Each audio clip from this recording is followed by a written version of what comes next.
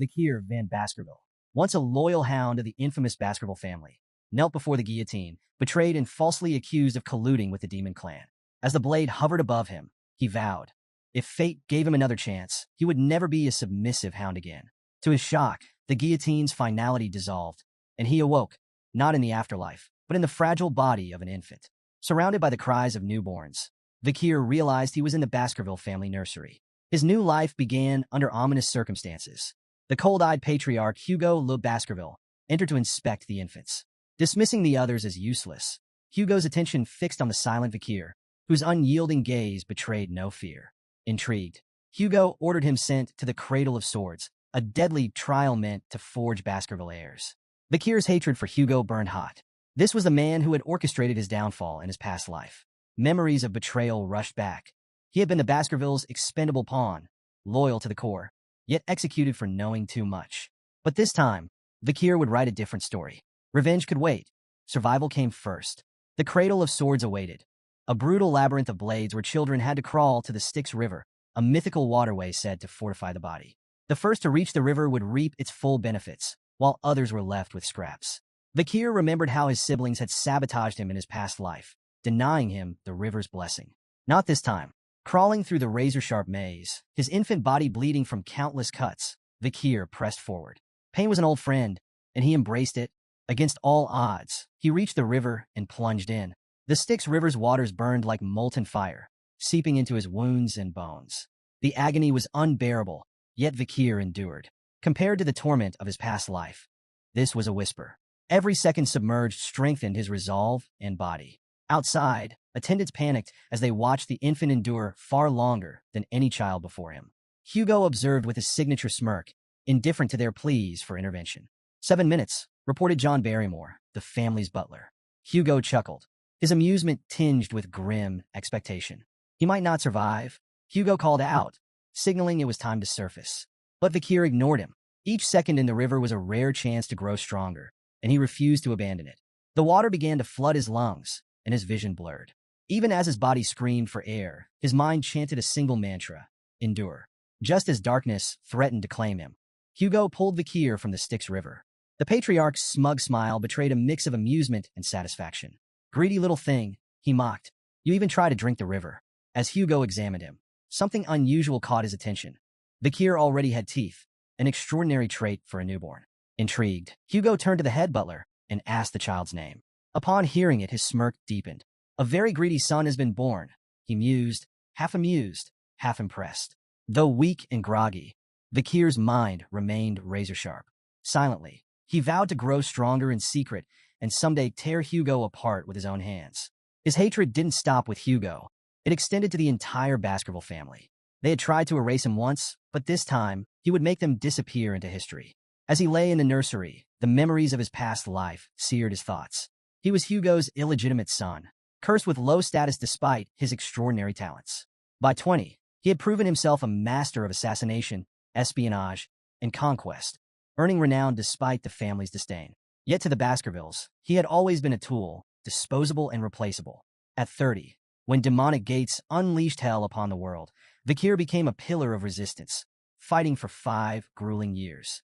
His efforts turned the tide, but instead of recognition, betrayal awaited him. Accused of treachery and silence for knowing too much, his life had ended on the guillotine. This time, however, Vikir vowed that no one, not Hugo, not the Baskervilles, would get the chance to betray him again. As he fully awoke, the power of the Styx River coursed through his veins, giving him a stronger starting point than in his previous life. Yet his thoughts were interrupted by the soft creak of the nursery door. A maid entered, startled to see him awake, muttering about Madam's unusual request to leave something on his bed. Curiosity piqued. Vikir waited until the maid left before inspecting the small box she had placed beside him. The lid creaked open, revealing 2 venomous mambas, their crimson eyes glinting in the dim light. Vikir's sharp mind pieced it together instantly. This gift was an assassination attempt, orchestrated by one of the few women in the Baskerville family addressed as Madam. The motive was obvious: eliminate competition. If Vikir died, the other infants in the nursery might also succumb to the Viper's fangs, removing all potential rivals. Hatred burned in his chest as the snakes lunged at him. With cold precision, Vikir caught the mid-strike, his tiny hands fueled by a lifetime's worth of rage and survival instinct. The venomous creatures writhed in his grip, but were no match for his iron will. By morning, the snakes lay lifeless beside him as Vakir peacefully dozed. The scene sent shockwaves through the Baskerville household. Chaos erupted as the nannies on duty faced brutal interrogations, their failure deemed an unforgivable crime.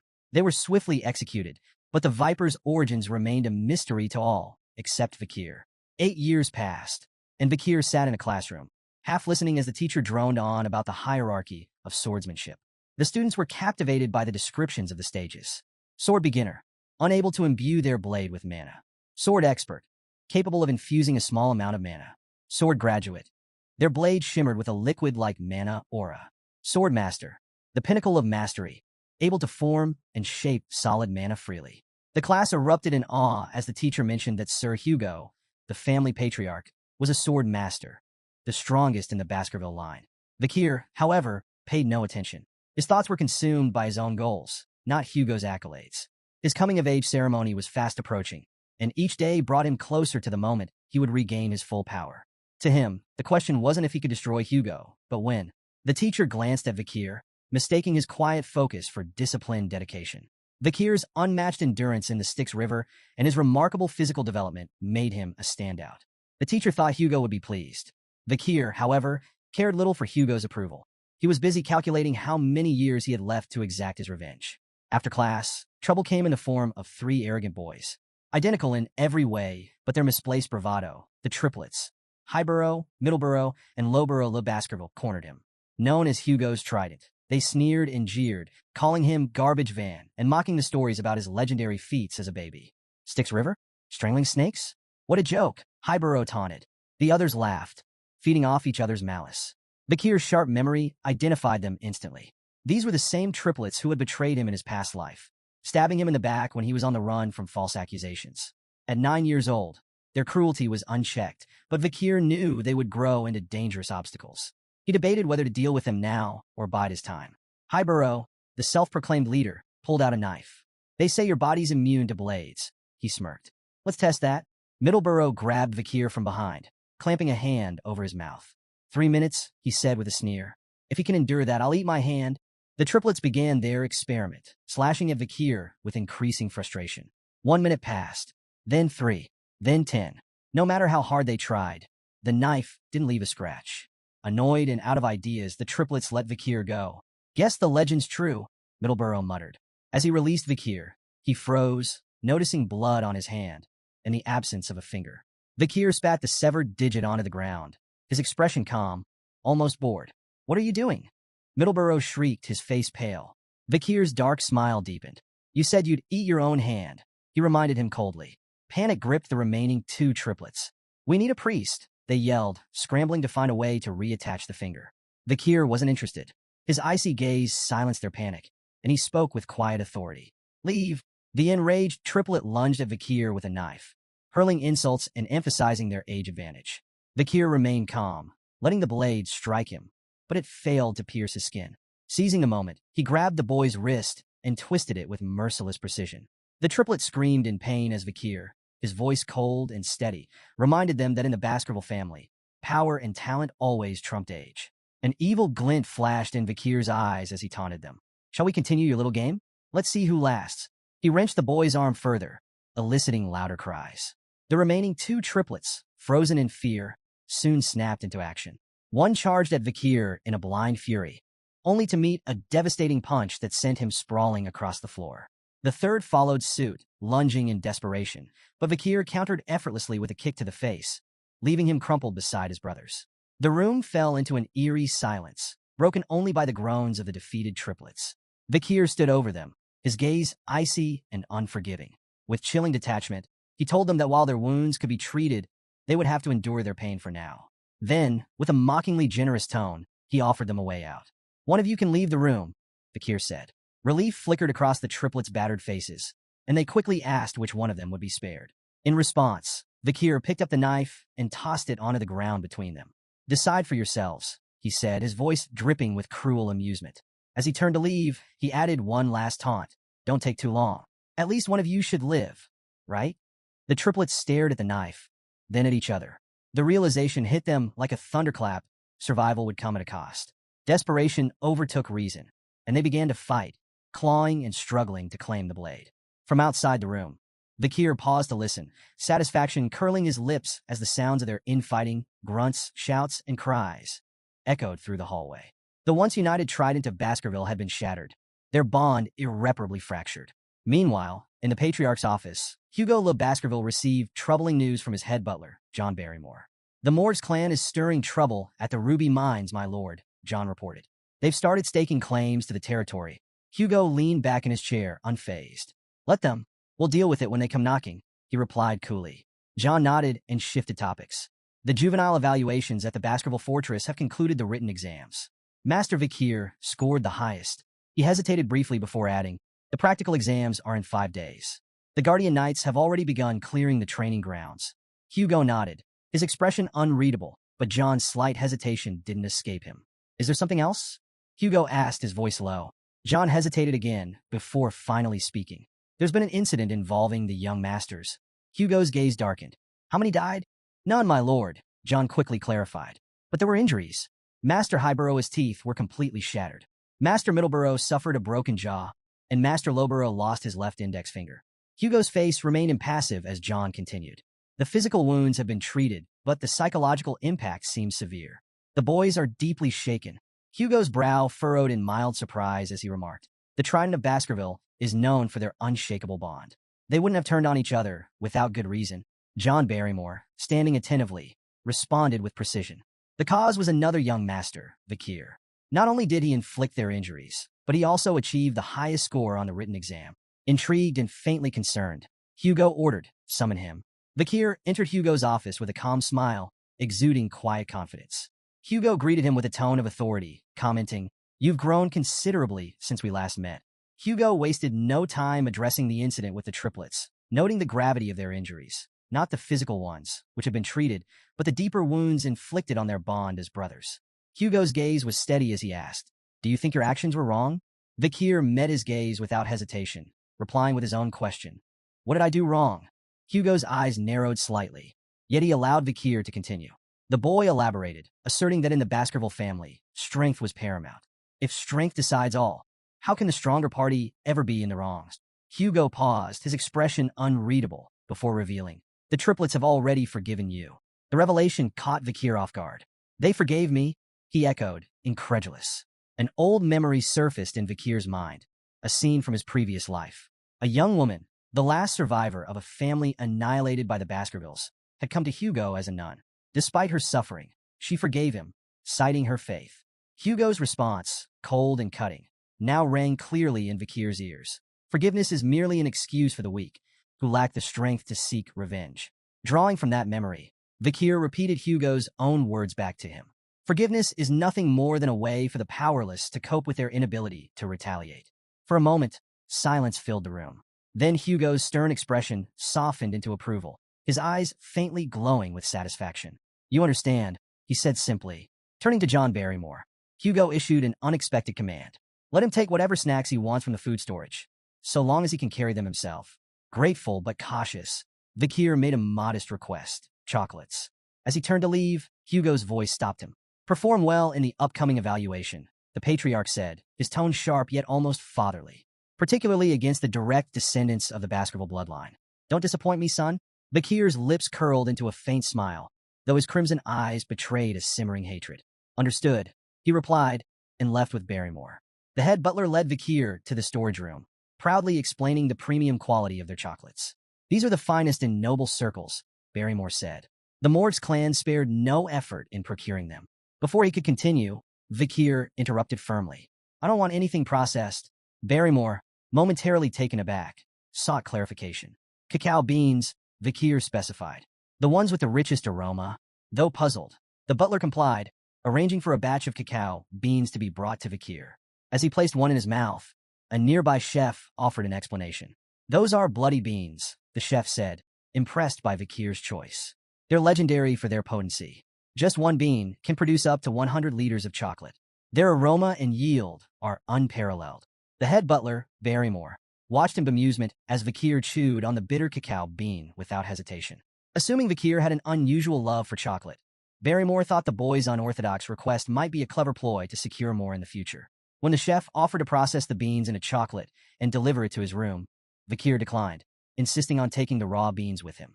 The peculiar request left the staff scratching their heads. What none of them realized was that Vakir had no intention of eating chocolate. These cacao beans were tools for a far more devious plan, one that would unfold during the practical exam in 5 days. Unbeknownst to everyone, the seeds of chaos had been sown, and a catastrophic event loomed, destined to become a defining moment in the Baskerville clan's brutal history.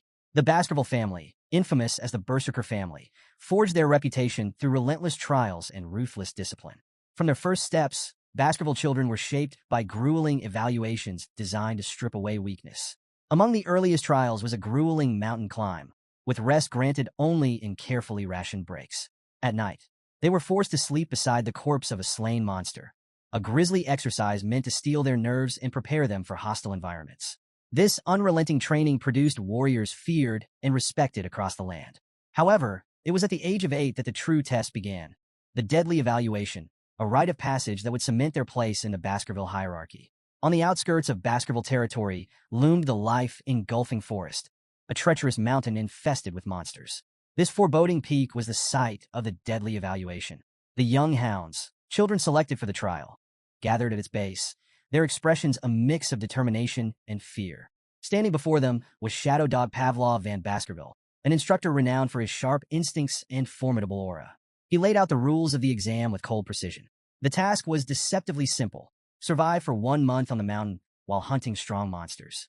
The scoring system, however, demanded both strategy and ruthlessness. Survive the month, 10 points. Avoid permanent injuries, 30 points.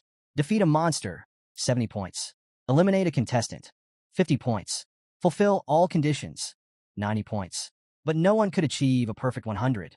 Sir Hugo had decreed that perfection bred arrogance, and arrogance was the path to ruin.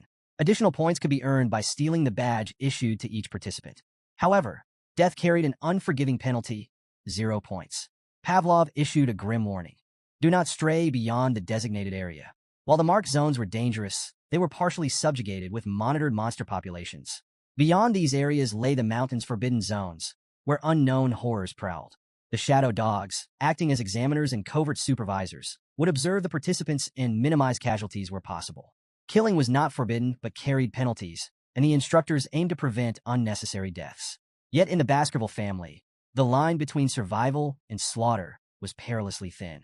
As the young masters gathered at the base of the mountain, anticipation crackled in the air. Whispers rippled through the group, with many casting furtive glances at Vakir.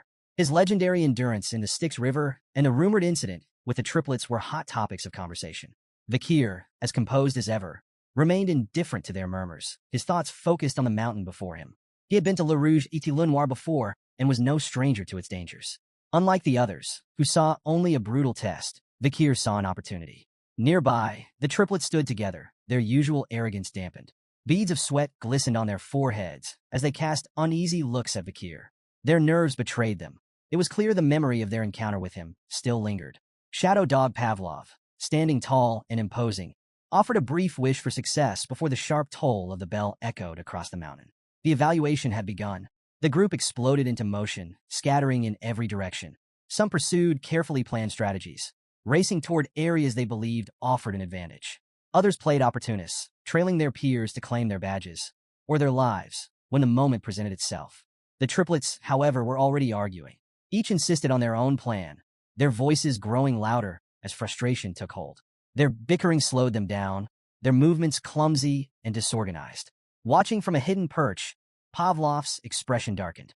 Though he hoped to keep casualties minimal, the disarray among the participants hinted at an inevitable bloodbath. One shadow dog, assigned to monitor Vakir, followed him closely, while the other candidates scrambled for safe zones or sought out weaker competitors to target. Vakir took an entirely different route. He strode confidently toward the restricted zone, a place forbidden even to many of the instructors. The shadow dog's curiosity was piqued. Who was this boy? Rumored to be a prodigy, Vakir had already distinguished himself through his feats. His boldness in venturing into the restricted zone intrigued the seasoned observer, who followed silently, eager to see how Vakir would fare in the uncharted wilderness. Vakir stopped at a massive tree, scanning his surroundings with calm precision. The soft ground beneath the tree seemed like the perfect place to set up camp. To the Shadow Dog's surprise, Vikir began preparing to rest. While the other candidates battled monsters or plotted to steal badges, Vikir busied himself with mundane tasks, gathering wood, digging small holes, and practicing with a wooden stick. When night fell, he slept peacefully under the tree, completely unbothered by the chaos erupting elsewhere on the mountain. The Shadow Dog grew impatient. Was this boy truly a genius, or just a fraud avoiding the real competition? His so-called strategy seemed like nothing more than camping and cooking. Frustrated by the lack of action, the Shadow Dog eventually decided to abandon his watch, muttering to himself as he left to observe more interesting candidates. As soon as the Shadow Dog was gone, a sly smile crept across Vikir's face. He had been waiting for this moment. Without the observer breathing down his neck, he could finally focus on his real plan. Tossing a handful of bloodied beans into the fire, Vikir leaned back against the tree, reminiscing about the old days when camping like this was second nature. A quiet chuckle escaped him as he muttered to himself, "Finally, that nosy dog is gone." The flames crackled, releasing the potent aroma of the beans into the air. Vikir's preparations were complete. The peaceful facade melted away, replaced by a glint of predatory intent in his crimson eyes. "The real hunt starts now," he whispered, his voice barely audible over the flicker of the fire. A few days into the evaluation, Vikir ventured into the restricted zone, a treacherous area he knew all too well from his past life. His sharp eyes scanned the charred terrain, his senses alert. The acrid scent of burning hung in the air, a clear indicator he was getting close. Scorched roots and smoldering stool confirmed his suspicion. His target was near. Towering before him, wreathed in sulfuric heat, stood a hellhound, a 3-meter-tall monstrosity with flames spewing from its mouth and eyes. The beast radiated terror, its very presence capable of incinerating anything in its path. Known for its relentless brutality, the hellhound burned its victims until nothing but ash remained. With a risk rating of B+, it was a living disaster, a nightmare brought to life. For a brief moment, doubt flickered through Vikir's mind. In his past life, he had barely survived an encounter with one of these creatures at 18. Now, as an 8-year-old, facing it directly would be suicide. But Vikir hadn't come to fight the hellhound head-on. He had a plan. The hellhound lunged, flames flaring wildly as it snapped its massive jaws. Vikir sidestepped, narrowly avoiding its bite. He recalled the creature's first critical weakness. Hellhounds could only move in straight lines. Their immense size and speed made sudden changes in direction impossible. Seizing the opportunity, Vikir quickly poured water onto the ground, creating a shallow puddle. The hellhound skidded to a halt, hesitating as it calculated a detour. "Can't cross water, can you?" Vikir muttered with a smirk. Like most canine monsters, the hellhound was instinctively repelled by water, even in shallow amounts. This bought Vikir precious time to reposition himself. But the danger was far from over. The beast's bloodlust was unrelenting, and it lunged again, flames roaring. Vikir sprang into action, executing the final step of his plan. As the hellhound opened its massive jaws to roar, Vikir hurled a bloody bean directly into its throat. The beast staggered, its snarls turning to whimpers as its body trembled violently. It collapsed, immobilized and helpless. "Chocolate's toxic to canines," Vikir remarked, watching the hellhound writhe. The bloody bean, capable of producing 100 liters of chocolate from a single seed, acted as a concentrated poison, overwhelming the beast in moments. With the hellhound incapacitated, Vikir approached with deliberate calm.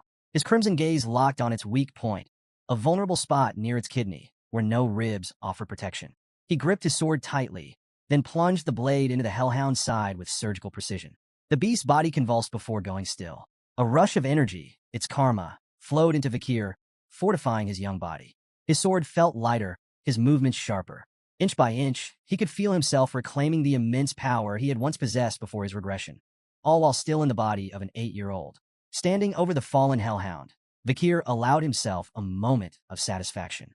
He imagined the stunned expression on Hugo's face when he returned to the clan with the head of a B+ rank monster. With a flick of his blade, Vikir decapitated the hellhound and hoisted its massive head. The weight felt insignificant in his hands, a testament to his growing strength. As he gazed out over the charred forest, Vikir's smirk deepened. Victory was already in his grasp. He knew that this kill had all but guaranteed him first place in the practical exam. Vikir's triumph was short-lived. A low, menacing growl shattered the silence, and he turned to see a group of hellhounds emerging from the shadows. Their flaming eyes locked onto him, filled with vengeful fury. It was clear they had come for their fallen comrade. Despite the odds, Vikir remained calm. He gripped his sword tightly, mentally calculating his resources. He had enough bloody beings to exploit their weakness, and he knew their patterns and limitations. Victory wasn't impossible, but before the hellhounds could attack, something unexpected happened. The pack began to whimper, their flaming eyes darting nervously as they shrank back. This sudden display of fear immediately caught Vikir's attention. Hellhounds never back down, even when facing certain death. What could terrify them? Vikir murmured, his heart pounding as he turned to face the source of their fear. His eyes widened in shock. Towering above him was a Cerberus, the legendary three-headed guardian of the underworld. The beast was colossal, 7 meters tall and radiating an aura of unmatched menace. Its 3 heads snarled and snapped, each mouth spewing fiery embers. With a risk rating of A+, Cerberus was leagues beyond the hellhounds in strength and ferocity. Vikir's mind raced. What is a Cerberus doing here? The monstrous creature was supposed to reside on the 7th ridge of life engulfing forest, far beyond the exam's designated area. Then he noticed something critical. Cerberus was injured. The creature's massive body bore several deep wounds, and arrows jutted out from its flesh. Blood trickled down its dark fur, and its movements were slower than usual. It was clear someone or something had been hunting it, driving it to this lower ridge.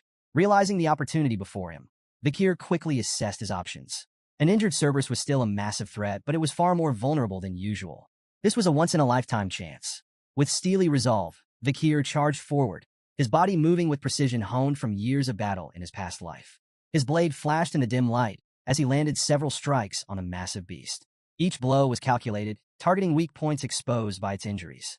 The Cerberus roared in pain, its fiery breath scorching the ground as it lashed out in retaliation. Vikir dodged with agility, his movements sharper than ever thanks to the strength he had gained from the Styx River. An injured Cerberus. This is doable, Vikir thought, his determination burning as brightly as the flames around him. But his confidence was short-lived. In a moment of carelessness, the Cerberus struck with lightning speed. Its first swipe shattered Vikir's sword, the blade exploding into fragments that scattered across the forest floor. The second blow hit him with tremendous force, sending him flying through the air like a ragdoll. Vikir's flight ended abruptly as his body slammed into a tree trunk with a sickening crack. The impact left him crumpled on the ground, motionless and battered. Blood spilled from his mouth, pooling beneath him as silence descended. For a moment, nothing moved. Then, Vikir's eyes fluttered open. Pain shot through his body, sharp and overwhelming. Panic flared as he noticed the unnatural angle of his left arm. His first thought was that the Cerberus had torn it clean off, but to his relief, it was still attached, though badly mangled. He grimaced, forcing himself to sit up. The Styx River's blessing saved me, he realized, though the protection came with limits. He wouldn't survive another direct hit. The Cerberus advanced, its 3 heads snarling in unison, fire and fury emanating from its massive frame. Vikir's instincts screamed at him. Brute force was no longer an option. Survival demanded a different strategy. Sometimes the wisest move was to retreat and live to fight another day. Swallowing his pride, Vikir turned and ran. His mind raced as he scanned the terrain for an escape. The beast's roars thundered behind him, its footsteps shaking the ground with each stride. Then he saw its salvation. A weathered iron fence loomed just a few yards ahead, marking the edge of the restricted zone. If he could cross it, he'd be closer to the safe haven he had prepared before the battle. Summoning every ounce of strength, Vikir sprinted toward the fence. The Cerberus lunged, its massive jaws snapping inches from his back. With a final burst of speed, he threw himself through the gate, crashing onto the other side. Relief surged through him, but there was no time to waste. The beast's pursuit was relentless, and Vikir had to move fast. He scanned the forest, his eyes locking onto the trap he had set days earlier, a deep pit camouflaged beneath thick foliage. As the Cerberus charged, Vikir led it straight to the concealed pit. Timing his move perfectly, he dived out of the way just as the beast lunged forward. Unable to stop its momentum, the Cerberus plummeted into the pit, impaling itself on the wooden spears hidden below. Vikir's lips curled into a grim smile. His meticulous preparation had paid off. The spears, coated with the essence of bloody beans, acted as a lethal poison to canine monsters. The Cerberus howled in pain, its growls turning to gurgles as foam oozed from its mouths. Yet, Vikir knew better than to relax. The legendary beast wasn't defeated yet. Despite its injuries, the Cerberus began to climb out of the pit, its enormous claws scraping against the sides. Vikir wasted no time. He grabbed a wooden spear, its tip smeared with venom from a bloody mamba snake, and hurled it with precision. The spear pierced the creature's side, eliciting another anguished roar, but the beast pressed on. Step by agonizing step, the Cerberus dragged itself forward. Vikir counted silently, his pulse pounding. 1, 2, 3. The beast advanced, each step slower and more labored than the last. 4, 5, 6. As the seventh step landed, the mighty Cerberus faltered. Its knees buckled, and with a final, earth-shaking groan, it collapsed lifeless at Vikir's feet. Vikir exhaled deeply, his body trembling from exhaustion and relief. The venom of the bloody mamba, true to its legend, had ensured the creature couldn't take more than 7 steps after being struck. He had hidden the spear long ago, a precaution for the most dire of circumstances. Today, it had saved his life. The immense energy of the defeated Cerberus surged into Vikir, strengthening his body further. His muscles felt lighter, his reflexes sharper. Power coursed through him, and he marveled at how close he was to reclaiming the strength of his former life. He turned to the massive corpse of the Cerberus, a testament to his victory. Its 3 heads alone would be proof enough of his feat, but there was a problem. The poisoned spears and venomous effects would be obvious upon examination. Rumors could spread, undermining his achievement. Vikir considered his options. Transporting the entire corpse was impossible alone, and while the heads were portable, he needed a witness to corroborate the kill. His thoughts drifted to the guardian knight, who had seen him carving the wooden spears days earlier. Perhaps they could vouch for him. A new thought ignited in Vikir's mind. The Cerberus was no ordinary monster. It was a gatekeeper. That could only mean one thing. It had been guarding something, most likely a dungeon. Vikir's pulse quickened. Dungeons were lairs of powerful creatures, brimming with rare artifacts and untold riches. The chance to uncover hidden treasure was too tempting to ignore. Before venturing further, Vikir took a calculated precaution. Scooping up a handful of the Cerberus's foul-smelling feces, he smeared it on his body. The stench was revolting, but it served a purpose, masking his scent from smaller predators that might cross his path. Survival before dignity. Following the Cerberus's trail through the forest, Vikir's experienced eyes spotted the signs. A path of dried soil, rotting leaves, and disturbed roots. Recognition struck him like a lightning bolt. This dungeon, he muttered to himself. In his past life, this place would be discovered a decade from now. By then, it would have already been plundered, its treasures long gone. But now, it was untouched. The air around it practically hummed with mana, an unmistakable sign of its vitality. The dungeon's entrance loomed before him, shrouded in oppressive darkness. Vikir approached cautiously, his crimson eyes faintly glowing with anticipation. One wrong step could mean death. He stepped inside, the silence broken only by the soft echo of his footsteps. The further he descended, the more the dungeon revealed its wonders. Veins of ruby minerals streaked the walls, their faint glimmers lighting the way. Vikir deduced they were connected to the nearby Red All Mountain, famous for its precious gems. His excitement grew as he pressed deeper into the labyrinth. Then, a glimmer of light ahead caught his attention. Quickening his pace, he entered a massive, brightly lit chamber and stopped in awe. At the chamber center stood a colossal ruby mounted atop a stone pillar, its intense, otherworldly glow illuminating the room. This wasn't just any jewel. Vikir could tell at a glance that the gem was infused with mana, its brilliance far surpassing anything he had ever seen. For a moment, he simply marveled at the treasure before him. But his awe was short-lived. Nearby, a skeleton lay crumpled on the ground. As he approached, the signs of violence became apparent.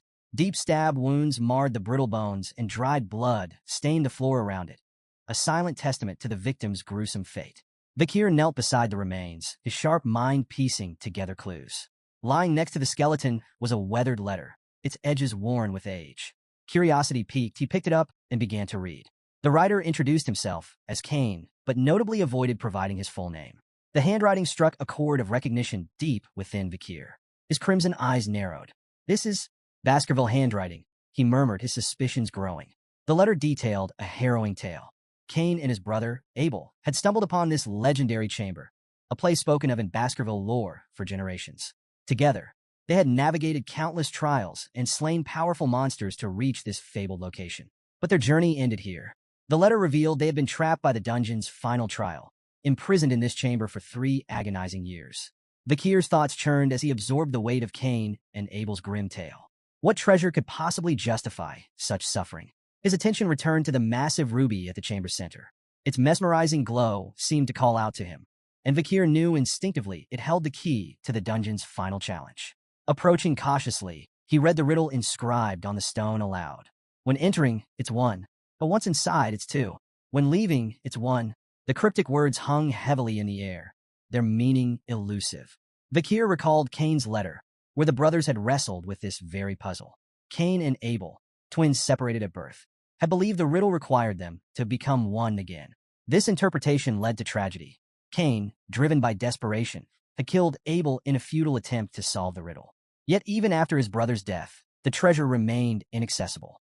Racked with guilt, Cain had abandoned the dungeon empty-handed, his letter warning future adventurers of its cruelty. He called it the Devil's Den, a place designed to prey on human greed, offering despair instead of salvation. Vakir reread the riddle, refusing to succumb to the same despair that had broken Cain. The answer wasn't about people, it couldn't be. His sharp gaze scanned the chamber, noting every detail. The ruby's light, the skeleton's silent testimony, and the phrasing of the riddle itself. 1, 2, 1. Suddenly it clicked. The answer wasn't about twins or sacrifice. It was about shadows. Vakir stepped toward the ruby, his thoughts crystallizing.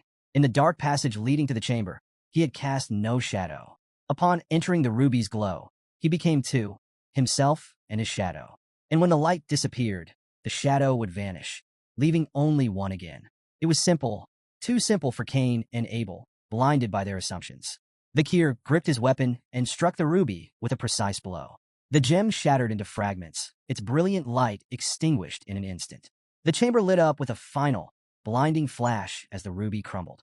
Then, as silence returned, the treasure the dungeon had guarded was revealed. Vakir's breath caught. At the center of the newly exposed chamber stood a sword embedded in a stone. Its sinister aura filled the air, heavy with malice and power. The blade exuded a dark, otherworldly energy that sent shivers down Vakir's spine. Approaching cautiously, he read the inscription etched into the stone. "Only those with Baskerville's blood may claim me." His eyes widened.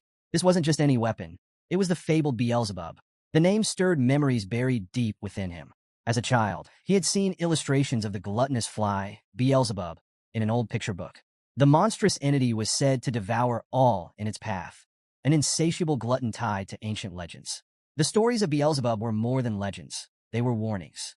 Known as one of the seven calamities, Beelzebub was part of the devil's holy constellation, a force of destruction so immense that 7 great families, including the Baskervilles, had risen to combat them. Each family had faced a fragment of their power, sealing the remnants within their lands. The first patriarch of the Baskerville family had battled Beelzebub, sealing its essence within their territory. Many dismissed these tales as myths, but as Vakir stood before the ominous blade radiating Beelzebub's malevolence, he knew the truth. The sword's existence was undeniable proof that the legends were real. Vakir stared at the blade, its dark aura flickering faintly like the dying embers of a fire. This weapon was more than a tool of destruction. It was a symbol of his family's cursed legacy. Yet, it also represented unparalleled power. He thought of the blood-soaked history tied to its edge. Beelzebub's sword, once wielded by the demon clans, had left countless human lives in its wake. The weapon was both a prize and a threat, but one thing was clear. It could not fall into the wrong hands. "This sword is mine now," Vakir declared, reaching for the hilt. The moment his fingers closed around it, an intense surge of energy shot through his body, forcing a gasp from his lips. The blade reacted instantly, vanishing from sight only to reappear moments later, fused to his hand. Vakir held his breath as the sword materialized again, emerging directly from his palm as if it had always been part of him. Its faint, ominous aura pulsed in rhythm with his heartbeat. He stared at the weapon in awe. The sword wasn't just a relic. It was a fragment of the devil's holy constellation, imbued with potential that made his blood race. A grin spread across his face as he marveled at the power it could unlock. With such a weapon, his path to vengeance grew clearer. After thoroughly exploring the dungeon and finding nothing else of value, Vakir decided to leave. But as he approached the exit, a sudden wave of nausea overtook him. His vision blurred, his legs buckled, and he fell to his knees, clutching his stomach. At first, he thought it was his own hunger, but the sensation was strange, foreign. Then he understood. It wasn't his hunger. It was the sword's. Beelzebub's insatiable appetite was now linked to him, its hunger coursing through his veins. Stumbling out of the dungeon, Vakir felt the blade tugging at him, pulling in a specific direction. Unable to resist, he followed its guidance. It led him back to the Hellhound's corpse, still steaming from its earlier battle. Confused but compelled, Vakir extended the blade toward the body. His eyes widened as the sword came alive, voraciously absorbing the Hellhound's blood. The once dark blade pulsed with crimson light as it fed, its hunger satiated at last.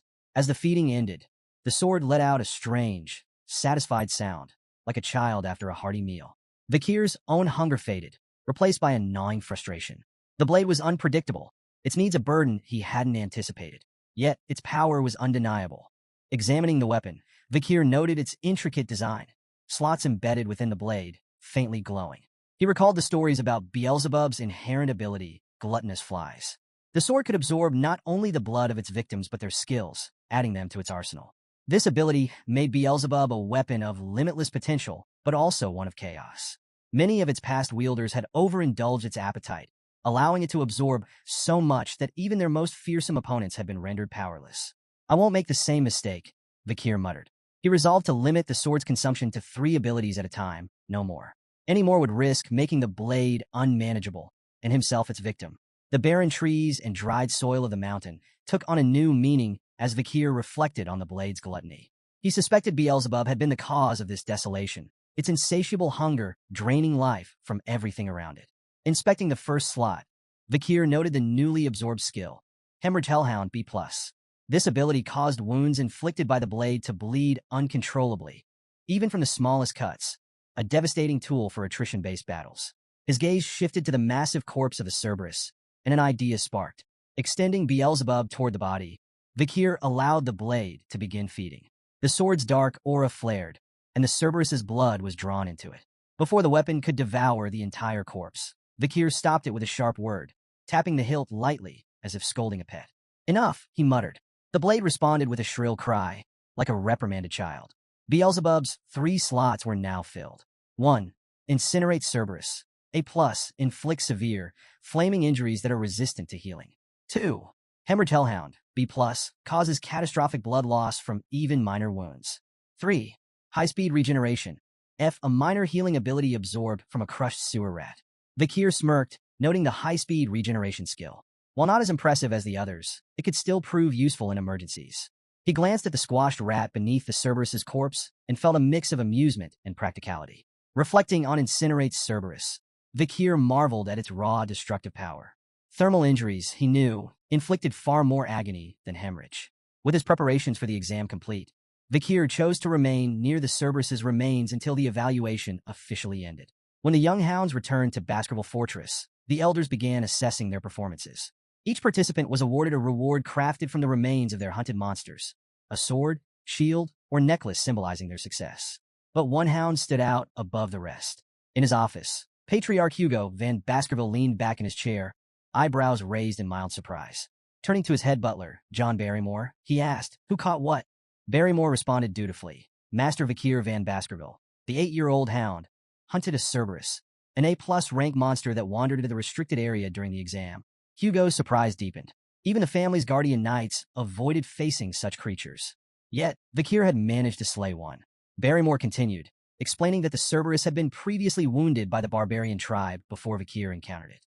The boy had then used poison on a wooden spear to secure his victory. However, the exact nature of the poison remained unknown, as Vikir's hunting journal offered no explanation. Hugo smirked, intrigued. And why hasn't he clarified this? Barrymore hesitated before answering. The boy claimed he was tired and retired to his dormitory. The patriarch chuckled, his eyes glinting with amusement. The little brat is already so sly. He understands that information is power, and power has its value. Barrymore nodded, though his astonishment lingered.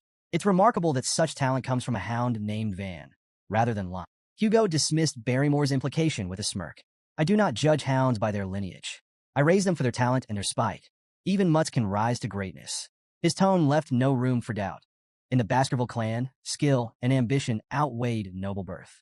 Barrymore hesitated, his mind drifting briefly to Hugo's second son, who was undergoing isolation training.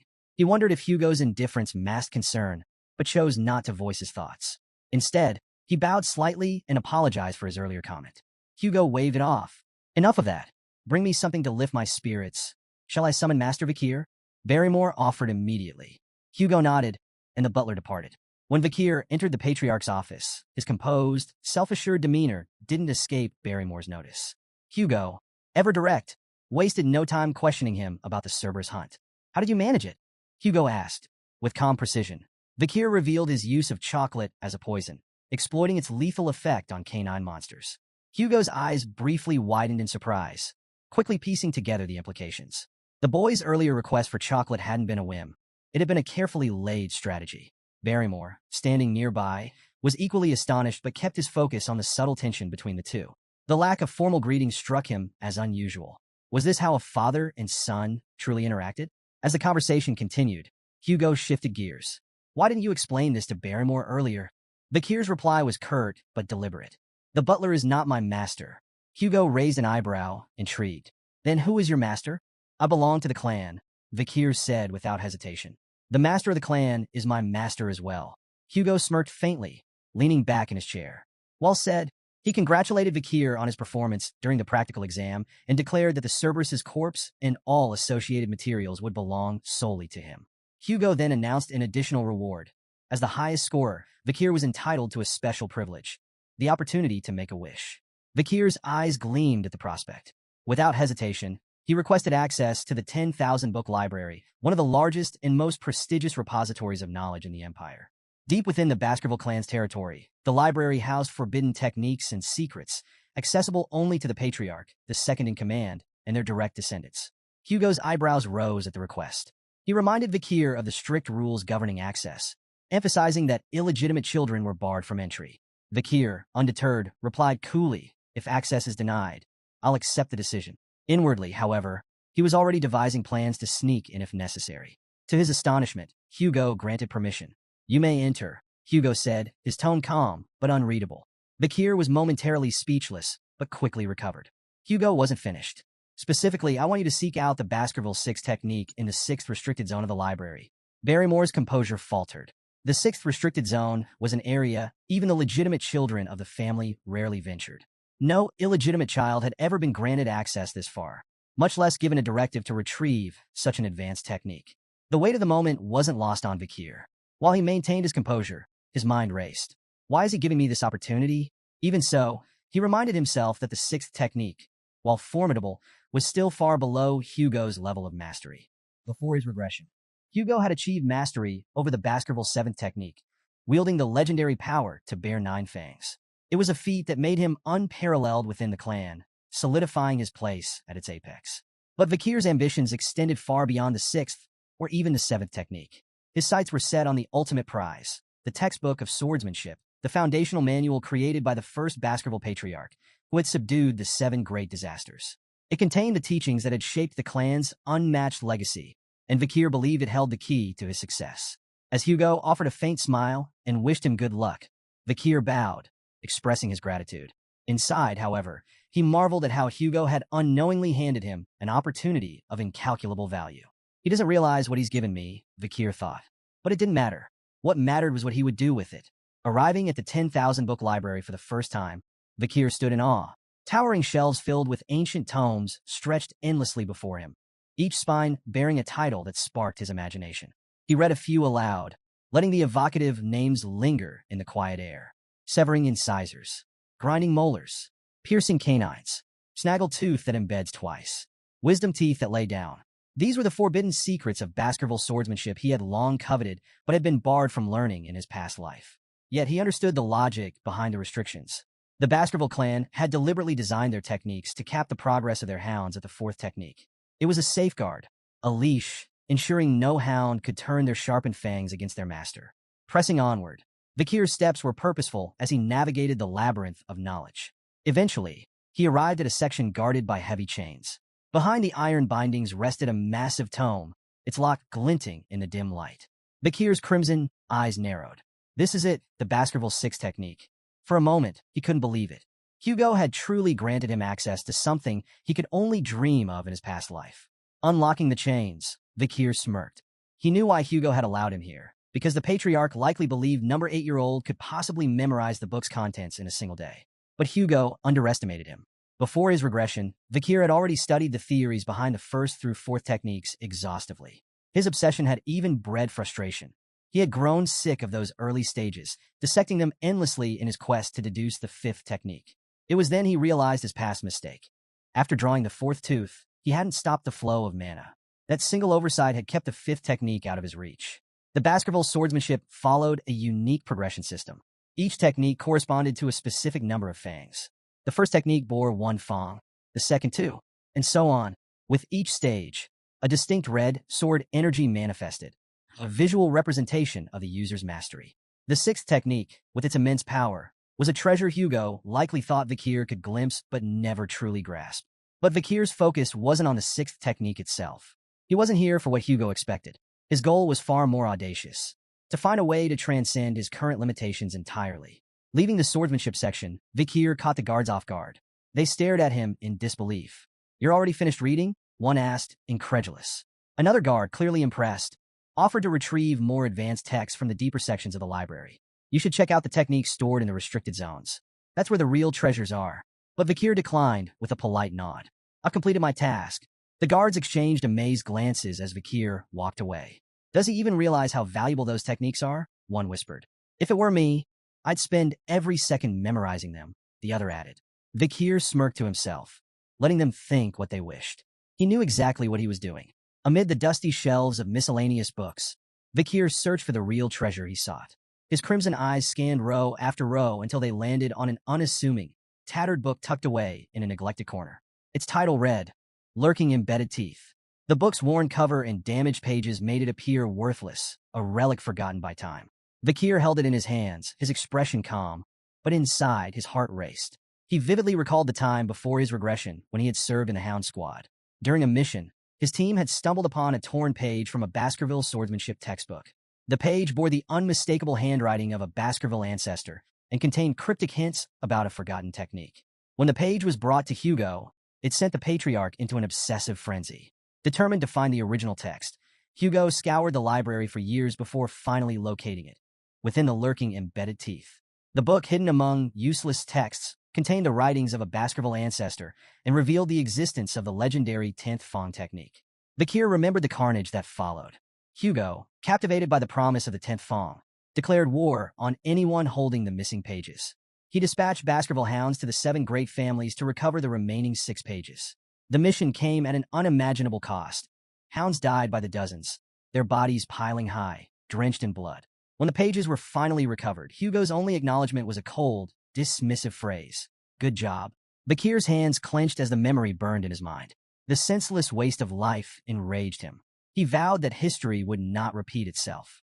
He would surpass Hugo, not by mimicking his methods, but by learning from his mistakes. Flipping through lurking embedded teeth, Vikir noted its disjointed techniques and incomplete passages. Without the missing pages, the book was little more than a fragmented puzzle. But Vikir had an advantage no one else did. Before his regression, he had memorized every detail of those lost pages. The reason he couldn't progress beyond the 4th technique in his previous life wasn't his lack of skill or mana. It was the absence of this original text. The missing pages were the key to understanding the techniques in their entirety. As Vikir closed lurking embedded teeth, he muttered to himself, "To most, this book would seem like meaningless, disjointed nonsense.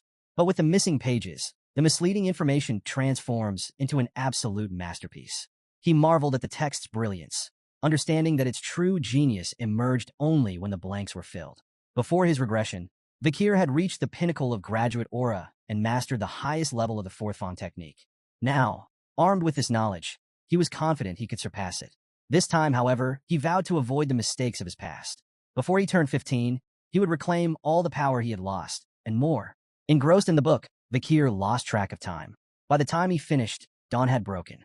The realization of how much he had achieved filled him with pride. He had memorized every word, every nuance of the text. Glancing around the library, he noticed the absence of the Guardian Knights. The silence emboldened him. Though his young body wasn't yet capable of drawing all 10 fangs, he was certain the elusive 5th Fong technique, which had eluded him in his past life, was finally within reach. Approaching a nearby statue, Vikir steeled himself, his mind focused and his heart resolute. He began executing the Baskerville sword techniques, unleashing every ounce of power he could summon. First Fong technique, a sharp, decisive strike, its precision cutting cleanly through the air. Second Fong technique, building momentum. Each movement grew more deliberate and deadly. Third Fong technique, forceful and unrelenting. His strikes hammered the statue's surface. Fourth Fong technique, a whirlwind of honed precision, each blow infused with years of dedication. As his sword collided with the statue, Vikir's memories surged. He recalled the brutal struggle to reach graduate aura in his past life, only to have his illegitimate status bar him from progressing further. The direct bloodline of the Baskervilles had ensured he never advanced beyond the 4th technique, crushing his potential with their hostility. But this time was different. With each strike, Vikir channeled his anger, frustration, and defiance into his blade. In his mind, the statue became a vivid image of Hugo's face, taunting him. With a ferocious swing, he unleashed his full force, slicing through the statue in a series of precise, calculated blows. As the dust settled, Vikir stepped back, his breath ragged and his body trembling. For a moment, he stood still, hands gripping his weapon tightly, anticipation coursing through him. Then it came, a hot surge of energy flowing from his heart to his neck. He knew instantly. A triumphant smile spread across his face. He had done it, overwhelmed with emotion. Vikir nearly felt tears welling in his eyes. His success was monumental, but it was the tangible proof that left him awestruck. His canine teeth had begun to grow. In the Baskerville clan, this development symbolized the hound's readiness to draw their fangs against their master. Such a transformation had never occurred at such a young age in the clan's history. His body trembled with excitement as his mana surged within him, evolving into something far greater. The solid state of his energy had transformed into a liquid form, denser and more versatile. This was graduate aura at its true peak, a level of mastery that had taken him 30 arduous years in his previous life. Now, at just 8 years old, he had reached the same milestone. Vikir gazed at the flowing aura surrounding him, its liquid form a testament to his newfound status. To reach graduate aura was to ascend leagues above sword experts, and the realization filled him with both awe and quiet confidence. Yet this was only the beginning. His gaze shifted back to lurking embedded teeth, the book that had unlocked this monumental progress. The text's seamless transitions between offense and defense represented a swordsmanship technique of limitless potential, one perfectly suited to someone with Vikir's boundless ambition. Carefully, he placed the book near the window and allowed himself a moment to reflect. Since his regression, his growth in strength and skill had been exponential. With his current abilities, Vikir was confident he could hold his own against a mid-class graduate aura swordsman and emerge victorious. Still, he knew better than to reveal the full extent of his power. Not yet. For now, he needed to keep Hugo's eyes on him, buying time to secure everything he needed for the future. A sly grin spread across Vikir's face as he pulled out a magnifying lens. Positioning it over the book, he allowed the sun's rays to converge, igniting the pages in a small, controlled fire. As the flames consumed lurking embedded teeth, he remarked to himself that destroying the book would make it nearly impossible for Hugo and the hounds to piece together the 10th Fang technique. For him, however, it was no loss. He had memorized every critical detail. The acrid smell of burning paper quickly drew the attention of the library guards, who burst into the room. Startled to find Vikir there, they demanded an explanation. Vikir's expression shifted instantly to one of sheepish contrition. Bowing his head, he apologized profusely, claiming the fire had started when he had carelessly left the magnifying glass too close to the book. He even offered to report the incident to the butlers himself. The guards exchanged uneasy glances, fearful of punishment for neglecting their duties. One finally suggested that the blame lay with them for failing to monitor the library properly. "We're just lucky it happened in this section," one guard muttered, glancing at the ashes of what they deemed useless books. Seizing the moment, Vikir subtly steered the conversation. He mentioned their preoccupation with the Morg's clan and the disturbances at the Ruby Mines, suggesting this might explain their absence. The guards nodded in agreement, grateful for the excuse and eager to bury the matter. They promised to keep the incident a secret if Vikir did the same. As he left the library, Vikir apologized again, thanking the guards for their understanding. Once he was out of sight, a mischievous grin spread across his face. The guards' voices echoed behind him, praising him as thoughtful and considerate, someone who deserved respect. Vikir relished their naivety, knowing he had orchestrated the situation perfectly. Later, in Hugo's office, the patriarch leaned back in his chair, his piercing gaze fixed on Vikir. "So," Hugo began, "did you learn anything enlightening from the libraries?" Vikir replied cryptically, "Something warm, sharp, soft, and viscous." Hugo and Barrymore exchanged startled glances. The implications of Vikir's words hit them simultaneously. He might have achieved aura. Aura was the hallmark of a swordsman's true awakening, signifying their official entry into the world of the blade. Even among the most talented Baskerville hounds, reaching this milestone before the age of 15 was unheard of. Hugo, visibly skeptical, reminded himself that Vikir was only 8 years old. Shaking his head, he demanded, "Prove it. Show me what you've learned." Vikir nodded without hesitation, his crimson eyes glinting with quiet determination. In the heart of a massive Colosseum-like structure, Vikir stood alone at the center, his sword steady in his grip. Surrounding him, rows of young hounds looked on, their faces filled with confusion and curiosity. Beside Hugo, the head butler leaned in, his voice low. How do you plan to test the boy's skills? Hugo's smirk was both calculated and unsettling. By releasing a monster, the butler's eyes widened in disbelief. A monster? For an 8-year-old? Hugo confirmed with a nod, his smirk deepening. Hungry and feisty too, the gates before Vikir creaked open, and a chained orc was led into the arena by a guard. The massive, green-skinned creature snarled, its bulging muscles rippling with barely contained rage. Razor-sharp tusks jutted from its mouth, and its beady eyes darted around the Colosseum, assessing its surroundings with animalistic intelligence. A collective gasp rippled through the audience of young hounds. "That's overkill," one whispered. "Do they really need a monster like that to test him?" murmured another. Some muttered their concerns aloud. If things spiraled out of control, would the Guardian Knights have to intervene? But while the crowd buzzed with doubt, Vikir stood calm and composed. His sharp eyes fixed on the orc, he showed no sign of fear. His body was still, his blade poised, as Hugo gave the signal. The orc's chains fell away with a deafening clatter. With a feral roar, the beast charged, its massive bulk hurtling forward with terrifying speed. Vikir remained motionless, timing his move with surgical precision. As the orc lunged, he swung his sword in a blinding arc. The strike was fluid and flawless, severing the creature's arm in a single motion. The orc stumbled back, roaring in pain and confusion. Before it could recover, Vikir closed the distance with terrifying speed. Another precise strike followed, this time severing the orc's leg. The monster collapsed, growling in agony, its body writhing helplessly on the arena floor. The Colosseum was frozen in stunned silence. How? How did he do that? One young hound muttered. Did he even use mana? Another asked, incredulous. From his vantage point, Vikir noted the orc's confusion. Its bleeding wounds failed to regenerate, a hallmark of its species.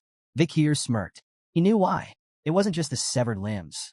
Hemorrhage Hellhound, the ability imbued in his blade, was preventing the orc's famed regeneration from activating. A C-class monster like the orc was powerless against the lingering effects of a B-class Hellhound's curse. From the sidelines, Hugo watched intently, his face unreadable. But Vikir recognized the look. His father wasn't just evaluating the fight. He was deciphering what Vikir had learned in the library. Vikir decided it was time to give him an answer. Hugo's eyes began to glow faintly, a sign of heightened interest. Beside him, the head butler gasped, his voice trembling. That's an aura blade. In the arena, Vikir's sword began to radiate a brilliant red light. The energy was sharp and visceral, a manifestation of his mastery over aura. The orc, still struggling, roared weakly. But it was too late. Vikir charged forward, his blade slicing cleanly through the air. With a single, devastating strike, he decapitated the orc. The monster's massive head tumbled to the ground, its body crumpling lifelessly as the red glow of Vikir's blade faded into the silence of the Colosseum. The Colosseum erupted in astonishment. The young hounds could barely process what they had just witnessed. Murmurs rippled through the crowd, growing louder as disbelief turned to admiration. Beside Hugo, the head butler turned, his voice trembling with excitement. It's the aura of a low-class sword expert. We've just witnessed the birth of a genius. There will never be another like him across all the families in the Empire. But despite the head butler's praise, Hugo's sharp gaze remained fixed on the pool of blood spreading beneath the orc's lifeless body. The creature's famed regeneration had been utterly nullified. He only won because the orc was weak, Hugo said flatly, though his tone carried an undercurrent of intrigue. Before Hugo could say more, Vikir's calm voice cut through the murmurs. Is there anything stronger than this orc? The Colosseum fell silent. An 8-year-old, asking for a stronger opponent after defeating an orc? Even the doubters in the audience were struck speechless. Vikir's reasons were clear. He wanted to demonstrate his progress, not just to Hugo but to the entire clan. A performance like this might earn him recognition. Perhaps they'd send him to a prestigious academy, or even dispatch him to a remote area, away from Hugo's direct control. Hugo leaned back in his seat, his curiosity piqued. A faint chuckle escaped him. It seems the orcs I brought from afar are not enough to satisfy my son's hunger. Turning to the head butler, he asked, do we have anything stronger? Something suitable from the creatures captured during the barbarian raid. The head butler hesitated, clearly uneasy. There is one left, my lord. Hugo's smirk widened. Bring it in. The massive gate creaked open again, its echoes amplifying the tension in the Colosseum. All eyes were glued to the entrance as the ground began to tremble with heavy footsteps. A collective gasp spread through the audience as a troll emerged, bound in heavy chains. Vikir stood calmly in the arena, his crimson eyes fixed on the towering creature before him. The troll, with its twice-human size, rippling muscles, and ferocious presence, was a creature designed to instill terror. Vikir turned toward Hugo, seeking silent approval. The patriarch gave a slight nod. The troll's chains clattered to the ground, and the beast roared, the sound reverberating through the Colosseum. It lunged forward, its massive fists swinging down in a punch that could crush a boulder. But Vikir was faster. With almost inhuman agility, he sidestepped the attack, the troll's fist smashing into the ground with a thunderous impact. Dust and debris flew into the air as the crowd gasped at the sheer force of the blow. Moving with calculated precision, Vikir slipped behind the troll, exploiting its momentary confusion. From the audience, a young hound shouted, "That's the perfect moment to attack. Why didn't he take it?" Hugo's calm, instructive voice cut through the murmurs. Trolls have extraordinary regenerative abilities. Only fatal attacks are worth it. Anything less is a waste of effort. A proper plan is essential to hunt a troll. The troll charged again, its massive frame lumbering forward with raw power but sluggish movements. Vikir moved with grace, effortlessly evading every swing, swipe, and stomp. Each step was calculated, each dodge precise. The audience watched in awe as the 8-year-old displayed remarkable poise. Yet their curiosity grew with every second. "Why isn't he fighting back?" someone muttered. "He's probably trying to tire it out," another speculated. "No," whispered a third. "He's waiting for the perfect moment to strike." Minutes of evasion stretched on, and even Vikir began to feel the tedium of the exchange. Enough, he thought. Time to act. Fully aware that he could end the fight swiftly with his full strength, Vikir deliberately chose a more calculated approach. His goal wasn't just victory, it was to make his progress seem plausible, not overwhelming. As the troll launched another heavy attack, Vikir seized the moment. With a single, precise swing, he sliced deep into the troll's arm, nearly severing it from its shoulder. Gasps rippled through the Colosseum as the audience believed the fight was over. But their astonishment turned to unease as they watched the troll's wound heal before their eyes. The severed tissue reconnected rapidly, and within moments, the arm was as good as new. Vikir frowned slightly. He had expected the troll's regeneration to kick in, but seeing it firsthand confirmed the challenge he faced. The hemorrhage skill of Beelzebub could nullify this, he thought, but he couldn't rely on such an obvious technique. It would reveal too much. From the sidelines, Hugo's sharp voice rang out. "Enough, Vikir. Stop before this gets out of hand." But Vikir's response was calm, resolute. "I'm almost done," he replied. "If I can't finish it with the next attack, I'll give up." The troll roared, its beady eyes blazing with rage as it prepared another charge. Vikir's mind raced, his plan falling perfectly into place. He knew exactly how much power he was willing to reveal. This will look like a breakthrough, he thought, smirking inwardly. A moment of growth under pressure. The move would impress Hugo and the audience while concealing the true extent of his strength. The crimson glow of Vikir's sword flared, its fiery aura blazing brighter than before. Gasps echoed through the Colosseum as the young hound's presence seemed to grow, commanding attention. The troll lunged with a guttural roar, its massive fist hurtling toward Vikir. Vikir met the attack head-on, his blade flashing in a clean, decisive arc. The audience held their breath as his strike cut through the troll's neck, severing its head in one fluid motion. The troll's body collapsed with a deafening thud, its massive head rolling across the arena floor. Silence engulfed the Colosseum. Every pair of eyes widened in shock, frozen in disbelief at what they had just witnessed. Even the normally stoic head butler gasped audibly, his composure breaking. "The second technique," he whispered, his voice barely audible. "He's achieved the second technique of the Baskerville clan at 8 years old." His gaze turned to Hugo. "That's unheard of. Most don't reach this level until they're at least 18. In the center of the arena, Vikir stood with an innocent smile, his sword lowered, as if blissfully unaware of the magnitude of his accomplishment. "I did it," he declared cheerfully, his tone almost childlike. The silence that followed was deafening. Hugo remained seated, his expression unreadable. Yet inside, he was reeling. What he had just witnessed defied everything he knew about swordsmanship and training. An 8-year-old performing the second technique? The implications were staggering. A week later, Vikir sat in the Baskerville dining hall, staring down at a bowl of unappetizing meat porridge. Around him, the air was heavy with tension. None of the other young hounds dared approach him. Their gazes flickered toward him briefly, before they quickly looked away. Vikir wasn't surprised. In the Baskerville family, power was everything. His recent display had placed him far beyond the reach of his peers, and they all knew it. As he ate, Vikir reflected on his progress with satisfaction. Even Hugo seemed unsettled by his performance. So far, he had revealed only what he wanted them to see, his mastery of the second technique and his rank as a medium-ranked sword expert. Yet the truth remained hidden. He was, in fact, a low-ranked sword graduate capable of weakly performing the fifth Fong technique. Vikir's thoughts turned to the ability he had gained from the troll. Super speed regeneration, C+. now occupying Beelzebub's third slot. The skill bolstered his strength to the level of an average graduate or a swordsman. Yet he noticed an unexpected side effect. His appetite had increased dramatically since acquiring the ability.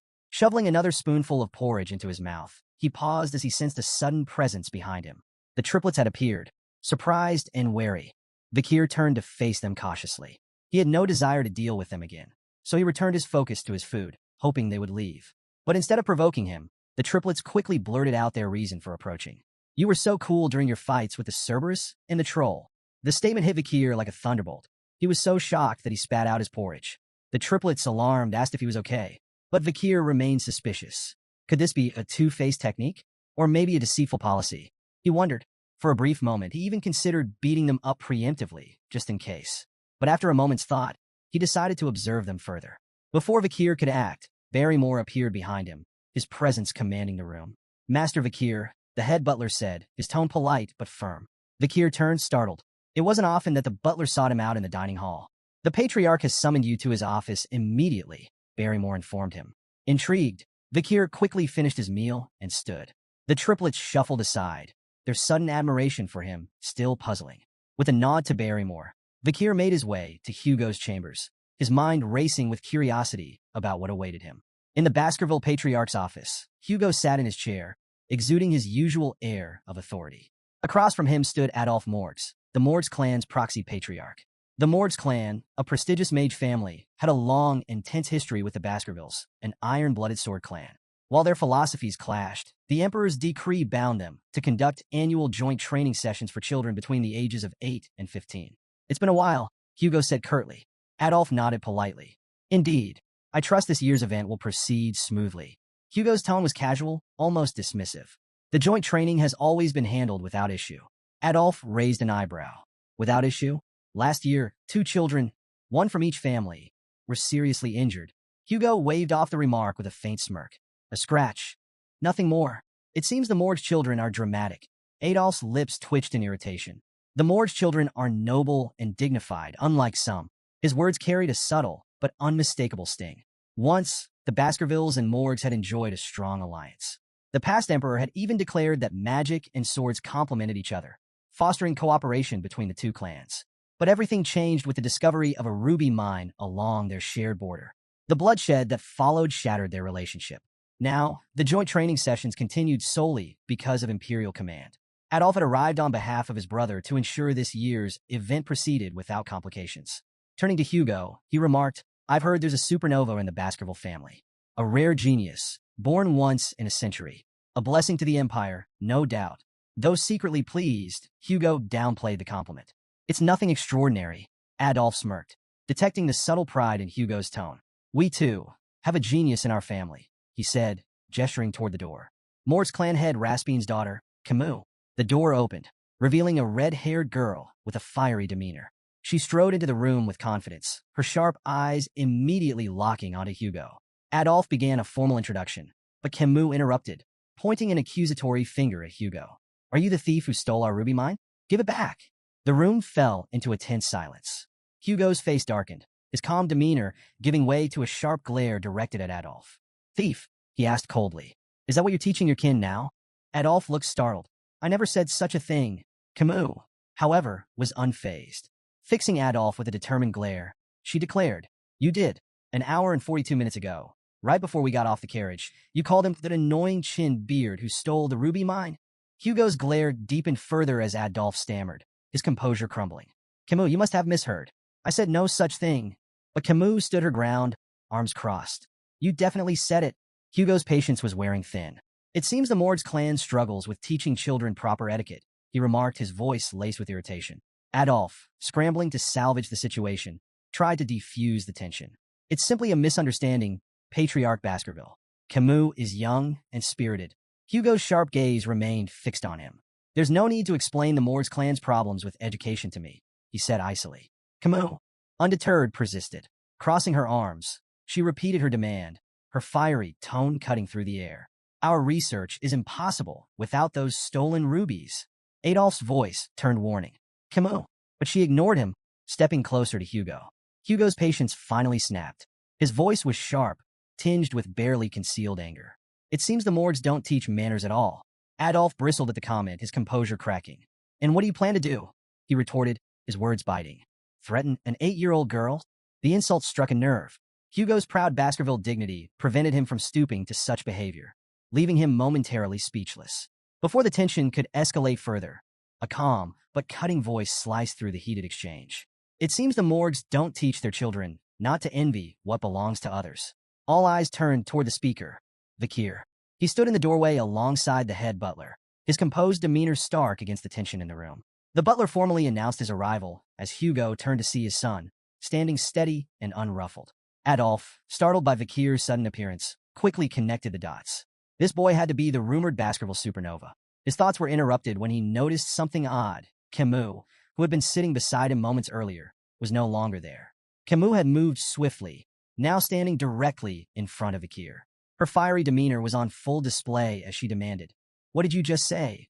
Adolf called her name sharply, trying to stop her from causing a scene, but Camus ignored him entirely. Vakir, meanwhile, remained unruffled, studying her intently. As Vakir observed her, memories of Camus' future self surfaced in his mind. In time, she would rise as the Morgues clan's legendary iron-blooded empress, a figure revered and feared across the empire. Renowned as a genius of geniuses, Camus would create an era of unprecedented power for the Morgues clan. She was infamous for her ferocity, having eradicated the monsters and barbarians from life-engulfing forest to form the infamous border of blood and ashes. Her political acumen would even allow her to manipulate the imperial family, earning her the title Fire Goddess of Authority. But for now, Camus was just a child. A fiery, talented child, yes, but still far from the towering legend she would one day become. His musings were interrupted by Camus snapping.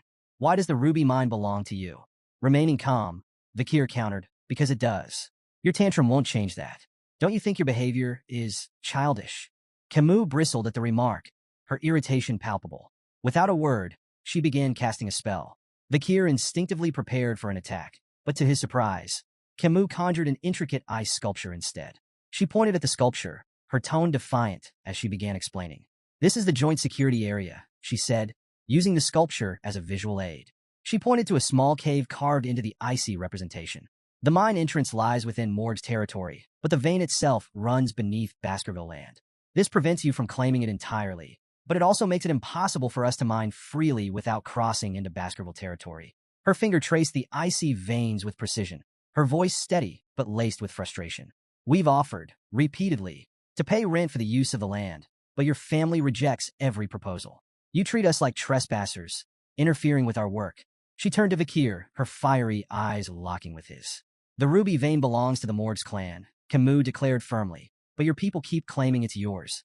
Adolf nodded approvingly at Camus' explanation, his pride evident. Meanwhile, Hugo's expression darkened, annoyance brewing beneath his stoic exterior. Vakir, still calm and composed, interjected, "Rubies are common magic ingredients. The Baskervilles don't need them." Camus turned to him, her frustration evident. "Then why not rent your land if you don't need the rubies?" Vakir met her fiery gaze, his tone even. "The Baskervilles are fiercely protective of their land. We're uninterested in letting others profit from it. Entering Baskerville territory will bring losses, not gains, for your clan." Camus refused to accept his reasoning. With a determined glare, she placed her hand over the portion of her ice sculpture representing Baskerville land. "Then whose arm is this?" she asked defiantly. Vakir moved swiftly, catching her wrist in his grip. His confident smile returned. "It's my arm," he said coolly, "because it's in my land." Camus' face flushed crimson, caught off guard by his unexpected reply. She stammered, "What are you talking about? How could I belong to you?" Clearly amused, Vakir tilted his head, his grin turning mischievous. "Who said you're mine?" he teased, his tone ambiguous. Before Camus could respond, Vakir reached behind him and produced a knife. The sudden motion startled everyone in the room, Camus, Adolf, and even the head butler. Vakir's grin darkened, and his voice dropped. "What I'm saying," he said ominously, "is that your arm is mine." Camus froze, her fiery confidence shaken. "What?" she stammered, her voice trembling. Hugo, observing from his seat, broke into a cold sweat. The room grew thick with tension, the only sound Camus' faint, nervous hiccup. As Vakir moved the knife closer to her hand, Camus screamed, "Uncle, help!" Adolf appeared behind Vakir in an instant, his expression fierce. "Step away from my niece," he commanded, his voice full of protective fury. Camus seized the distraction to wrench her arm free, retreating quickly to Adolf's side. Shaken but defiant, She clung to her uncle's arm, glaring at Vikir. Adolphe turned his anger toward Hugo, his voice rising. What is going on here? Hugo, still sweating, turned his stern gaze to Vikir.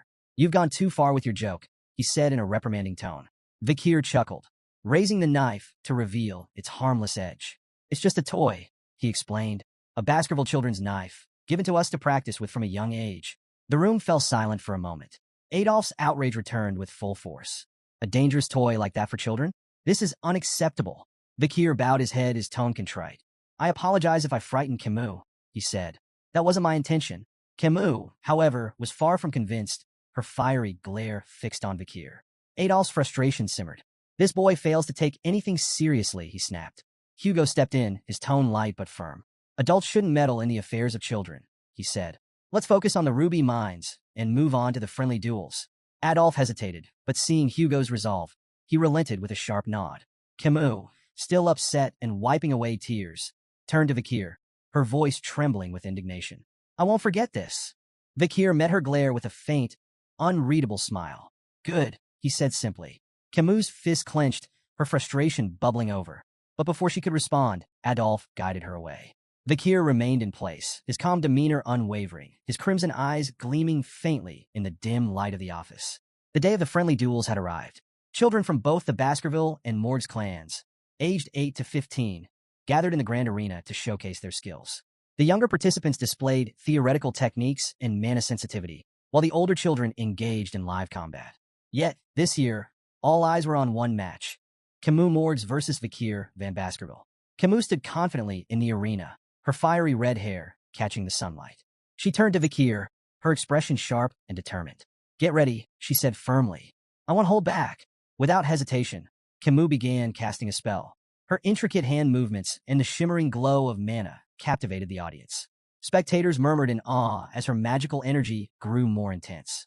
A voice in the crowd broke through the noise. Is she casting quadruspells? The exclamations turned to gasps of astonishment. Quadruspell casting, the ability to cast 4 spells simultaneously, was a feat that eluded even many adult mages. Seeing an 8-year-old achieve it left the audience awestruck. She really is the Morgs clan's genius mage, one spectator remarked. Exactly what we'd expect from someone like her. Camus unleashed a flurry of attacks, casting 4 powerful spells simultaneously. Fire, ice, wind, and earth magic surged toward Vikir with precision and force. But Vikir dodged effortlessly. His movements were fluid, almost casual. Shaking his head slightly, he spoke with a faint tone of criticism. Instead of showing off with flashy spells, maybe focus on mastering just one. Camus sneered. Her pride stung. Why do you even care? You're just an idiot who doesn't understand magic. With a swift incantation, she conjured a sand wall, a thick barrier of swirling grains, to separate them. But Vikir, unimpressed, broke through it with a single kick. The wall crumbled like paper, scattering in the wind. Camus froze, stunned. Is this the strength of someone who's bathed in the river Styx? Her mind raced, recalling the tales of the infamous Baskerville trial. But before she could regroup, Vikir moved in with lightning speed. Realizing too late that the attack was unavoidable, Camus shut her eyes, bracing for the blow. But it never came. When she opened her eyes, she found herself propelled backward. Not by a strike, but by a flick to her forehead. The sheer power of the flick sent her tumbling across the arena floor. On the sidelines, Adolphe stared in disbelief. A flick? That was just a flick. Camus winced, holding her forehead, her fiery demeanor shaken. Why did you flick me? Are you going easy on me? Vikir smiled faintly, tapping his own forehead. Maybe it's time to end this before things get out of hand. Camus' eyes watered with frustration, but she refused to yield. With a defiant shout, she cast another spell. This time, she conjured 2 sand walls, layered for extra protection. Try getting through this, she declared confidently. Vikir stood unbothered, considering walking around the walls entirely. But with a faint smirk, he decided to humor her. Drawing back his fist, he punched straight through both barriers. The sand wall shattered, leaving a clean hole in his wake. Camus froze, astonished, as Vikir stepped through the debris. As he approached her, Vikir mimicked a flicking motion with his hand. Whose arm crossed the wall? He asked, his tone calm and deliberate. Camus opened her mouth to respond, but before she could, Vikir answered for her with another flick to her forehead. The stronger one, he said simply. The force of the flick sent Camus sprawling to the ground again. Growling in frustration, she pushed herself up, her fiery glare fixed on Vikir. Still ready to fight, she snarled, I'm not done yet. Vikir sighed inwardly. Dealing with children is harder than I thought. I could end this in zero point 0.1 seconds if I wanted to, but that would just cause more problems. Dodging Camus' relentless spells with ease, Vikir's sharp gaze wandered to another part of the arena. Two contestants, a sword apprentice and a mage, were locked in a duel. The swordsman's precise, powerful strikes tore through the mage's spells. An idea sparked in Vikir's mind. They might be useful for this. Meanwhile, Camus' frustration boiled over. "Stop running away and fight me," she shouted, her voice trembling with anger. Vikir seized the opportunity, his tone calm but firm. "You might want to have a defensive spell ready." Camus blinked, momentarily confused by his sudden comment. Before she could process his warning, she noticed the mage behind Vikir preparing a large-scale attack. The intense glow of gathering mana filled the air.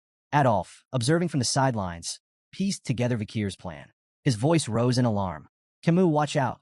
The mage's spell erupted in a massive, fiery blast that engulfed the arena.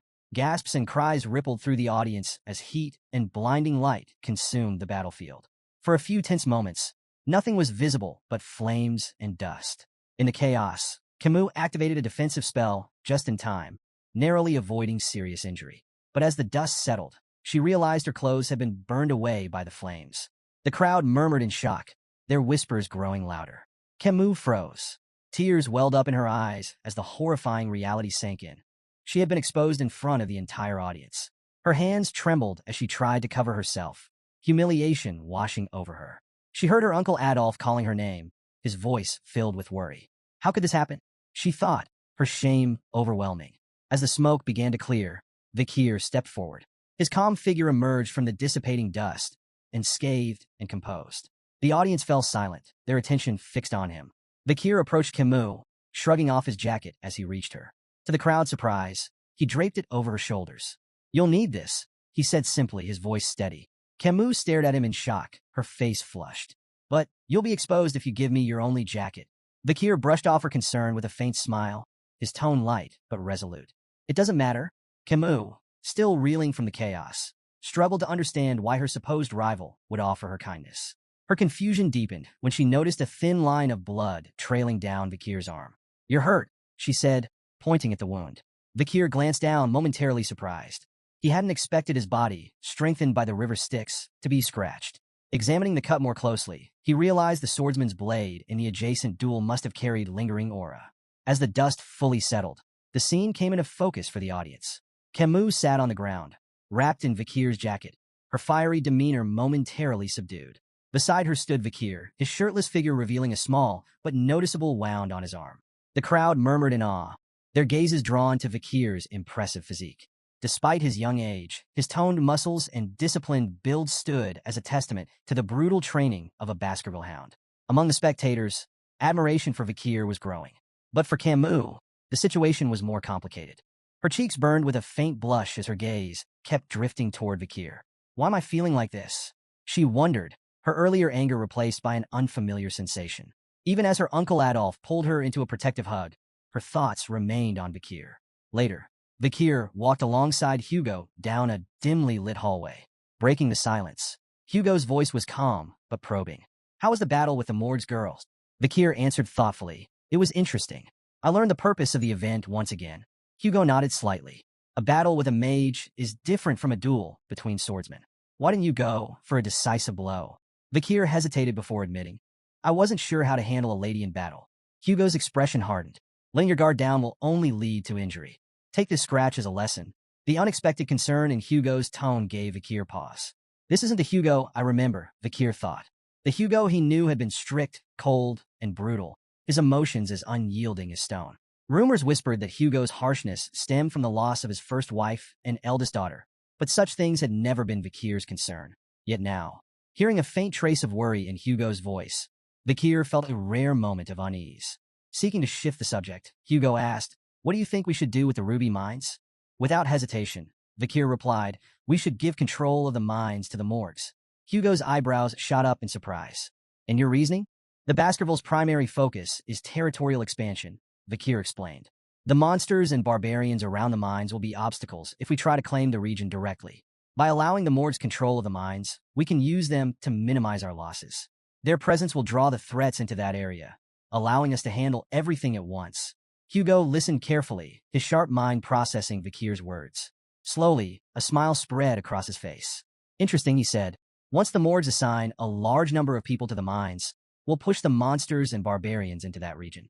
The ruby veins will be soaked in their blood, and the Mords will think twice before stepping onto our land again.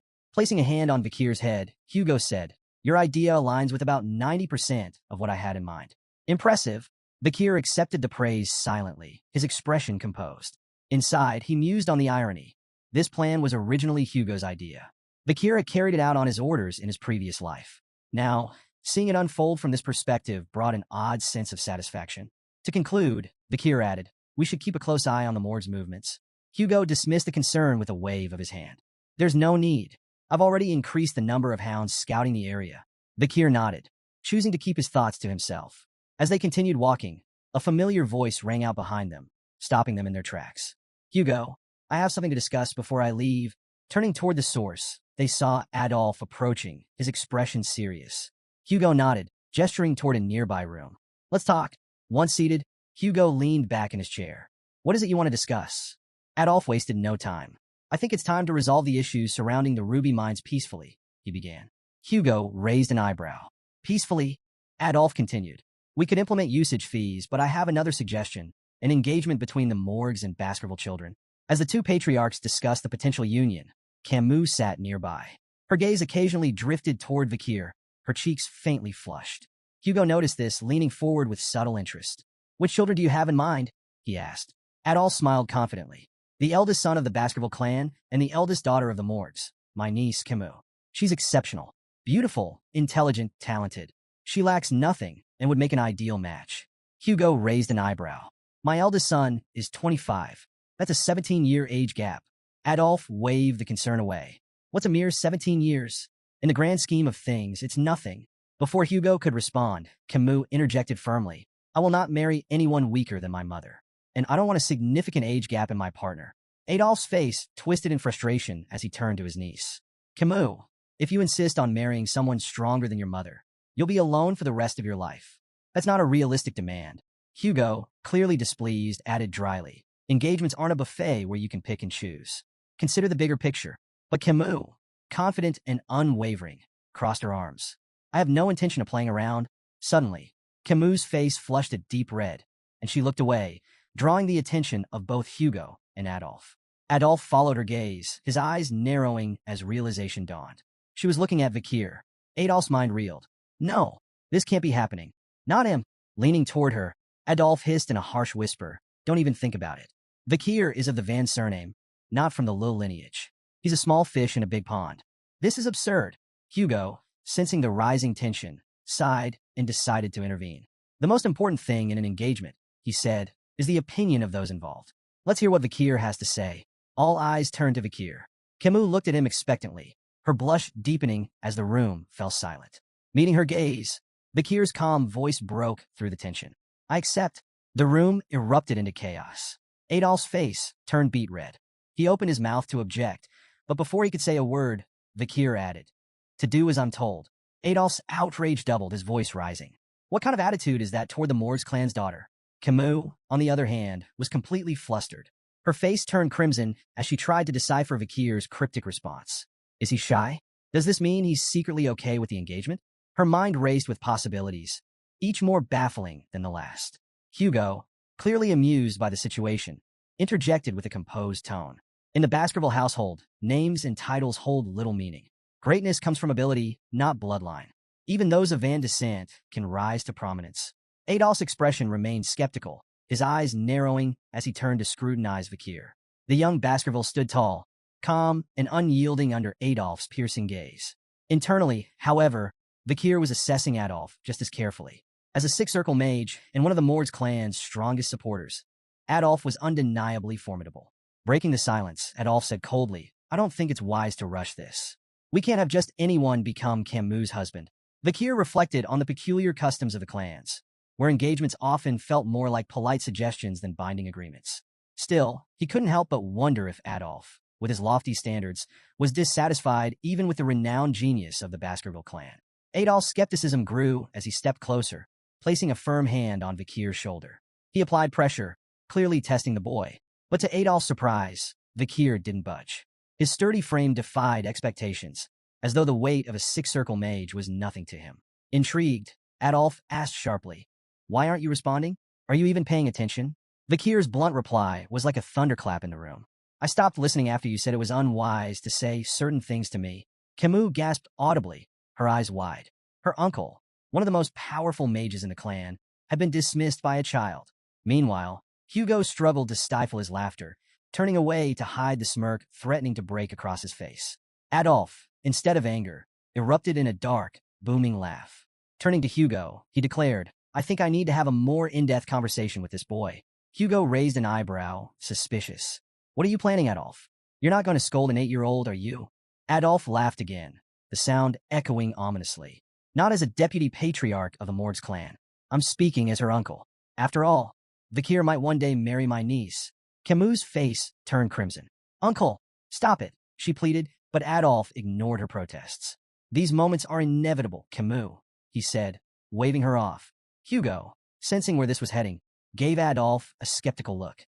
"You're serious about this, aren't you?" Adolf nodded, his expression grimly amused. "Completely." Hugo sighed, hesitant but ultimately relenting. "Fine," he said, "but don't take it too far. The last thing we need is a political incident over a conversation." Camus groaned in frustration. "This isn't a conversation," she muttered, crossing her arms. It quickly became clear to everyone in the room. This wasn't going to be a talk. It was a duel. After some time, Vikir and Adolf stood face to face in the center of the arena, tension crackling in the air. Hugo and Camus watched from the sidelines, each with their own thoughts. Adolf smirked and declared, "Show me everything you've got, boy. Don't hold back." Vikir's confidence barely wavered. "If I actually go all out, you might end up face first on the floor," he mused, suppressing a grin. To kick things off, Adolf performed an intricate spell, seamlessly combining fire, earth, and water magic to create a clay pot. He filled it with water and balanced it on his head with a flourish. "Your challenge," he announced, "is to make even a single drop spill. If you succeed, you win." Vikir raised an eyebrow. "A pot-on-head challenge? This guy's either crazy confident or crazy." Camus leaned toward Hugo. "This is classic Adolf," she explained. "His control is basically unmatched." Vikir analyzed the setup. Charging straight at Adolf might not work, but it'd give him valuable intel. Without hesitation, he lunged forward, sword in hand, aiming directly for his opponent. "Vikir, no!" Camus cried, horrified by his reckless approach. Adolf didn't flinch. He raised a hand, casting a shimmering barrier that effortlessly absorbed Vikir's strike. "Rookie mistake," Adolf said smugly, glancing at Camus. "Why are you helping him? Shield magic makes swordsmen like him obsolete." Vikir clicked his tongue, frustrated but unfazed. Adolf, clearly enjoying himself, launched a series of flashy spells. Fireballs, wind blades, and earth spikes flew toward Vikir, but he dodged them all with cat-like agility. From the sidelines, Camus seethed. "He never used this much magic against me," she shouted. Adolf turned to her, feigning betrayal. "Et2, Camus? My own niece, rooting for the enemy." He returned his gaze to Vikir, playful menace gleaming in his eyes. "You'll pay for that." Hugo stayed quiet, watching intently. Vikir's movements were sharp, his strikes precise. "Let's see how far he can push Adolf," Hugo murmured to himself. Vikir observed Adolf's techniques closely, replaying memories from his past life and adapting them to his current form. Adolf bragged, "No sword can break my shield." But cracks began to form as Vikir struck the same spot over and over, his attacks like a perfectly tuned machine. Adolf's smug grin faltered. Persistent little, before he could finish, Vikir's sword shattered. Adolf immediately regained his composure. "Amateur mistake," he taunted. "You ignored your weapon's durability." But the air shifted. Hugo and Camus exchanged knowing glances as Adolf continued his mockery, oblivious to the danger. Water poured down Adolf's face, soaking him completely. He froze. "What the?" He glared at the shattered pot above him. "How did a shard pierce my shield and the pot?" Vikir, calm and composed, simply shrugged. "Maybe it was too full." Camus stood frozen, cheeks flushed as the weight of the moment hit her. Vikir had defeated her invincible Uncle Adolf. Her thoughts spiraled. "He's amazing. Is this fate?" Images of wedding bells and matching outfits flashed through her mind. Meanwhile, Hugo stood in silent contemplation, his gaze fixed on Vikir. This wasn't just talent or luck. It was raw potential. Am I raising a hound far more powerful than I imagined? 7 grueling years passed. The young hounds, now honed by relentless training, faced their ultimate test, a monstrous horn bear. The beast charged, its roar shaking the ground. In perfect unison, the hounds launched their attack, swords slicing with precision. From the sidelines, their instructor, Staffordshire Baskerville, watched with a calculating eye. "Stop wasting your energy on its vital points," he barked. "Go for the hind legs, slow it down first." The triplets responded instantly, their crimson auras flaring as they executed synchronized strikes. The beast staggered, its movements slowing. Staffordshire nodded in approval. "Good. That's how Baskervilles fight, as a pack."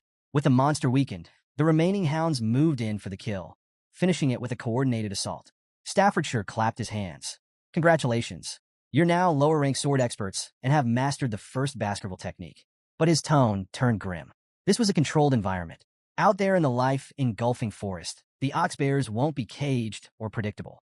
One mistake, and you're dead. Your bloodline strength is your lifeline. Don't waste it. His words hung heavy in the air as the young hounds absorbed the harsh truth. Their 7-year training had officially ended, but their journey was only beginning. The newly minted hounds buzzed with excitement, discussing their futures. 2 of them debated their preferences for the Baskerville clan's 7 night orders. "I'm all about the Wolfhound order," the first said, puffing his chest. "Guarding the Patriarch? That's peak prestige. Wolfhound's cool," the second replied, "but I'm eyeing the Doberman, Pitbull, and Rottweiler orders. Assassination and all-out warfare? Now that's my vibe." Their banter shifted to a figure sitting atop the massive carcass of a slain oxbear, Vakir. "Who's that?" the second asked, intrigued. The first gestured toward Vakir. "That's the Vakir. Took down an oxbear twice the size of ours." He leaned closer, voice filled with awe. "He's already a high-level sword expert and mastered the third Baskerville technique. He's on par with the Shadow Hounds." Sitting on the slain beast, Vakir stared into the distance, lost in thought.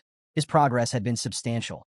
He'd reached the 5th Baskerville technique and graduated as an intermediate-rank swordsman. But to him, it felt agonizingly slow. 7 years, and still, I'm far from where I need to be. His brooding was interrupted by the arrival of Barrymore, the head butler. "Master Vakir," Barrymore said with a bow, "the Patriarch requests your presence. Your assignment has been decided." Vakir rose, his expression unreadable. "All right," he replied, sheathing his sword. The time for training was over. A new chapter awaited. Vakir stepped into the Patriarch's office, greeted by Hugo's signature grunt. His sharp eyes immediately caught a small cut on Hugo's nose. "Rough fight?" Vakir asked, curious. Hugo smirked. "Barbarians in a life-engulfing forest. Outmatched by an archer," he admitted, before adding with a satisfied grin. "But I left her a matching souvenir." After a brief silence, Hugo congratulated Vakir on his graduation, but his tone carried an edge. "Things will only get tougher from here," he warned. Vakir's mind wandered. This had to be about his new assignment. Memories of his previous life surfaced. Back then, as a junior knight of the Pitbull Order, he'd endured 21 brutal months in a life-engulfing forest. Just another expendable soldier in the Baskerville clan's ruthless system. At 15, Baskerville children were divided into 2 paths, elites or expendables. The expendables, like Vakir before his regression, were sent to the front lines, survival being their only measure of worth. Meanwhile, the elites received political and administrative training, protected by the expendables who lived long enough to serve them. Vakir knew the 5th Baskerville sword technique was designed to close the gap between the elite's polished training and the expendables' hard-earned battlefield experience. Before his regression, he'd never progressed beyond the 4th technique. Worse, as an illegitimate child, he'd never been considered for the elite path. Hugo's voice cut through his thoughts. "I want you to try the lower house of Parliament." Vakir blinked. "What?" "The lower house manages the clan's regional administration. Law enforcement, infrastructure, economic oversight. It's politics and pragmatism combined. Far from the battlefield." The idea shocked Vakir. Hugo, the patriarch of the Baskerville clan, was offering an illegitimate son an elite position? It felt like a cruel joke. As if reading his thoughts, Hugo leaned back. "Your achievements by 10 surpassed our so-called geniuses. You've earned this." Vakir listened as Hugo explained his role. Deputy Consul of Underdog City, a city notorious for its challenges. Both the consul and deputy consul positions were vacant, leaving Vakir with a clean slate. "Do you want it?" Hugo asked. After a moment's consideration, Vakir nodded. "I'll take it." Before the conversation could end, Vakir shifted topics. About the Mords clan and the Ruby Mines, Hugo's lips twitched, clearly aware. "Outmaneuvered Adolphe Morgs, didn't you?" Vakir nodded and made a bold request. To borrow his reward from the incident. The head butler froze, his shock evident. But Hugo didn't flinch. Stamping a document, he handed it over. "Don't make me regret this." "I won't," Vakir said firmly, though his stomach churned at the sound of Hugo's final words. "Good luck, son." The word hit like a thunderclap. Before his regression, Hugo would never have called him son. As Vakir and the head butler walked down the hallway, the butler's grave tone broke the silence. Master Hugo holds you in high regard. Assigning a consulship before a battle posting, unprecedented. It's part of the disciplines of kingship. His words implied that Hugo was grooming Vakir for far greater responsibilities. Vakir, however, wasn't one to bask in praise. He knew this appointment wasn't a reward but a challenge. This was a chance to sharpen his skills in a less dangerous environment. Even so, memories of his past life refused to let him relax. The cold sensation of the guillotine's blade haunted him. That vivid memory fueled his resolve. Someday, Hugo La Baskerville would feel the same icy despair. Meanwhile, in Underdog City, a bustling villa buzzed with activity. A bald man barked orders at two workers. The villa must be spotless by tomorrow. The new deputy consul arrives then. One worker, wiping sweat from his brow, muttered, "I hope he knows business." His companion snorted. "Business? The guy's only 15. Their speculation was interrupted by a boy approaching the villa. Mistaking him for a servant's child, one worker placed a hand on his shoulder. "Hey kid, whose son are you?" The boy's glare was icy. "Remove your hand." The workers exchanged glances, taken aback, as the boy produced a document. "I'm Vakir van Baskerville," he announced coolly, "your new deputy consul." The men stood dumbfounded, their eyes darting between Vakir and the papers. One finally stammered, "But you're early." Ignoring their confusion, Vakir strode inside, issuing his first order. "Prepare food and drinks. We're hosting a party tonight." By nightfall, the villa was a whirlwind of celebration. Nobles mingled, tables groaned under feasts, and laughter echoed through the halls. Yet not everyone was in a festive mood. Chihuahua Baskerville, the general secretary of Underdog City, was pacing in his office. From his window, he could see the lavish party raging below. His fists clenched. "Unbelievable," he muttered. The city was already reeling from corrupt officials, and every deputy consul before Vakir had been sacked for bribe-taking. Now, the new appointee, just a kid, was throwing a party on his first day? Chihuahua's indignation turned to alarm as he suddenly felt a presence behind him. "Are you the general secretary?" Chihuahua whirled around, nearly tripping over himself. Standing in the shadows, calm and composed, was Vakir. Yes, that's me," Chihuahua stammered, trying to regain his composure. Vakir stepped into the light, his piercing gaze unsettling. "Vakir van Baskerville, your new deputy consul." Chihuahua swallowed nervously, but managed to introduce himself. Vakir repeated his name thoughtfully, his sharp eyes narrowing slightly. "No middle name?" Vakir mused aloud, his tone light yet pointed. Chihuahua braced for ridicule. In Baskerville hierarchy, a missing middle name marked one as an outsider, an employee, not family. He had endured years of discrimination because of it. When Vakir placed a hand on his shoulder and said, "Nice," he flinched internally, expecting sarcasm. Instead, Vakir's tone was calm. "I reviewed your background on the way here. Born and raised in Underdog City, right? You've done well. I won't interfere with how you manage things." Chihuahua blinked, his confusion palpable. "Okay," he muttered, unsure if this was a genuine compliment or some strange new form of harassment. Vakir's tone shifted, growing more serious. "Your management of the personal law system is commendable, but the judicial system here is another matter. The problem isn't just illegal businesses. It's that the underground economy has more power than the law." Chihuahua hesitated before replying. "So, shut down the illegal businesses? That won't be enough," Vakir countered. "The heads of these operations need to be removed. And to do that, we need a new law." "A new law?" Chihuahua repeated, startled. Vakir nodded. "Within a week, the underground economy will be in shambles. But I need a cause, something to justify creating and enforcing this law." Chihuahua furrowed his brow. "Why do you need a cause? Isn't it enough to act against illegal businesses?" Vakir smirked, his gaze sharp. "I'm a 15-year-old deputy consul. Without a strong performance, I'm just a kid with a fancy title. This isn't about acting. It's about proving I can win."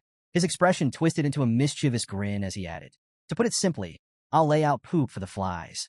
Chihuahua stood there dumbfounded. What in the world was this kid planning? The next day, Vakir arrived at Dort Smile Street, Underdog City's bustling downtown hub. Crowds had already gathered, their curiosity piqued by the rumors of their new deputy consul's first public action. Standing on a makeshift stage, Vakir held a large stake in his hand, his calm demeanor commanding attention. Chihuahua and the other officials stood nearby, exchanging puzzled glances. Since dawn, Vakir had been on that stage, silently biding his time. Finally, he stepped forward and introduced himself. "I am Vakir van Baskerville, your new deputy consul." The crowd buzzed with surprise, their whispers swelling like a tide. Many found it hard to believe that someone so young could hold such a high position. While a few onlookers murmured that Vakir was cute, Most questioned what someone his age could possibly achieve. Undeterred, Vikir raised his voice, addressing the crowd with confidence. He reminded them of the Baskerville family's long-standing laws, unwavering and as strict as ever, regardless of who held office. But skepticism was thick in the air. Doubts about his age, ability, and resolve rippled through the crowd. Some muttered bitterly about the corruption of past officials, assuming Vikir would inevitably fall into the same trap. Standing beside him, Chihuahua clenched his fists. Unable to stay silent, he snapped at the crowd, demanding respect for the new deputy consul. His sharp tone momentarily hushed the murmurs, though many still whispered that Chihuahua seemed better suited for the role than the boy standing on the stage. Then, Vikir acted. With a display of raw strength, he hoisted the large stake high above his head. In one powerful motion, he drove it into the ground with such force that the earth seemed to tremble. Gasps spread through the audience, their skepticism giving way to astonishment. Before the awe could fade, Vikir made his move. Standing tall, he declared the introduction of a new decree, the Vikir Special Law. The first provision, he announced, his voice carrying over the crowd, is simple. Anyone who pulls this stake from the ground will be rewarded with 100 million gold, personally paid by me. The crowd erupted in disbelief. 100 million? They shouted, their voices blending into a chaotic cacophony of awe and doubt. Could it really be that simple? Could pulling out a stake make someone unimaginably rich? Yet, despite the excitement, no one stepped forward. Vikir's sharp eyes scanned the hesitant faces, his gaze daring someone to take the challenge. What's wrong? He taunted. Does no one have the guts to try? When the silence persisted, he smirked and raised the stakes, literally. Paragraph 1, Article 2, he declared. The prize is now 1 billion gold to the person who pulls out this stake. Gasps of shock rippled through the crowd. 1 billion gold was beyond anyone's wildest imagination, a life-changing fortune. The murmurs turned feverish as the audience grappled with the sheer magnitude of the reward. Amid the tension, a loud, mocking laugh cut through the noise. An overweight man lumbered forward, his face twisted in disdain. What is this nonsense? Do you take us for fools? He barked. No one's going to fall for such a ridiculous stunt. But someone in the crowd, quieter yet no less intrigued, muttered, 1 billion isn't exactly pocket change. The mood shifted. Whispers of curiosity and hesitation rippled through the audience. Behind Vikir, Chihuahua was more perplexed than ever. Why weren't they the ones embarrassed by this spectacle? Why was the crowd the one feeling the pressure? Unfazed by the noise, Vikir remained calm, his presence commanding. He stepped forward, his voice cutting through the whispers. So, he asked, his tone sharp and direct, is there no one brave enough to accept the challenge? The crowd fell silent once again, the weight of his words hanging heavy in the air. When no one stepped forward, Vikir raised the stakes once more. His calm voice carried over the hushed crowd. The reward is now 10 billion gold. The crowd collectively froze, their disbelief palpable. Whispers rippled through the gathering. This has to be a joke, someone murmured. Don't be stupid, another cautioned. Look at his sword. If you seem too greedy, he might cut you down. Despite the unimaginable prize, fear and hesitation kept everyone rooted in place. Beside Vikir, Chihuahua leaned in, whispering anxiously. Deputy Consul, there isn't enough money in the city to back that promise. Before Vikir could reply, a small hand shot up from the crowd. I'll try, said a timid voice. Gasps echoed through the audience. All eyes turned to the source, a frail young girl clutching a basket of flowers. Judy? The flower girl, an old man muttered, stepping forward as if to stop her. Child, don't. But Judy shook her head, determination flickering in her eyes. My mother is sick. I have no choice. The crowd whispered in astonishment as she approached the stage, her movements hesitant yet resolute. Standing before the massive stake, Judy glanced nervously at Vikir, who towered over her with an unreadable expression. Vikir spoke a single word, pull. His voice was calm, devoid of any hint of mockery or encouragement. Judy couldn't tell if he was serious or testing her. With trembling hands, she wrapped her fingers around the stake. Taking a deep breath, she pulled with all her strength. To everyone's shock, the stake slid out effortlessly, as though it had been planted in sand. A stunned silence fell over the crowd. Mouths hung open, eyes wide in disbelief. How could a frail little girl succeed where no one else dared to try? Judy stared at the stake in her hands, unsure of what to do next. She glanced nervously at Vikir, her heart racing when she saw him reach for his sword. Tears welled up in her eyes as she thought of her sick mother and the consequences of her boldness. But instead of cold steel, something warm and heavy landed in her hands. Startled, she opened her eyes to see Vikir kneeling before her, holding out a small bag. For now, here's 100 million gold, he said calmly. Judy froze, clutching the bag tightly as the weight of his words sank in. Was this real? Bakir rose to his feet, his tone businesslike. Where's your home? He asked. 10 billion gold is too heavy to carry. I'll have it delivered with a guard to protect it. Placing a hand gently on Judy's head, Bakir spoke with quiet authority. This is the law. It must always be obeyed. The crowd erupted into a cacophony of murmurs and gasps. Bakir had done the unthinkable. He had kept his outlandish promise. Even Chihuahua, standing on the stage, was left slack-jawed, unable to process what he had just witnessed. This bold performance was a turning point. The Bakir special law swept through the city, becoming the talk of Underdog. It overshadowed even the Baskerville clan's long-standing governance law. For the first time, people saw the young deputy consul as more than just a figurehead. He was someone who kept his word, no matter how audacious it seemed. Citizens were deeply moved by the simple fairness of the law, rewards for those who upheld it and consequences for those who broke it. Word of Bakir's commitment spread like wildfire. Unlike his corrupt predecessors, Bakir wasn't about greed or empty promises. He was earning the city's respect. In a matter of weeks, the atmosphere in Underdog City began to shift. Crime rates plummeted, and for the first time in years, the streets felt safer. The people began to take pride in their leadership. In the deputy consul's office, Chihuahua was scribbling on a board when Bakir approached, noting that the text was written in the Eastern language. Impressive handwriting, Bakir remarked casually, sparking a conversation. Still reeling from the earlier spectacle, Chihuahua confessed, Deputy Consul, I've lived in this city for 2 decades, and I've never seen anything like today. It was inspiring. Bakir offered a faint smile. Fear and wrath can only go so far. Trust in the law is what matters. Today wasn't about theatrics. It was about trust. Chihuahua, visibly moved, stepped forward and bowed deeply. You have my loyalty, sir. From this day forward, I will serve you for the rest of my life. Relax, Chihuahua. You're going to overheat, Bakir teased, but his thoughts were already drifting. Reflecting on his success, Bakir couldn't help but think of a future that once was. He remembered Camus Morgues, whose iron-fisted rule had once brought crime rates to an impressive 1%. But her methods relied on fear, alienating the people she ruled. Bakir was determined to forge a better path, one that earned loyalty, not resentment. Turning to the map spread out on his desk, Bakir marked several locations. These were potential hideouts and operational bases for illegal groups. The real challenges are just beginning, he murmured. The 10 billion gold reward had already been spent. Now it was time to recover those funds.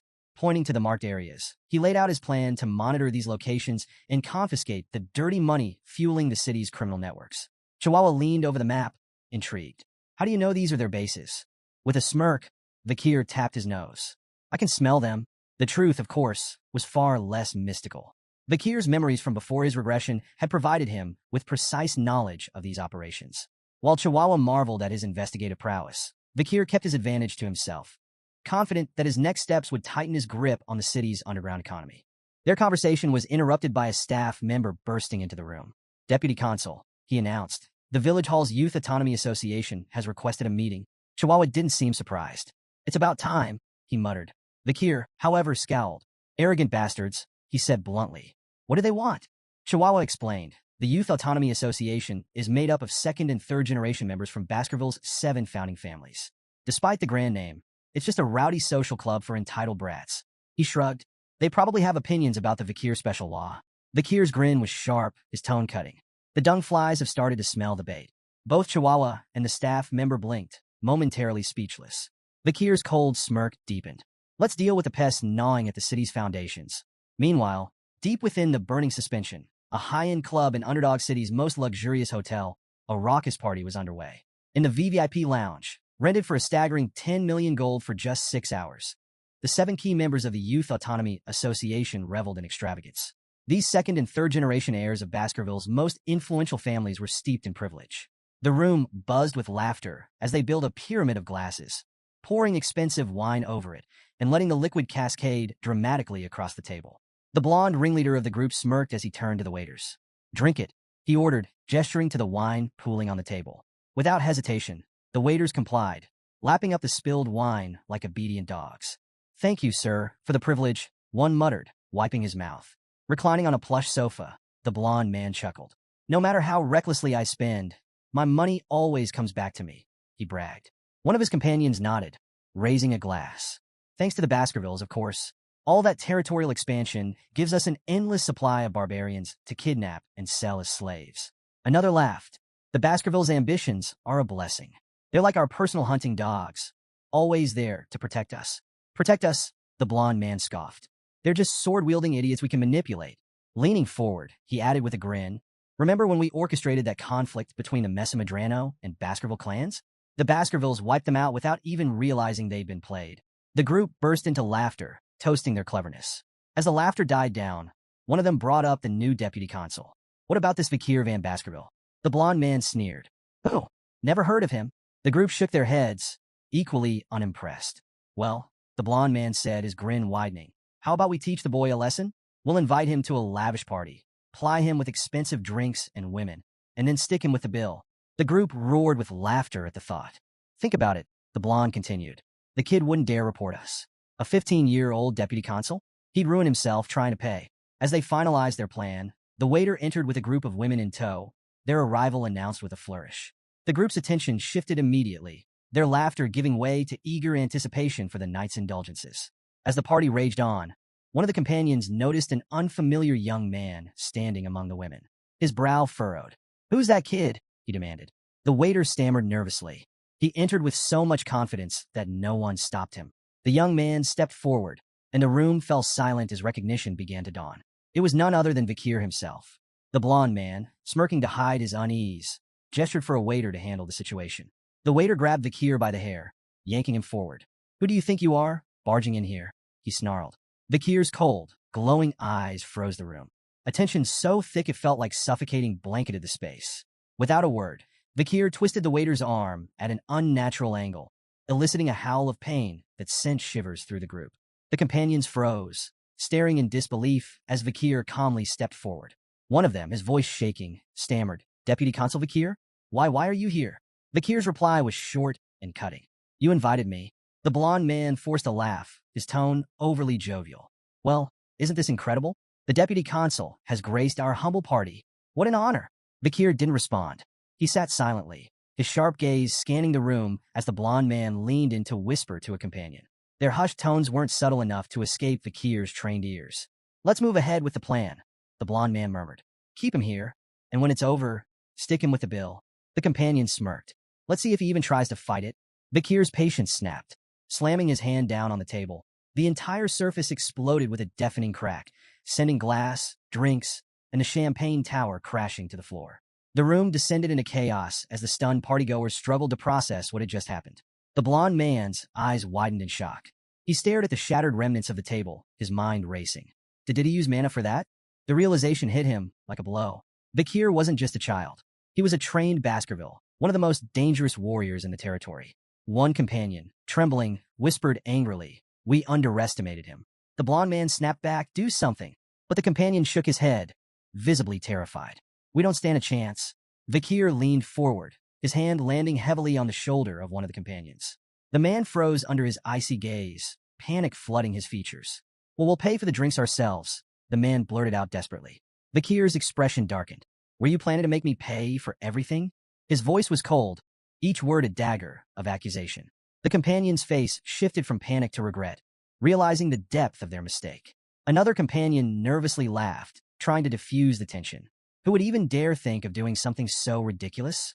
The blonde man forced an awkward laugh, jumping in. "It's all a misunderstanding. We were just testing you, to see if you're strong enough to resist the city's corruption." "Exactly," another chimed in hastily. "And it looks like you've passed. You're just the kind of leader Underdog City needs." Vikir's piercing gaze silenced their excuses. Without warning, he lunged at the man sitting closest to him. In one swift motion, his palm struck the man's stomach with a claw-like grip, driving him backward with devastating force. The man gasped in pain as Vikir leaned in, his voice low but firm. "An owner can test their dog," he said coldly, "but a dog should never test its owner. Ever." The room plunged into an uneasy silence as Vikir's icy gaze swept across the group. His voice was calm, but razor-sharp. "Have you grown so complacent with your wealth and power that my actions don't move you?" His eyes narrowed. "You have no idea what real fear looks like." Without hesitation, he threw the man beneath his grip to the ground and stomped on his face. The sickening crunch reverberated through the room. Vikir straightened and looked back at the others. "Do you even know why I'm doing this? If not, perhaps you all need the same lesson." The blonde man's face turned deathly pale. Stammering, he insisted, We understand perfectly. There's no need for more." Vikir's expression darkened. If you really understood, you'd already know what's coming next. He delivered a sharp kick to the down man, eliciting a groan of pain. Tension boiled over. The blond man spat. "You bastard." Another sneered, his voice dripping with scorn. "Do you really think you can get away with this?" In an instant, Vikir closed the distance between them, standing mere inches from the second man. His voice was cold and unyielding. "You're guilty of abduction, kidnapping, illegal slave trafficking, and insulting Baskerville authority." The room froze. The companions' faces contorted in shock. How could Vikir possibly know the details of their crimes? Before they could react, Vikir's fist collided with the second man's face, sending him sprawling to the ground. "Animals don't learn until they're taught," Vikir said, his tone dripping with disdain. His lips curled into a sinister grin. "And now, I'll teach you disobedient creatures what happens when you defy the law." In the dim confines of a prison cell, two figures stood in stark contrast. Vikir, calm and composed, regarded the scene with indifference, while General Secretary Chihuahua looked visibly shaken. Before them, the blond man, his face swollen and bloodied, screamed profanities. His voice echoed harshly off the stone walls. "You think this ends here?" The blond man snarled, venom in his tone. "The moment I'm out of here, I'll have both of your heads on spikes. My father will never forgive this." Chihuahua, unnerved by the outburst, turned to Vikir. "Deputy Consul," he began cautiously, "did you really have to go this far?" Vikir glanced at him, his faint smirk betraying no remorse. "Do you think I overdid it?" Chihuahua's response was emphatic. "Yes. Look at him. He's barely human anymore. You've turned him into a meat bag." Vikir's smile didn't waver. He strode toward the cell, his voice calm but laced with menace. This is nothing. I haven't even started." Chihuahua's unease deepened. "What are you planning?" he asked, his tone wary. Vikir's response was chilling. "I'm going to purge all the corrupt civil servants who've twisted the Baskerville system into something monstrous." He gestured toward the prisoners behind the bars. "Look at them, arrogant smug. They've trampled the clan's authority for far too long. This is what happens when education is neglected." The blond man and his companions, finally grasping the severity of their situation, dropped their bravado. Desperation etched their faces as they begged for mercy, offering Vikir anything he wanted in exchange for their lives. Chihuahua, ever the pragmatist, voiced his concern. "You do realize their families won't sit quietly, right? They may be cowards, but they're bold enough to retaliate if pushed too far. This could spiral out of control." Vikir's confident smile didn't waver as he reassured Chihuahua. "These men are deeply tied to the criminal underworld of Underdog City," he explained. "Their families are just as complicit. None of them would dare raise a complaint. They'd be incriminating themselves." Chihuahua wasn't convinced. "But what about evidence? Without proof, this could blow up in our faces." Vikir's reply was calm and cryptic. "I have ways of finding evidence. And if none exists," he let his words linger before finishing, "I'll create it." Despite his composed demeanor, Vikir's mind was racing with calculations. He wasn't concerned about backlash. The world was shifting, and soon he'd either be sent to battle or depart for the academy. Either way, time was on his side. Standing before the prisoners, Vikir's voice turned icy, each word deliberate and cutting. Human trafficking, kidnapping, bribery, blackmail, assault through intermediaries, murder. The crimes fell from his lips like hammer blows in the stifling silence of the cell. The blond man's desperation mounted. "Where's your proof?" he demanded, his voice cracking. Vikir smirked. "If I presented evidence, would you accept your punishment?" The blond man averted his gaze, the weight of his guilt unmistakable. His defiance crumbled into a silent plea, his expression screaming, "I'll never shame my family, even if I die here." The tense atmosphere broke with the sudden arrival of a bald man carrying a heavy bag. He greeted Vikir with casual ease, as though the grim scene before him was an everyday affair. "Your custom order is ready," he said, placing the bag at Vikir's feet. Vikir nodded in thanks and opened the bag, revealing an array of ominous tools. The bald man watched, a mix of dread and fascination on his face. Finally, he couldn't hold back. "I've been in this business for 30 years, but I've never seen tools like those. Where did you come up with such terrifying devices?" Without looking up, Vikir replied nonchalantly, "I didn't invent them. They were common where I came from." The bald man froze, visibly unsettled. "Where you came from? What hellhole is that?" Vikir chuckled. "Something like that." Then, almost casually, he added, "Want me to teach you how to use them?" The bald man quickly shook his head, his face pale. "No thanks. If I watch what you're about to do, I'd lose everything I've eaten this week." Vikir smirked, but didn't respond. He turned his focus back to the tools, methodically arranging them as his mind drifted to darker times, the era of destruction. Memories of breaking Demon Clan prisoners resurfaced, the era when interrogation techniques reached horrifying heights in sophistication and cruelty. Opening his coat, Vakir revealed a series of tools strapped to his body. The blond man's defiance shattered. His bravado dissolved into a high-pitched squeal as sheer terror gripped him. Vakir's expression was cold and unreadable. "What happened to your confidence?" he asked mockingly. "Where's all that tough talk about never confessing?" Buttoning the cuffs of his sleeves with deliberate calm, Vakir added, "Don't say anything just yet. Let's savor this moment. It's nostalgic." The blond man couldn't hold back anymore. Tears streamed down his face, his body trembling uncontrollably as fear consumed him. Rumors of the arrests of the 7 wicked gangs spread like wildfire through Underdog City. In every corner of the city, taverns, markets, and alleys, the topic dominated conversations. At a dimly lit tavern, a group of patrons argued over the shocking news. "Good riddance," one man spat. "Those gangs treated ordinary folks like pests." Another, more skeptical voice chimed in, "Don't get your hopes up. The new deputy consul might make some noise, but he'll release them soon enough. They're too tied to the native families." "But the charges are serious this time," a third patron countered. "They might actually be executed." The room fell into uneasy murmurs as patrons debated whether the children of the native families could truly face such dire consequences. One man leaned in, his voice low but resolute. "Don't underestimate Vakir. This is the same man who burned 10 billion gold just to make a point. If anyone will follow through, it's him." Others scoffed, dismissing the arrests as a political ploy. "It's all for show," a patron said, waving a hand. "The native families will apologize, and the gang members will walk free. It's how things have always been." At first, it seemed those predictions might hold true.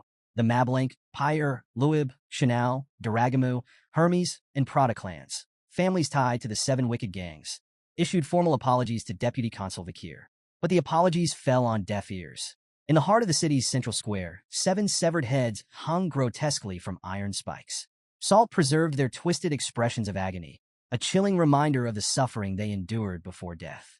Above the heads, a public notice detailed their crimes and punishments under the Baskerville Family Autonomy Constitution, a set of laws infamous for its strict and unforgiving penalties. Clause 1. Banning illegal brothels. Punishment: tattooing the word sex across the criminal's face. Clause 2. Banning illegal gambling. Punishment: wrist amputation, repeated 72 times, 1 for each offense. Clause 3. Banning illegal private loans. Punishment: eye removal. This penalty was suspended after pleas from victims. Clause 4. Banning illegal lobbying. Punishment: exile. Since the criminals were already dead, their headless bodies were discarded outside the city walls. The crowd stood frozen, staring in silent horror at the grisly display. The severed heads of the 7 wicked gangs and the brutal enforcement of the laws left the city in shock. In his office, Vakir addressed Chihuahua, who was visibly shaken. "There's no need to look so surprised," Vakir said, his tone cold.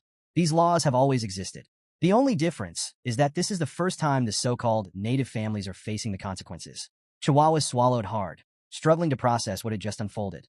"Do you really think this will work?"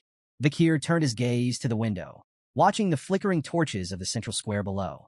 "This is only the beginning," he said. "This enforcement will spark a chain reaction. Underdog City is on the brink of a violent shift." His voice grew darker. "When the destruction begins, this city will become a bloodbath." Turning back to Chihuahua, Vakir's tone sharpened. "Brace yourself. You're joining me for the next step of the plan." Chihuahua blinked, clearly rattled. "Me? Why do I have to?" "You're part of this now," Vakir interrupted, his voice leaving no room for argument. Chihuahua let out a resigned sigh, his face pale as the weight of what lay ahead settled over him. The scene shifted to a dimly lit tent buzzing with anticipation. Chihuahua, now donning a sinister mask that only made him more jittery, stood among a crowd of similarly veiled figures. Turning slightly, he whispered nervously to a figure caged behind him. Vakir, exuding his usual unbothered confidence. "Are you sure this plan isn't insane?" Chihuahua asked, his voice barely audible. Vakir's crimson eyes locked onto him. "Have I ever let you down?" Chihuahua's silence spoke volumes. He adjusted his mask, feigning composure as more masked individuals filed into the area. This was no ordinary gathering. It was the infamous underground slave auction in Underdog City, a lawless pit nestled at the edge of Baskerville territory. Under the cover of night, a sprawling tent had risen from the barren wasteland, its garish lights luring in luxurious carriages like moths to a flame. Inside, a grim marketplace awaited, where lives were bartered like commodities. Kidnapped barbarians, disgraced nobles, and commoners alike. The Baskerville family, oblivious to this atrocity on their outskirts, remained conspicuously absent. At the entrance, The auctioneer greeted arrivals with exaggerated cheer. His tone shifted slightly upon noticing Chihuahua's group, recognizing the telltale insignias of the Mablin clan, one of the auction's most esteemed customers. "You're here as sellers this time," the auctioneer remarked, glancing at their credentials. "I trust you've brought something to impress. Last time, the clan wasn't exactly thrilled with our offerings." Chihuahua's lips curled into a nervous smirk beneath his mask. "No complaints here. Quality is never a problem." The auctioneer's gaze fell on Vakir, trapped in a cage among the other merchandise. His striking black hair and piercing crimson eyes drew the man's attention like a shark to blood. "Now that's a rare gem," he murmured, his greedy eyes glinting. "I'll make sure he fetches a premium." Feigning agreement, Chihuahua nodded and let the auctioneer handle the rest. The man bowed theatrically before disappearing, leaving Chihuahua to stew in the chaos of the tent. Inside, the atmosphere was electric. The crowd of criminals and elites buzzed with anticipation, swapping whispers about the night's offerings. From exotic slaves to tragic nobles, everyone had their preferences, though all shared the same ravenous hunger for novelty. The auctioneer took the stage, his flamboyant energy rivaling that of a carnival barker. "Ladies and gentlemen," he boomed, "our first item, a beast straight from the nightmares of hell itself." With a dramatic flourish, he unveiled an A-rank monster, the Mercy Lego. The crowd gasped as the towering creature, part cow, part devil, growled menacingly. Its 19 hearts made it nearly impossible to kill, a fact the auctioneer didn't fail to exploit. "Every part of this beast is valuable," he announced, listing its leather, meat, bones, and even intestines. "The bidding starts at 100 million gold." Excitement rippled through the audience as the bids climbed. 140 million, 200 million, 250 million. "Sold for 250 million gold," the auctioneer bellowed, slamming his gavel with a theatrical bang. The crowd erupted into applause, eager for the next spectacle. As the auction continued, a variety of bizarre and horrifying products paraded across the stage, each commanding the audience's morbid fascination. However, the crowd's murmurs hushed when a worker approached the auctioneer, whispering in his ear. A wicked grin spread across his face. "Ladies and gentlemen," he announced, his voice laced with excitement, "we have a special addition to tonight's lineup. From the savage tribes of the life-engulfing forests, a warrior of unparalleled ferocity." The girl was dragged onto the stage, her fierce glare defiant even as the chains bit into her wrists. The auctioneer wasted no time hyping her up as a wild beast begging to be tamed, urging the crowd to prove their dominance. "Bidding starts at 5 million gold," he declared, his voice booming. Silence. "All right, 3 million," he tried, his enthusiasm wavering. The crowd exchanged uninterested glances. "Fine, 1 million gold. She's a steal," he shouted, desperation creeping into his voice. Still nothing. Murmurs of boredom rippled through the tent. Frustrated, the auctioneer waved the guards over. "Take her away. Let's get to something worth their time." The guard stepped in, but the girl wasn't about to go quietly. She thrashed violently, almost breaking free, until one guard struck her in the stomach. She crumpled to the floor, unconscious, and was unceremoniously dragged backstage.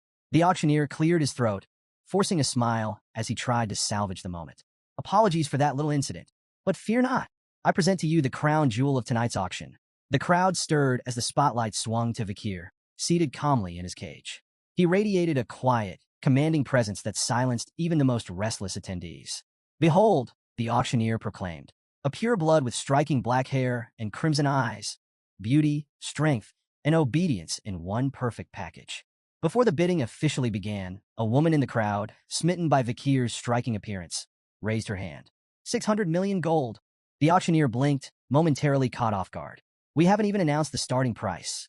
800 million. Another bidder cut in, a gruff man with an imposing presence. The woman whirled on him, her tone sharp. "Why would you need him?" The man smirked.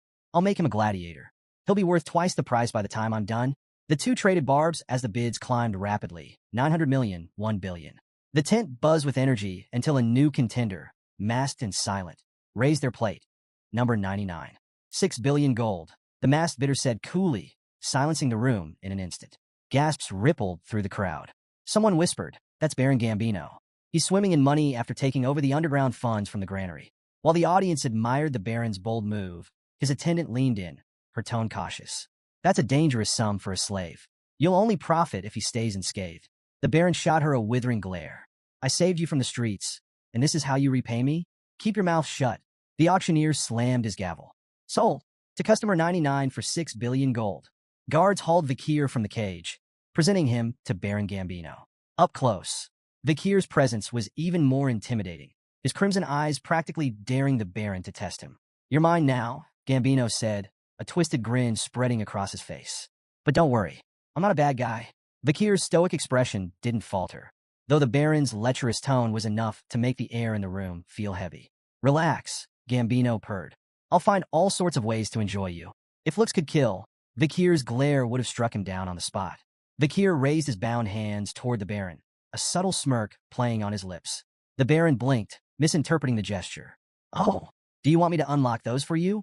Before the Baron could finish his sentence, Vikir's wrists tensed, and the cuffs snapped apart with a metallic crack that echoed through the room. "What?" The Baron sputtered, eyes wide. Vikir wasted no time. He delivered a thunderous kick to the Baron's chest, sending him sprawling across the floor like a discarded rag doll. Gambino's attendant, Cindy, froze in shock as the Baron writhed on the ground, gasping for air. Striding over, Vikir grabbed the Baron by the back of his collar, lifting him like a sack of grain. "Let's play a game," Vikir said, his voice calm, yet icy. "It's called Spear and Shield. I'm the spear. You're the shield. Let's see how long you last." With that, he slammed the Baron into the floor with bone-crunching force. Gambino screamed, flailing and calling out, "Cindy, do something." But before Cindy could react, the Baron had already gone limp.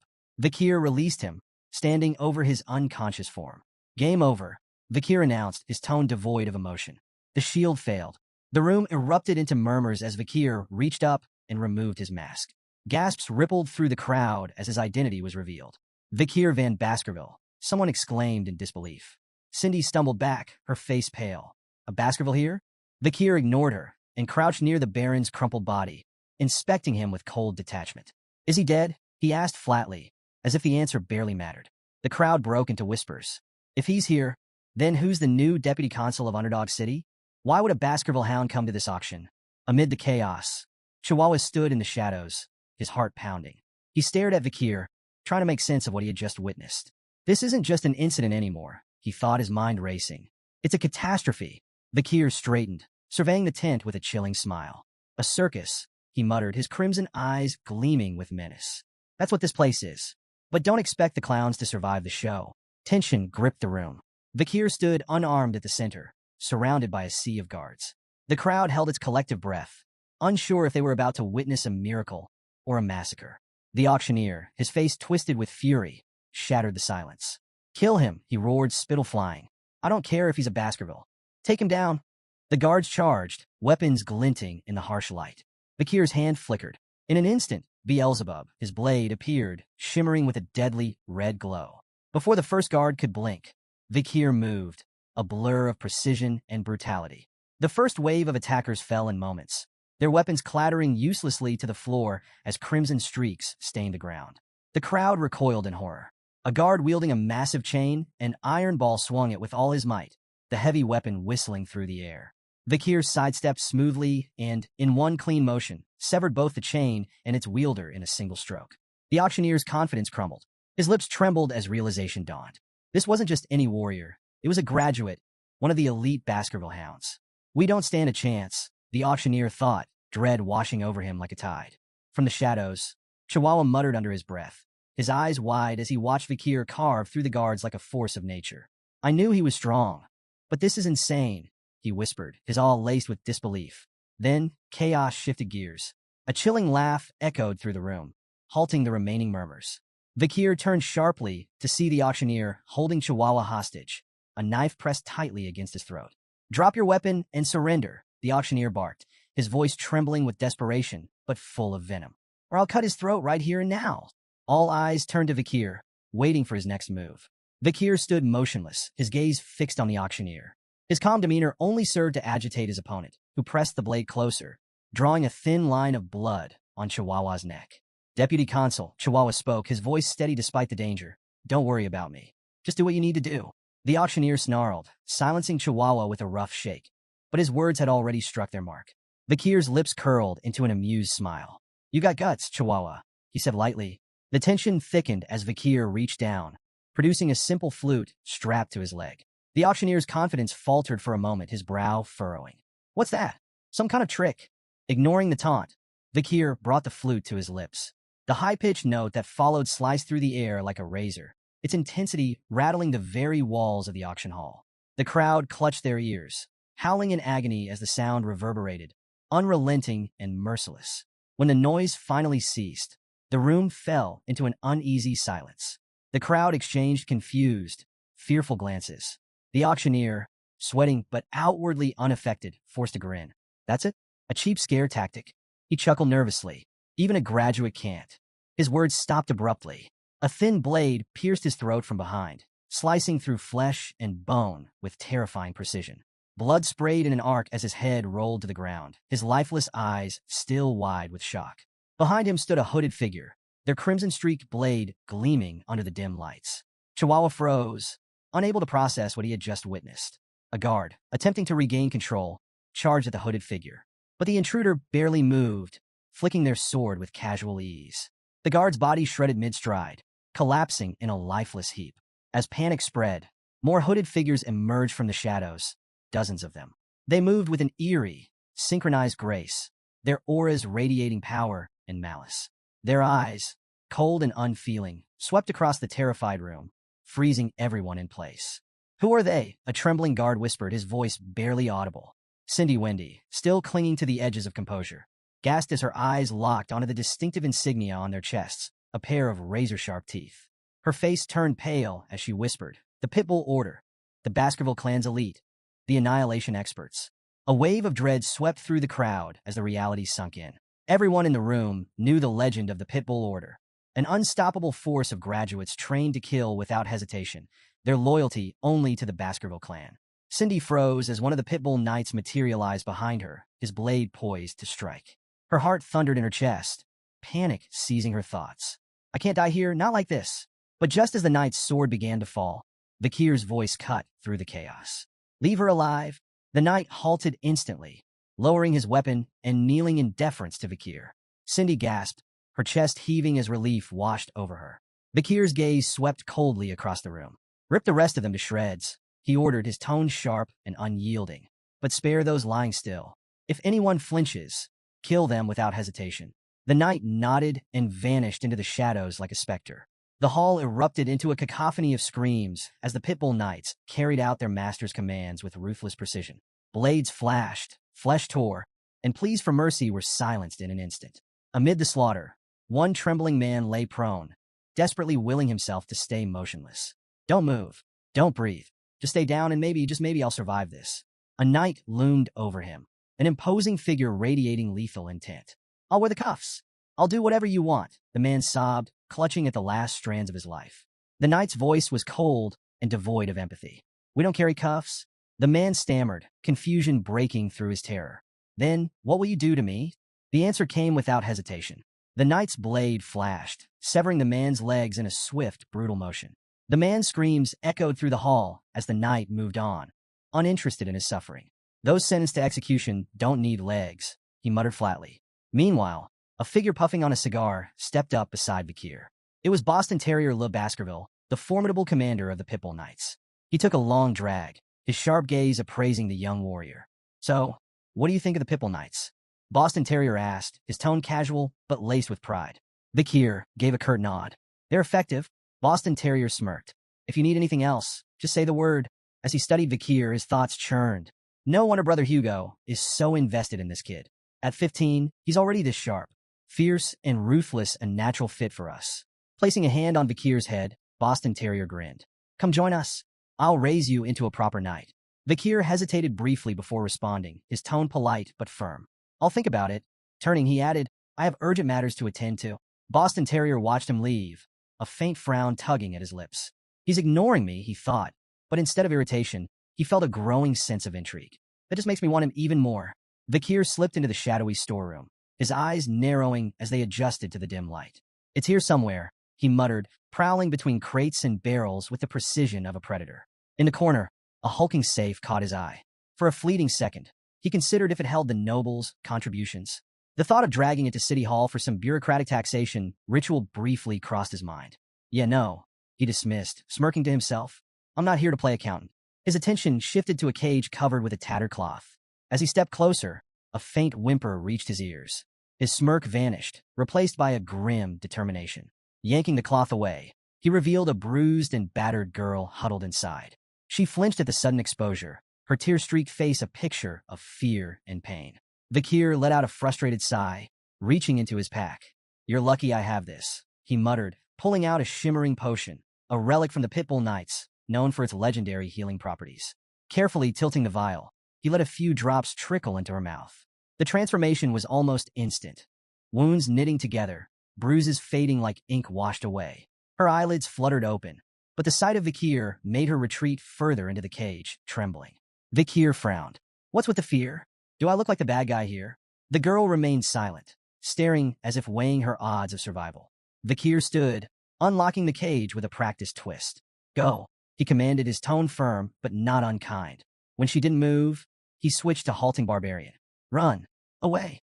Her eyes widened slightly, the recognition of her native tongue flickering in her expression. Yet she hesitated, mumbling something in barbarian that sounded soft, almost pleading. Vikir crossed his arms. "Look, I'm not fluent, but this isn't a language test. The exit's that way." He pointed emphatically. Finally, the girl rose, still limping but steadier with each step. At the doorway, she paused and turned back to him, her voice trembling as she spoke again in barbarian. Vikir couldn't make out the words, but the gratitude in her tone was unmistakable. Once she disappeared into the night, Vikir exhaled and pulled another cloth aside. Beneath it lay his real target, the carcass of Mercy Lego, an A-rank monster. Still fresh, he noted, crouching down to inspect the massive beast's remains. A red aura began to shimmer from his hand, and moments later, Beelzebub materialized, a faint grin stretching across its sinister form. "It's been a while, hasn't it?" Vikir said casually, as though addressing an old friend. "An A-rank snack. Try not to take all day. The Pitbull Knights will be here soon, and they don't like to share." Beelzebub let out a guttural, pleased sound, its hunger palpable. The aura around it flared as it descended upon the corpse, feasting with voracious glee. Vikir stood watch, arms crossed, his mind already calculating his next move. As dawn broke, the name Deputy Consul Vikir became the city's most chilling buzzword. Stories of his brutal crackdown on the criminal underworld spread like wildfire. Nobles and other elites involved in the illegal slave trade were now prisoners in Underdog City's notorious jail, minus a few limbs. The infamous Burning Suspension Club, once the crown jewel of the city's vice, had been reduced to smoldering ruins. Its VIP patrons hadn't fared any better. Their heads now adorned stakes in the main square, a grim display of justice that sent shockwaves through the city. The 7 original clans, whose heirs had been among the casualties, were quick to react. Their indignant letters of protest flooded Vikir's office. But his response was as cold and final as the guillotine. The death penalty is the only justice for violating the imperial family's ultimate decree. Vikir's assault wasn't just physical, it was financial. Bank drafts, incriminating ledgers, and records seized from Burning Suspension were handed over to the Baskerville clan. These documents detailed everything from bribes to secret transactions, implicating powerful players. With evidence mounting and reports heading to the imperial family, even the proudest clans found their protests turning to silence. In a desperate move, the patriarchs of the 7 original clans personally arrived at Vikir's office to beg for mercy. Their pleas were met with the same icy resolve. "The black ledgers don't lie," Vikir said, unflinching. "Your family assets will be confiscated. For the crime of treason, 3 generations of your bloodlines are sentenced to eradication. That's final." The city itself felt the shockwave of Vikir's iron rule. Execution grounds flowed red as the corrupt elite were purged. Freed from criminal strangleholds, public offices and contractors began hiring again, slashing unemployment. The destruction of the underground auction house funneled newfound tax revenue into public welfare. Businesses flourished, and even the stock market felt the effects as optimism surged. Underdog City transformed almost overnight, its people celebrating a newfound hope. Meanwhile, Vikir's popularity skyrocketed, and the once embattled deputy consul became a beacon of progress. One morning, Chihuahua entered Vikir's administrative office, carrying a steaming mug. "Coffee delivery," he announced with a grin. Vikir looked up, raising an eyebrow. "You're the office manager, not my errand boy." Chihuahua waved off the remark. "Call it gratitude. You saved me at the auction, remember?" That clown's knife was way too close for comfort. A rare smirk tugged at Vikir's lips. "Coffee? That's a bit cheap for a life debt." Chihuahua laughed. "Hey, it's not just any coffee. 2 spoons of sugar, extra creamer, and barely any water. Top shelf stuff." Their banter filled the room with an unusual warmth before Chihuahua shifted gears. "How's the transcribing going? Still practicing your writing?" Wordlessly, Vikir handed him a sheet of paper. Chihuahua scanned it, his eyes widening. Wow, you've only just started learning, and this is incredible. Your handwriting is nearly perfect. Vikir shrugged, downplaying the compliment. Still a long way to go. Besides, you're the one running this office like clockwork. Chihuahua chuckled, but couldn't help feeling awed. Beneath Vikir's stern demeanor lay a man capable of reshaping the city's foundations. He didn't just enforce laws. He understood their purpose, their weight. Watching Vikir at work, Chihuahua silently hoped he'd stay in Underdog City. With Vikir at the helm, it felt like the city was finally on the verge of something extraordinary. Under the pale glow of the moonlight slipping through iron bars, Vikir stood in the shadows of a prison cell. Opposite him, Cindy Wendy, Baron Gambino's former attendant, sat bound and blindfolded, her defiant posture stark against the cold walls. Breaking the silence, Vikir spoke, his tone apologetic yet distant. I should have come sooner, but duty kept me. Cindy Wendy, isn't it? She ignored the question, her voice cutting through the air like ice. Why did you spare me? Vikir stepped forward, removing the blindfold with deliberate calm. Their eyes met, his crimson gaze steady. Because I need answers. Her lips twisted into a bitter sneer. So that's it? You only kept me alive to interrogate me. Ignoring the jab, Vikir began pacing slowly, his words precise. Baron Gambino's meteoric rise wasn't natural. A nobody doesn't climb the ladder that fast without help. That help was you. Your talent for generating wealth made him untouchable. If you'd chosen a different path, you could have been a respected merchant, maybe even a banker. He stopped in front of her, dragging a chair noisily across the floor. Sitting down, he locked eyes with her. Let's keep this simple. Answer my questions honestly, and you'll walk free. Refuse, and his voice trailed off ominously, leaving the alternative to her imagination. Cindy's eyes narrowed as she bit her lip, wrestling with her anger before spitting out a reply. Fine, I'll answer. Vikir leaned back, his first question direct and unsettling in its simplicity. How would you rate my performance as a law enforcer?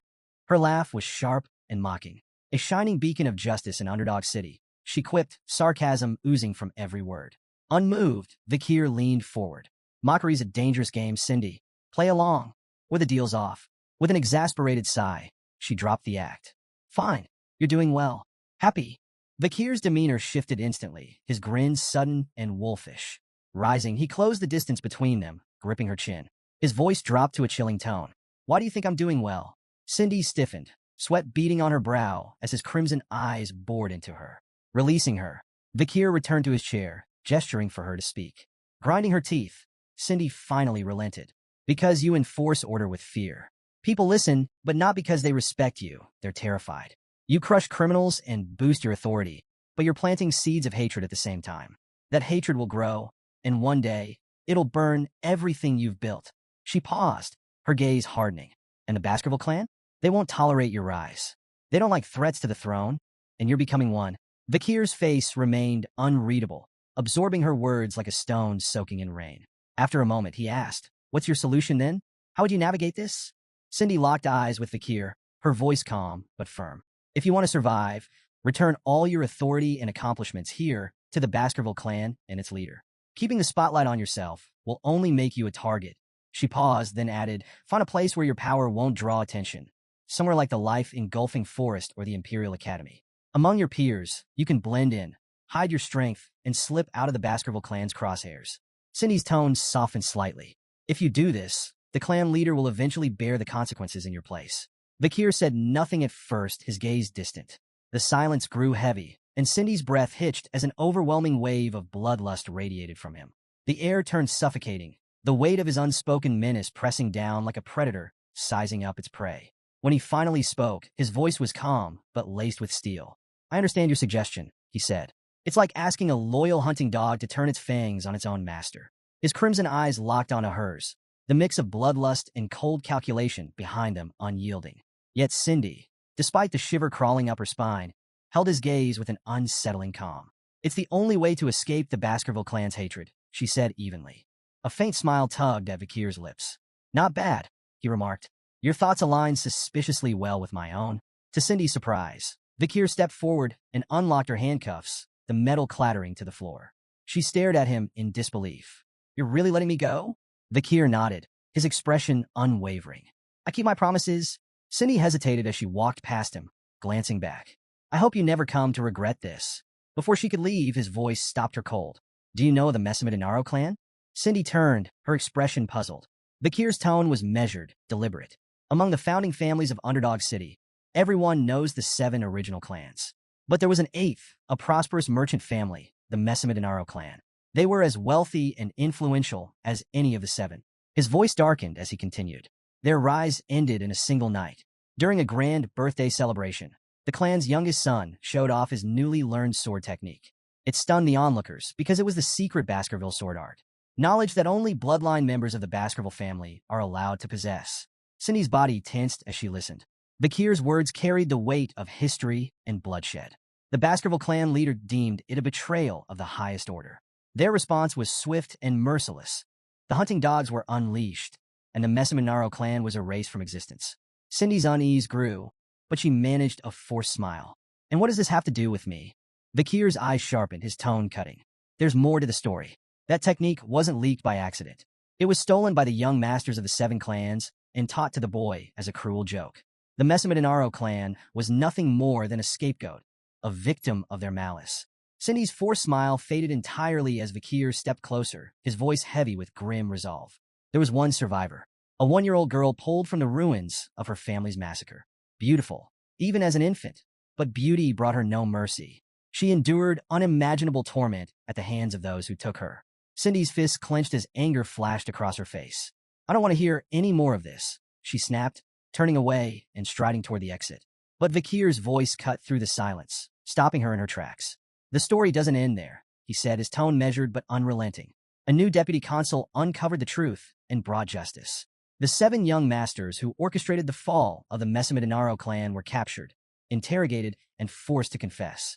His expression darkened, the weight of his words pressing into the room. Before they died, they showed remorse. Their final words were, "We're sorry for committing such a heinous crime." Cindy froze, tears streaming down her face as she turned to face him.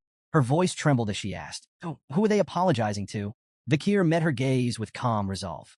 "They were apologizing to the sole survivor of the Messamidinaro clan," he said. "To the girl who took the name Cindy Wendy." Cindy staggered, her tears falling faster. "How am I supposed to believe that?" she demanded, her voice raw with pain. "You tortured them. How can I trust that their apologies were genuine?"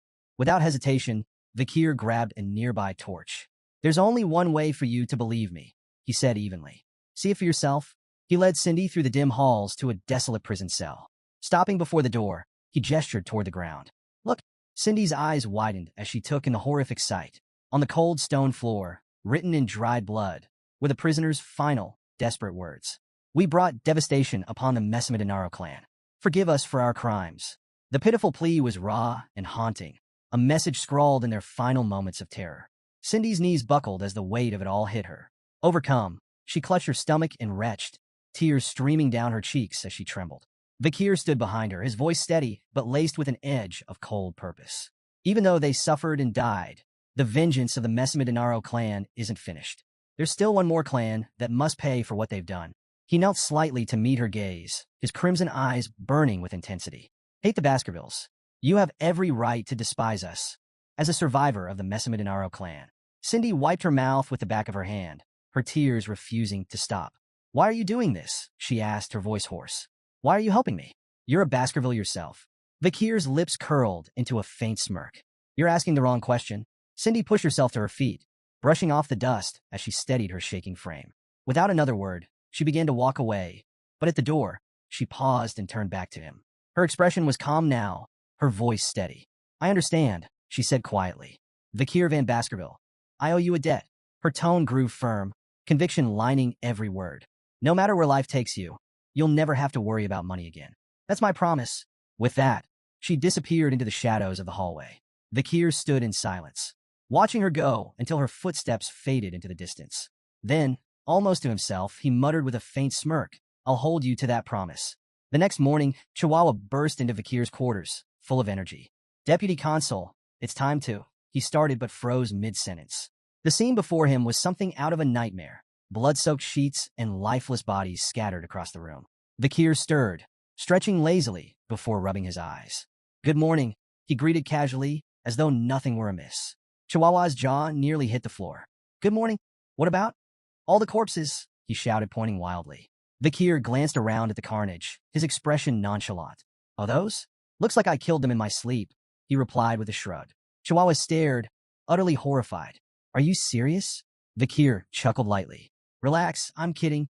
As they made their way down the hallway, Chihuahua shot him a wary look.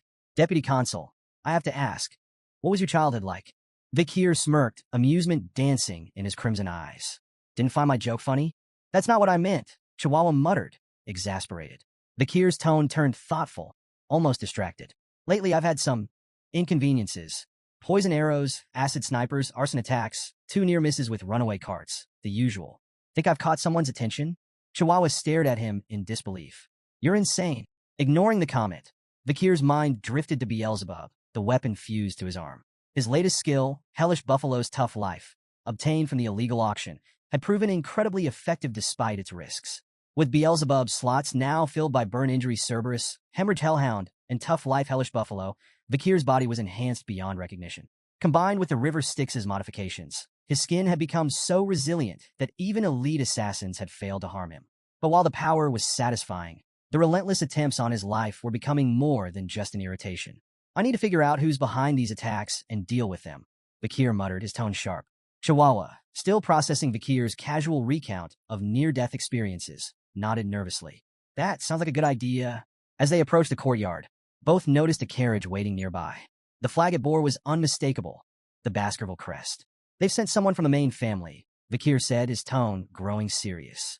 The carriage door opened, and a figure stepped out. Chihuahua immediately began sweating bullets, his posture stiff as he whispered to himself. No way. It's really him. Vikir, by contrast, remained calm, his crimson gaze steady.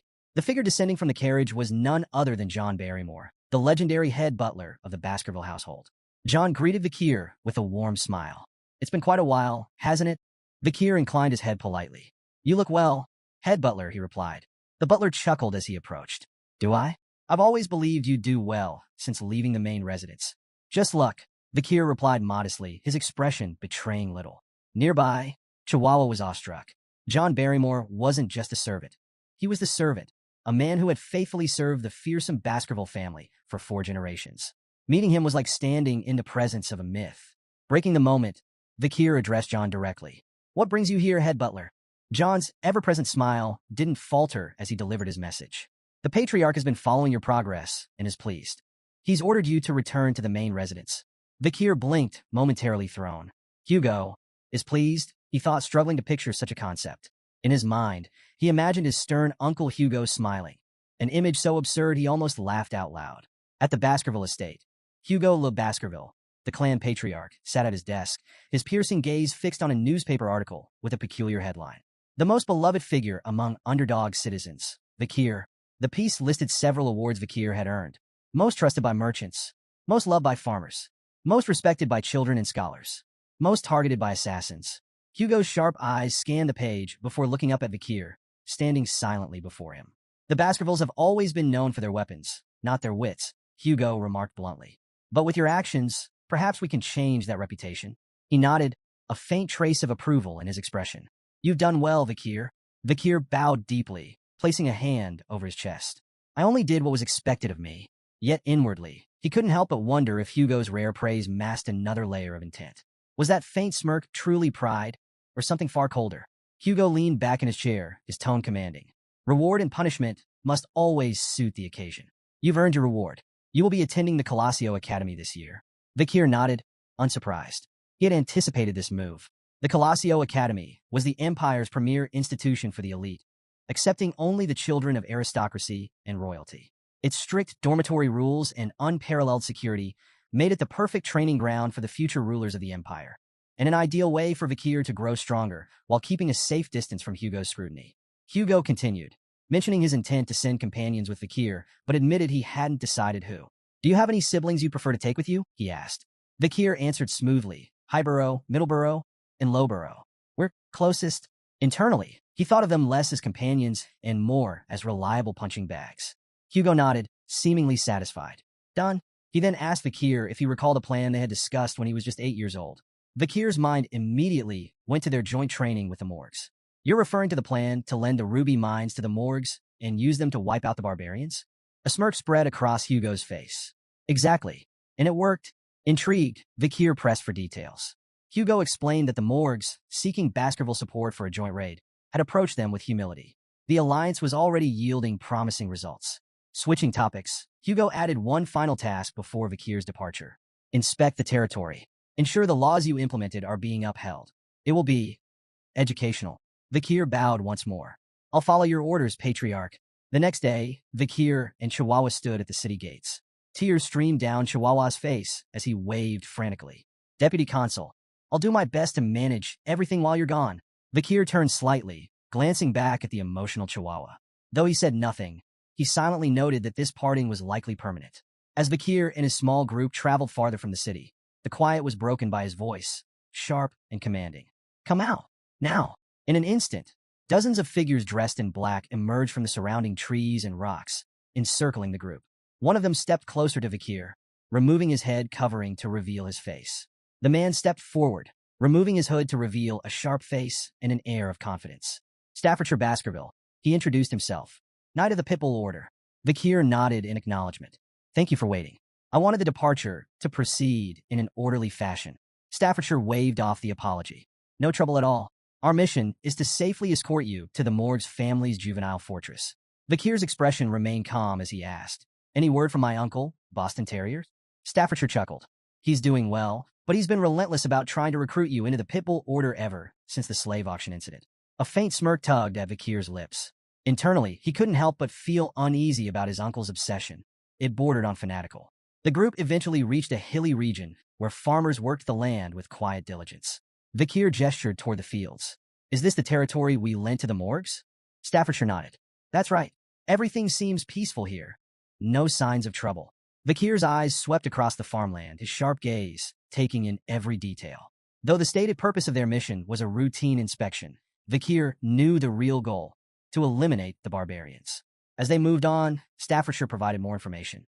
The Morgue's family has assembled quite the force.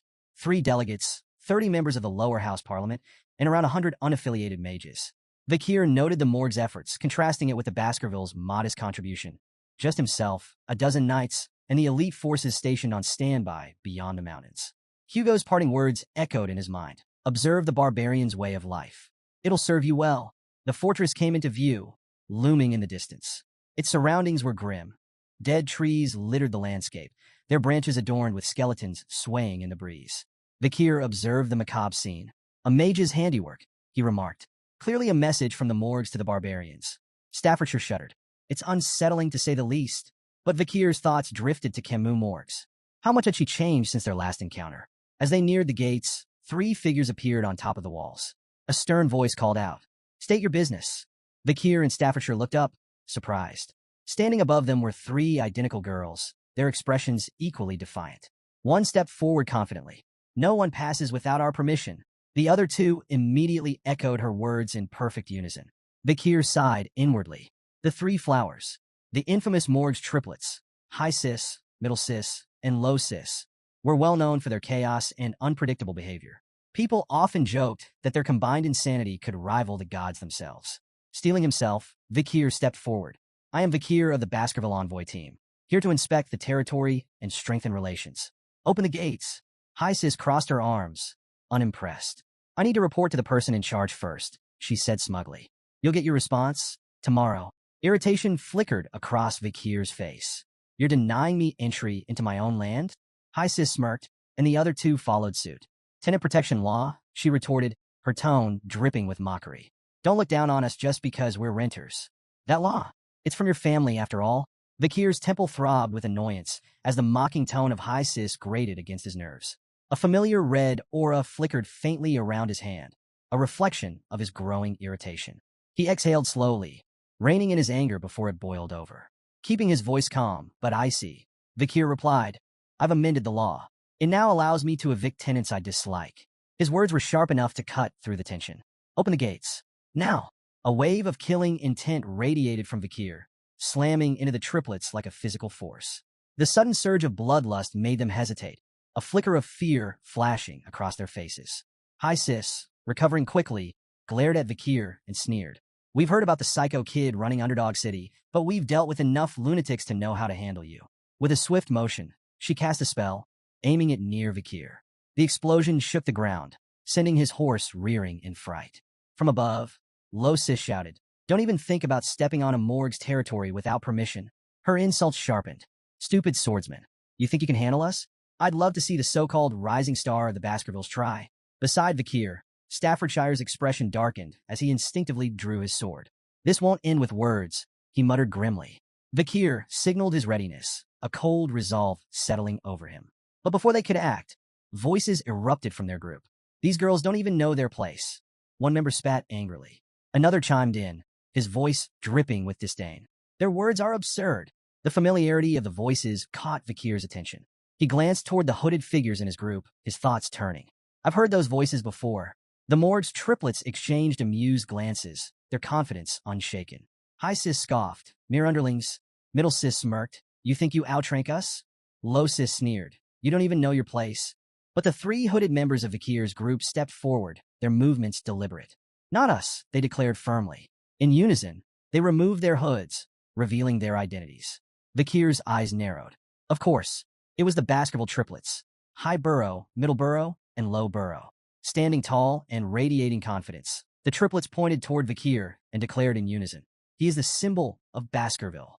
Turning to Vakir with matching grins, they added, "Leave this to us." Vakir's expression twisted into one of exasperation. "Great," he muttered, pinching the bridge of his nose. "My annoyance has just doubled." Despite his irritation, the scene unfolded with the over-the-top theatrics only the Baskerville triplets could provide. Vakir, though thoroughly vexed, knew their motives well enough. High Burrow glanced back at Vakir, his tone brimming with gratitude. "Thanks for recommending us to the Academy. Don't worry, we've got this handled." Vakir's thoughts raced as he pieced together their intent. "So, this is about the Academy?" Typical. To him, they were glorified sandbags, clumsy, brainless, but undeniably loyal. With the right training, they could at least be molded into effective soldiers. A faint smirk crossed Vakir's lips as he decided to humor them. "Fine, I'll leave this to you, older brothers." The Baskerville triplets practically glowed with pride at Vakir's begrudging acknowledgement. They stood straighter, their confidence soaring. Meanwhile, Mord's three flowers looked on with disdain. High Sis sneered, her voice dripping with contempt. "Pathetic," clinging to each other like scared little children. The Baskerville triplets, unfazed by the insult, responded in perfect unison by flipping them off. "No, you're the fools," they retorted, their defiance as synchronized as their gestures. High Sis's face twisted with anger, joined by Middle Sis and Low Sis, who bristled at the audacity. "They need to be taught a lesson," High Sis growled, her tone promising retribution. As the tension thickened, Vakir's thoughts wandered to memories of the morgue's triplets before his regression. He remembered them as formidable mages, each with a distinct affinity, water, earth, and nature. Individually strong, their combined magic was devastating, amplifying their spells to an extraordinary level. It was this seamless synergy that earned them the title Morgue's Three Flowers. Proving their reputation, the Morgue's triplets summoned their power, combining magic to create a colossal barrier of intertwining vines and earth. The massive wall loomed over their opponents, its dense structure exuding raw magical energy. High Sis perched atop the barrier, laughing triumphantly. "Let's see you get past this," she jeered, her sisters joining in to mock the Baskervilles. Undeterred, High Burrow drew his sword with a confident smirk. "This," he said coolly, nodding toward the vine wall. "It's nothing." Without hesitation, he executed the Baskerville first technique. His blade cut through the air with precision, slicing the vine barrier apart in one devastating strike. The once imposing wall crumbled into ruin, its shattered remains scattering across the field. From a distance, Staffordshire's eyes widened in admiration. "A flawless execution of the first technique," he murmured, impressed. But High Burrow's victory was short-lived. Before he could fully recover, a vine whip lashed out with blinding speed. He managed to block the strike with his sword, but the force sent him staggering backward. High Burrow, Middle Burrow, and Low Burrow shouted in alarm, rushing forward to assist as their brother struggled to regain his footing. Perched atop the wreckage of her barrier, Low Sis smirked down at the Baskervilles. "Your pathetic swords will never reach us," she taunted, her voice brimming with confidence. The Baskerville triplets' expressions darkened, their anger flaring like hunting hounds scenting blood. The air between the two groups grew heavy with unspoken tension, the promise of further violence thick in the atmosphere. Staffordshire turned to Vakir, observing his calm demeanor amidst the chaos. "Enjoying the show?" he asked, a trace of amusement in his tone. Vakir raised an eyebrow, unimpressed. "What exactly do you mean by show?" Staffordshire gestured toward the clash. The age-old debate. Magic versus swordsmanship. Magic channels mana from the surroundings to amplify elemental power, while swordsmanship focuses a warrior's own energy for pure, explosive strength. Watching the two collide, it's fascinating, don't you think? Vakir sighed, his crimson eyes narrowing in exasperation. If you put it like that, I'm part of this debate too. Staffordshire smirked knowingly. True, but let's face it, you've already left everyone else in the dust. Vakir, however, was far from entertained. His expression hardened with frustration as he glanced at the ongoing clash. They're all wasting my time. If only they'd wipe each other out and save me the trouble. I've got more important things to deal with than refereeing a squabble between overgrown children. His thoughts drifted to his mounting responsibilities. Between managing the chaos of Underdog City and finding a capable supervisor, his patience for pointless bickering had long since worn thin. A fiery explosion erupted across the battlefield, silencing the chaos in an instant. A commanding voice, filled with anger, cut through the smoke and flames. What are you fools doing in front of my territory? High Burrow, momentarily distracted, tried to seize the advantage against High Sis, but the battle's tide shifted dramatically as a massive wall of fire surged forth. The blast shook the ground, leaving everyone momentarily stunned. Staffordshire tensed at the overwhelming display of magic, while Vakir stood unfazed, a faint smirk on his lips. If we're lucky, that might have incinerated them all, he muttered dryly. To his annoyance, the Baskerville triplets emerged from the smoke, coughing and stumbling, singed but alive. Vakir clicked his tongue in irritation, glaring at them. High Burrow wiped soot from his face, still in shock. What the hell was that? Middle Burrow, equally rattled, spun toward the source of the attack. Who's behind this smoke wall? He shouted. As the haze began to dissipate, the morgue's triplets came into view. High Sis and Middle Sis, usually so smug, were visibly shaken, their confidence cracked. If I dodged a second later, I'd be dead, High Sis muttered, trembling. Low Sis clung to her sisters, her voice shaking. What kind of monster uses fire magic like that? From atop the fortress gate, a figure stepped forward, flames still flickering in her hands. Her presence exuded authority, silencing the battlefield. Camus Morgs. Her voice sliced through the tension. I can't forgive anyone who causes trouble in the territory I manage. She leapt down gracefully, landing in front of the Morgue's triplets. Her cold gaze pierced through them, and High Sis scrambled to explain. We were trying to stop the invaders, she stammered. Low Sis pointed accusingly. It was their fault. They started it. Camus didn't flinch, fixing them with a withering glare. First of all, address me properly. I'm the vice head of this fortress, not someone you can call Camus so casually. Her sharp tone sent Middle Sis into a panic. Hastily, she corrected herself and addressed Camus with the proper honorific. Camus' gaze shifted to the skeletons swaying ominously in the trees. If you don't want to end up like them, she said icily, I suggest you think more carefully next time. Middle Sis squeaked in fear, bowing repeatedly as she apologized on behalf of her sisters. Camus turned her attention to Vakir, her eyes narrowing before recognition dawned.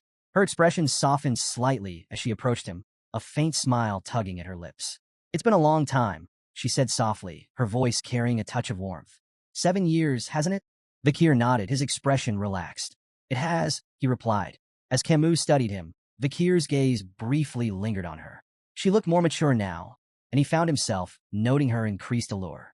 He recalled how, in his previous life, Camus had captured the attention of countless men in high society. Rumors and scandals swirled around her, some involving even married men. But in this timeline, there were no whispers of such stories.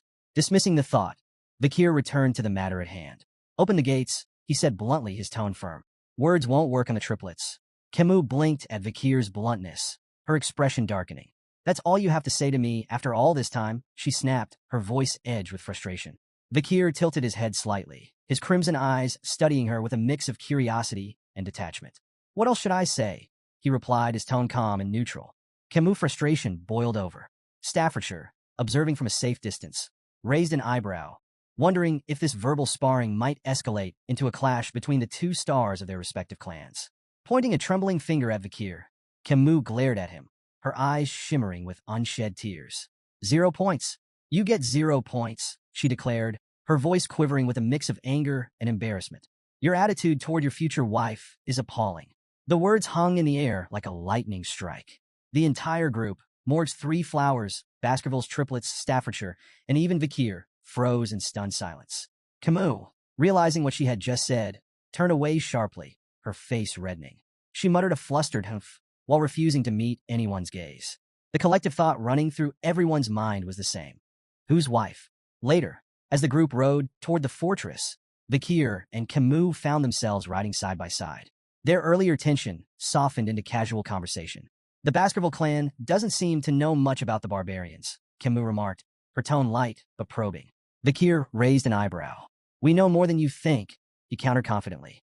We've fought them countless times, probably more than the Morg's family ever has. Camus glanced at him sideways, her smirk returning. If that's true, why send those idiots? She asked, gesturing toward the Baskerville triplets in the distance, who were currently bickering over whose sword was shinier. Vikir shrugged. The arrangement was already made with the Morg's family, he replied. The main force is stationed on the other side of the mountain range. You know that. Camus leaned slightly closer, her voice teasing. You may think you know, but I wonder if you're as informed about the barbarians as you claim. Vikir met her gaze evenly. As the leader of this delegation, it's my duty to know everything. Of course I'm well informed. Camus' expression softened into a faint smile. For someone the clan may have wanted to discard, you seem surprisingly trusted now. The conversation shifted naturally. Which of the barbaric tribes do you find the most troublesome? Camus asked, her curiosity evident. Vikir considered for a moment before answering. The Balak warrior tribe and the Rococo sorcerer tribe, he said. The Balak are unmatched archers. Their skill surpasses even the Empire's best. And no, that's not common knowledge. Camus nodded, impressed. 8 points, she said, evaluating him in her own whimsical way. 8 points? Out of what? Vikir asked, frowning slightly. Camus grinned playfully. Out of 100, of course. You answered well, so you earned points. Vikir gave her a skeptical look, but let it go. Camus continued her peculiar scoring. I don't like overly intelligent men, she declared. They're boring. A little foolishness makes them more interesting. She shifted her gaze to his horse. Your choice of horse? Awful. That massive beast doesn't suit someone of your shorter stature. Her teasing tone carried a playful jab as she deducted 6 points. Then, she critiqued his attire. Your clothes? Bland and uninspired. For points for effort. Noticing that Vikir was entirely ignoring her commentary, she smirked. 1 point for your so-called manners. Finally, her eyes softened as she studied his face. Your face? 99 points, she said, her tone quieter and more sincere. But you lose 1 for that lack of expression control. Vikir let out a heavy sigh, his patience wearing thin. Enough with these pointless evaluations, he said, his tone firm. Camus' eyes narrowed, her tone sharp as she shot back. Pointless? I'm just being stern with my future husband. Vikir froze, confusion flashing across his face. Future husband? What are you even talking about? Camus folded her arms, huffing indignantly. You passed the test, remember? My uncle's test. That duel was to determine if you were worthy to be my husband. Vikir's eyes narrowed as realization set in. She was talking about the duel he had fought 7 years ago against her uncle, a test of his abilities as her potential partner. Camus, her frustration mounting, continued venting. I never agreed to this. That duel ruined my path to marriage. But she sighed heavily, her anger fading into reluctant resignation. A promise is a promise, so I have to follow through. Not that I'm happy about it. Vikir watched her silently, acknowledging her skill as a fire mage, among the best he had ever seen. Finally, he interrupted her rant with a blunt declaration. I've forgotten all about that day. As far as I'm concerned, it never happened. Camus' face turned bright red. Without hesitation, she grabbed her jacket and threw it at him. You idiot, she shouted. You can't just pretend something like that didn't happen. Besides, I'm a genius. I never forget anything I see. Vikir caught the jacket and stared at it, recognizing it instantly. It was the same one he had given her after their duel, 7 years ago, when her clothes had been burned. Camus, still blushing furiously, turned away with a huff. Don't read too much into it, she muttered, and stop saying such nonsense. Vikir examined the jacket more closely, smirking faintly. She returned it unwashed. As they reached the outskirts of the fortress, Camus pointed toward a distant wall. The barbarians ambushed the ruby mine, she explained. They've been pillaging crops and capturing indigenous slaves to sell elsewhere. She gestured toward the massive wall, a towering structure of earth and iron. We had our mages construct that in just 1 month. Vikir studied the wall, his eyes narrowing in appraisal. Impressive. It would have taken several hundred workers over a year to build something like that. Camus nodded, pride evident in her expression. Naturally, but Vikir's gaze lingered on the wall's flaws. Several large holes gaped in the structure, their edges jagged and burned. His expression darkened. Those were they caused by Balak arrows? Camus' expression turned grim. Yes, their arrows are imbued with a strong aura. We've suffered heavy casualties, especially during night guard duty. Those arrows can pierce walls 2 to 3 meters thick. She hesitated before adding, even my uncle wasn't spared. One of their arrows broke through his magic shield and struck his chest. He survived, but his pride didn't. Vakir's brow furrowed as he recalled a similar incident with Hugo, the Baskerville patriarch. A Balak arrow had grazed Hugo's nose bridge, leaving him seething with fury. Do you know who's behind these attacks? Vakir asked, his voice serious. Camus hesitated, her tone uncertain. It's hard to say. Their faces are painted black, so identifying them is nearly impossible. But I think it's a woman. Their conversation was cut short as a mage hurried toward them, addressing Camus with urgency. Vicehead, we've captured a reconnaissance member of the barbarians. Please come quickly. Vakir and Camus exchanged a glance. Curiosity and concern mirrored in their expressions. Following the mage to a large tent, they found a disheveled barbarian restrained and surrounded by guards. Vakir's sharp gaze swept over the captive. After a brief moment, he spoke with certainty. This one's from the Rococo sorcerer tribe. Camus turned to the mage, her expression firm. Have you been able to extract any information from him? The mage shook his head, frustration evident. He's uncooperative. His sorcery makes him resistant to psychic magic. We haven't been able to read his mind. Camus' eyes hardened as she directed her attention to the captive. Tell me about the ambush on the Mords clan's fortress. How many people did you take? The barbarian remained silent, his expression unreadable. Camus' voice sharpened with anger. Among those taken was Rose, a daughter of the Morgs. She's my sixth cousin. Tell me, what have you done with her? A twisted grin spread across the barbarian's face, and he muttered something in his native tongue. Camus frowned, turning to the mage. What did he say? Is there anyone here who can translate? The mage shook his head again. We don't have anyone available who understands his language. Vakir's calm voice broke the tension. I know a little Rococo. Camus raised an eyebrow, surprised. Is there anything you don't know? I'm not fluent, Vakir replied, his tone measured. But I understand the basics. Camus nodded, her voice steady but strained. Then ask him. Ask him where my cousin is. She's 12 years old, with red hair, red eyes, and white skin. Vakir stepped forward, his voice firm as he questioned the barbarian in his native tongue. The barbarian's grin widened, and he replied curtly, his tone dripping with mockery. Vakir's expression turned grim. He closed his eyes for a moment before looking at Camus. Your cousin is dead, he said quietly. Camus' face contorted with fury and grief, her hands balling into fists. She straightened, her voice cold and resolute. With the senator of the audience hall recovering and the senator of the temple away, the decision falls to me. She took a deep breath and declared, I, Camus Morgs, a member of the Middle House and the vice head of this fortress, issue the verdict. Immediate execution. Without hesitation, a sharp spike shot through the barbarian's body, followed by a torrent of flames that consumed him entirely. As the fire raged, the barbarian cried out in his language, his voice weak and filled with venom. Camus' voice was icy as she dismissed his final words. After this war, your language will only be spoken in hell. The barbarian's screams faded into silence as the flames reduced him to ashes. Nearby, another restrained barbarian watched in silent terror, his wide eyes reflecting the flames. Camus, her rage still smoldering, turned abruptly to Vakir. Follow me, she ordered, her tone leaving no room for argument. As Vakir exited the tent, he spotted Camus some distance away. Her shoulders trembled, and muffled sobs escaped her as she cried openly. Despite her formidable exterior, Vakir was reminded that she was still just a 15-year-old girl. He approached her slowly, his voice soft. Were you close with your cousin? Camus nodded, her tears falling freely. Very close. She was so pure, nothing like the rest of us. Unlike the cold-hearted Morgs, she didn't belong in a place like this. Vakir hesitated before offering comfort. I believe she left this world peacefully. Camus turned to him, her tear-streaked face clouded with doubt. Don't lie to me, she said, her voice trembling. I'm not stupid. I'm a genius. I understood a little of what he said. Her voice cracked as she pressed him. Tell me the truth. What did he really say? Vakir froze, unsure of how to respond. He had hoped she hadn't caught the barbarian's chilling words. We ate her. Camus' knees buckled, and she fell to the ground, her cries raw and full of anguish. I couldn't protect her, she whispered, guilt consuming her. I'm so sorry, Rose. Vakir stood silently, his expression unreadable as he watched her grief unfold. For a moment, he extended a hand toward her, but then he hesitated, pulling it back. Camus' heart-wrenching cries echoed through the air, and Vakir remained lost in thought, contemplating the weight of the moment. After a while, Camus managed to steady herself. Wiping her face, she stood and took a deep breath, her composure returning.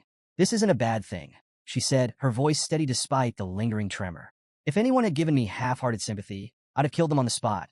She turned to Vikir, her tear-streaked face now filled with resolve. This isn't the time to mourn. I need to focus. I need to prepare for revenge.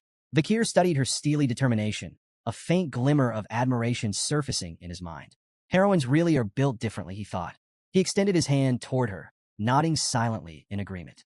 Before Camus could take his hand, a loud, bell-like sound rang across the fortress, shattering the moment. Vikir frowned. What's that? Camus stood up abruptly, her expression serious. It's the signal for a barbarian attack. Vikir smirked faintly. Seems your time for revenge has come sooner than expected. Outside the fortress, a group of barbarian girls astride massive white wolves prepared for battle. Each was armed with a bow, their leader standing at the front. The leader, her face painted black, knocked an arrow. Drawing it back, she aimed toward the guards on the fortress walls and released. The arrow struck its mark with deadly precision, detonating in a fiery explosion that sent guards scattering in disarray. She raised her voice, commanding her companions. Attack! The barbarian girls launched into battle, their wolves charging with terrifying speed.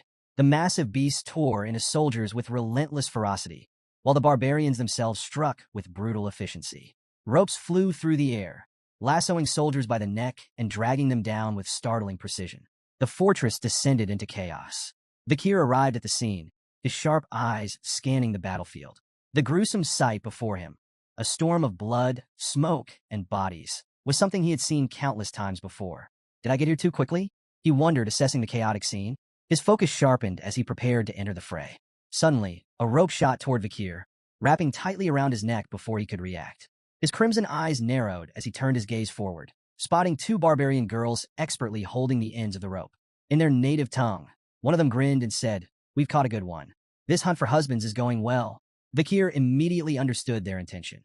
The barbarians were capturing men to breed stronger offspring for their tribe. Without missing a beat, Vikir grabbed the rope with one hand and yanked it forcefully, sending the two girls flying through the air. "Sorry," he said dryly, "but I'm not available. I might already be engaged." The barbarian girls crashed to the ground with a heavy thud, eliciting shocked gasps from the male barbarians nearby. "What? Who is this guy?" one of them muttered in disbelief. The others quickly readied their arrows, uncertainty flickering in their eyes as they debated whether Vikir was friend or foe. Despite the tension, Vikir remained calm. Hugo's warning rang in his mind. Avoid engaging in battle before meeting up with the main force. Vikir hesitated briefly, considering whether to hold back, but his decision came swiftly. Drawing his sword, he strode forward confidently, unbothered by the arrows flying toward him. With precision and agility, he cut through the barrage with ease, each strike precise and deadly. His movements were fluid, almost mesmerizing, as he deflected every projectile aimed at him.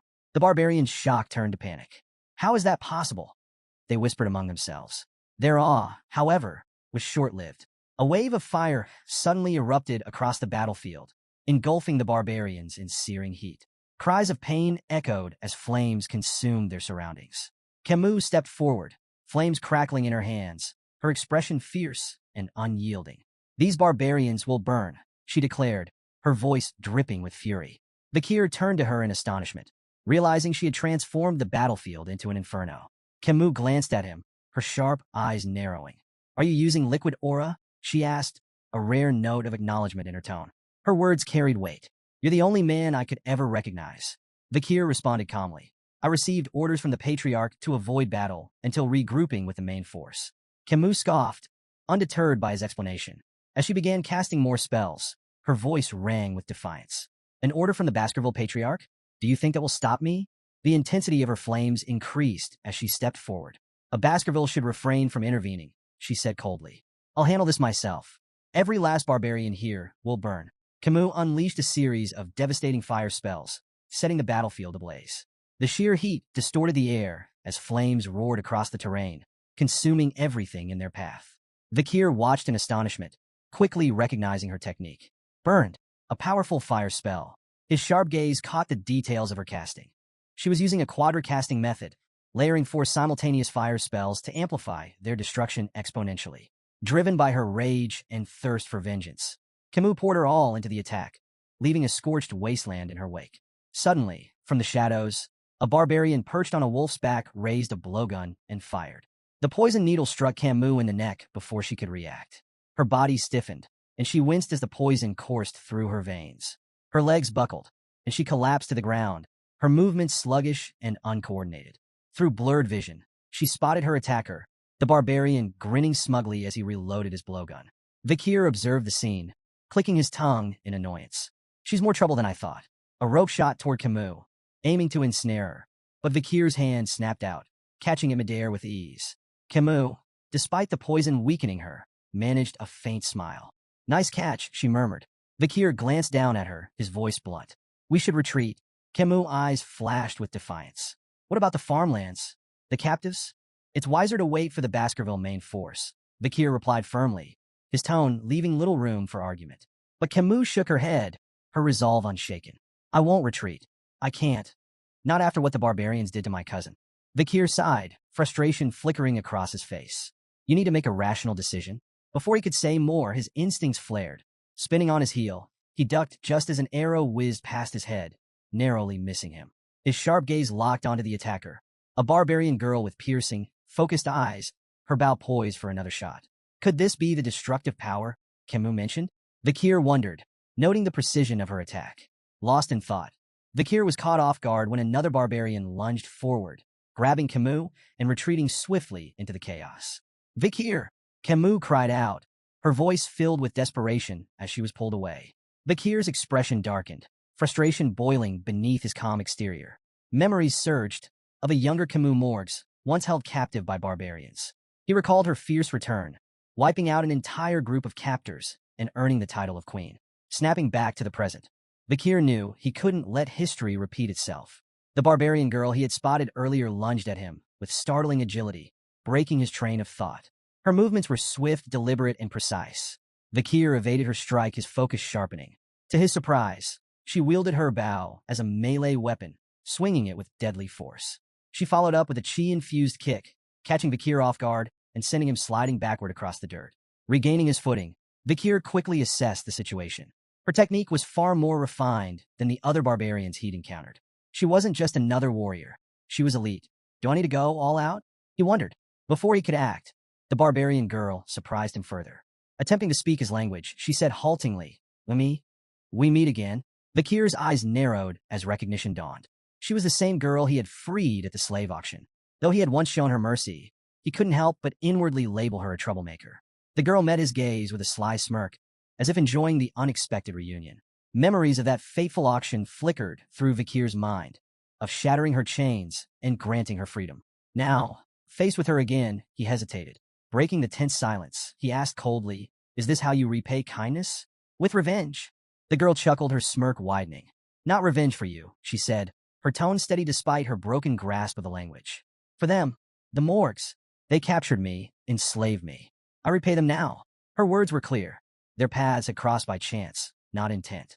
Mounting her wolf with effortless confidence, she glanced down at him. Your girl, Camus. She's next leader of Morg's clan. She pointed into the distance where the chaos of battle raged. If you want her back, follow. With that, she urged her wolf forward, disappearing into the fray with an air of challenge. Vikir stood still, weighing his options. His crimson eyes burned with resolve as he debated whether to unleash the full extent of his strength. The tense moment was shattered by the arrival of Adolphe Morgs, Camus' uncle, whose imposing presence instantly heightened the tension. Without wasting a second, Adolphe began casting a spell, his voice laced with disdain as he demanded the barbarians return his niece. The ground beneath him fractured, jagged shards of earth flying through the air toward the retreating barbarians. But they were prepared. With uncanny agility, they maneuvered their wolves over the unstable terrain, leaping effortlessly between shattered rocks and evading the spell's destructive force. Adolphe could only watch their retreat, frustration etched on his face. His curses echoed across the battlefield, a vent for his mounting anger. The ambush had unraveled mere minutes after the warning bell, a testament to his force's inexperience and lack of preparation. As he seethed, a mage approached, bearing troubling news. The barbarians have fled into the restricted area of life-engulfing forest, the mage reported grimly. At the mention of the forest, Adolphe's rage shifted to grim concern. Life-engulfing forest, deep within the mountains, was infamous for its deadly ecosystem. It was a perilous region no sane person would enter at night, a place where survival was nearly impossible. Even with his niece's life at stake, Adolphe hesitated. The risks were staggering, and the thought of losing more lives weighed heavily on him. Before he could voice his uncertainty, Vikir's calm voice broke through. We can still pursue them, he stated simply, his tone steady and confident. Adolf turned to Vikir, incredulous. Are you serious? You know as well as I do that forest is a death trap after dark. Unfazed, Vikir nodded. I've navigated terrain like this since childhood. Life engulfing forest isn't as impossible as it seems. Not for someone trained. Memories of his past life flooded Vikir's mind. He recalled years spent honing his survival and reconnaissance skills in dense, hostile environments. These forests, no matter how treacherous, were his element. Adolf's gaze sharpened. Grabbing Vikir by the shoulders, he demanded, Are you truly serious about this? Do you know what you're risking? Nearby, the Mord's clan mage voiced his doubts. Sir, entering that forest at night, it's suicide. Adolf silenced him with a sharp glare. His resolve crystallized as he turned back to his forces. Anyone unwilling to join the pursuit may stand down now, he declared. There will be no judgment for those who choose safety over valor. As murmurs rippled through the group, Adolf fixed his gaze on Vikir. Reluctance flickered in his expression, but so did a grudging respect. He had known from the start that this young man was no ordinary warrior. With no other options, he had to entrust his niece's rescue to Vikir. Vikir, Adolf said, his tone heavy with resignation. I'm entrusting you with this mission. Bring my niece back. Life engulfing forest was a place that lived up to its ominous name. Nestled within Baskerville territory, it was a realm of horrors where survival was a fleeting hope. Bone-sucking mosquitoes, poisonous thorn-covered vines, silent spiders that hunted soundlessly, and countless other lethal creatures made it a graveyard for the unprepared. Few who entered lasted more than an hour. Despite its dangers, the Morgs and Baskerville troops pressed forward, closely following Vikir as he navigated the treacherous terrain with practiced ease. He moved like a shadow, leaping over obstacles and cutting through hazards with swift precision. Adolf, watching in awe, couldn't contain his curiosity any longer. Are all Baskerville boys like this? He asked, his voice tinged with disbelief. Staffordshire Baskerville chuckled, shaking his head. No, not all of them. But young Master Vikir? He's different. Their conversation was cut short when two enormous, venomous bees emerged, buzzing aggressively as they blocked the group's path. Before anyone could react, Vikir dispatched them in a single fluid motion, his blade slicing through the air with effortless grace. The bees fell, lifeless, before they could even pose a threat. The onlookers froze, stunned by the display. He's so cool, the Baskerville triplets whispered in unison, their admiration practically glowing. Suddenly, Vikir stopped behind a large tree and raised a hand, motioning for the group to halt. He pointed ahead, where faint flickers of light pierced through the dense canopy. They're close, Vikir said, his voice low. The barbarians haven't gone far. He added a warning, his tone grave. Balak hunters scatter dry leaves around their camps to detect pursuers. From here on, every step needs to be taken with extreme caution. Before the group could react, Adolf stepped forward, casting a spell. Silence. He intoned, the magic targeting Vikir. Vikir shot him a questioning look, but Adolf quickly explained. This spell ensures you make no sound as you move. Adolf smiled, a hint of his confidence restored. I'll take it from here. Thank you for your help, nephew-in-law. Vikir's brow furrowed. Nephew-in-law? He thought, puzzled. What is he talking about? Not far ahead, the barbarians had set up camp in a clearing. A fire crackled at its center, casting flickering shadows on the surrounding trees. Camus was tied tightly to a tree, her wrists and ankles bound with thick ropes. Her fiery spirit, however, remained unbroken. You're all going to burn to ash the moment I get out of here, she shouted, her voice filled with fury. I'll make you regret capturing me with my special fireball. Her captors paid her no mind, likely unable to understand her language. Nearby, two barbarian girls chatted casually. One spoke of her interest in the man they had encountered earlier, while the other lamented her lack of success in husband hunting. Camus gritted her teeth, her frustration mounting. They're not even listening to me, she thought bitterly. She caught snippets of their conversation and pieced it together. Husband hunting? Wife hunting? Realization dawned. Is that why they've been ambushing us this whole time? Her thoughts were interrupted as the male barbarian who had captured her approached. Smirking, he addressed Camus in his native tongue. An excellent catch like you. Every male in our tribe will want you. Camus glared at him, her fiery spirit undiminished. You perverted bastard, she shouted. If that's your plan, just kill me now. The barbarian scratched his ear lazily, feigning confusion. I don't understand what you're saying, he said with a mocking grin. Then, with unsettling cruelty, he grabbed her chin, forcing her to meet his gaze. But I can tell you're talking back just by looking into your eyes, he sneered. Camus struggled, her anger boiling over as she spat. Touch me again, and I'll burn you alive. Ignoring her, The barbarian raised an arrowhead in his hand. Slowly, deliberately, he licked its tip, his intentions clear. This arrogant slave needs to be disciplined, he said menacingly, his voice dripping with malice. Before things could escalate further, another barbarian strode into the clearing, a figure Vikir immediately recognized. It was the barbarian girl he had freed during the slave auction. "Stay away from my slave," she commanded sharply, her piercing gaze fixed on the male barbarian, Ahan. Ahan hesitated, his bravado faltering.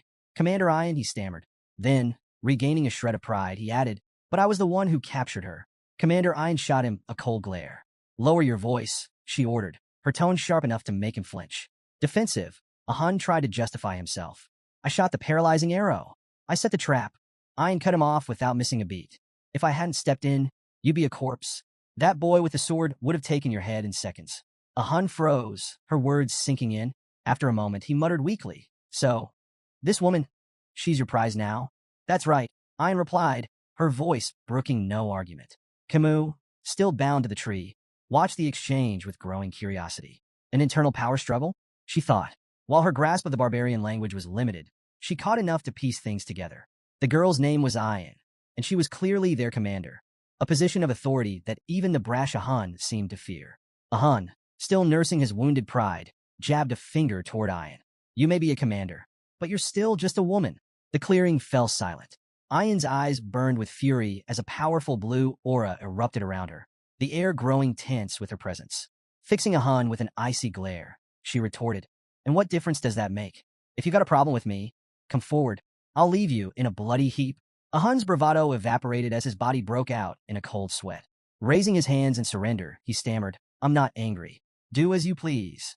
He turned and retreated hastily, thoroughly cowed. Camus watched the scene, taking note of the respect or fear that Ian commanded. "She's definitely in charge here." Commander Ian turned her attention to Camus, her gaze appraising. "Good eyes, strong physique, as expected from the future leader of the Morg's bloodline," she said, almost to herself. But her tone darkened as she delivered a sudden, sharp kick to Camus' side.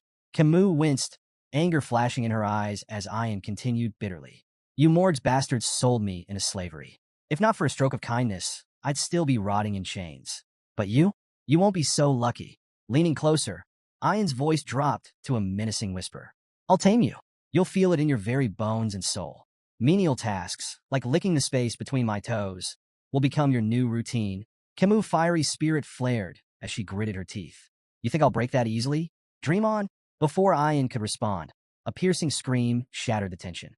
A barbarian behind her burst into flames, his agonized cries echoing through the clearing. "What is this? An explosion?" Ian snapped, spinning around to assess the situation. The burning barbarian collapsed as the fire spread, and the remaining warriors scrambled to arm themselves. "It's an ambush," one of them shouted, panic creeping into their voices. From the roaring inferno, a lone figure emerged. The firelight framed him like an avenging specter, his silhouette cutting an imposing figure against the chaos. "Barbarians," the figure called out, his voice sharp and resolute. "You'll pay for what you've done." Camus' face lit up with relief and joy as she recognized the voice. "Uncle Adolf," she exclaimed, her hope renewed. Amidst the burning wreckage, Adolf Morg stood with flames dancing in his hands, his presence commanding and unyielding. His booming voice cut through the battlefield.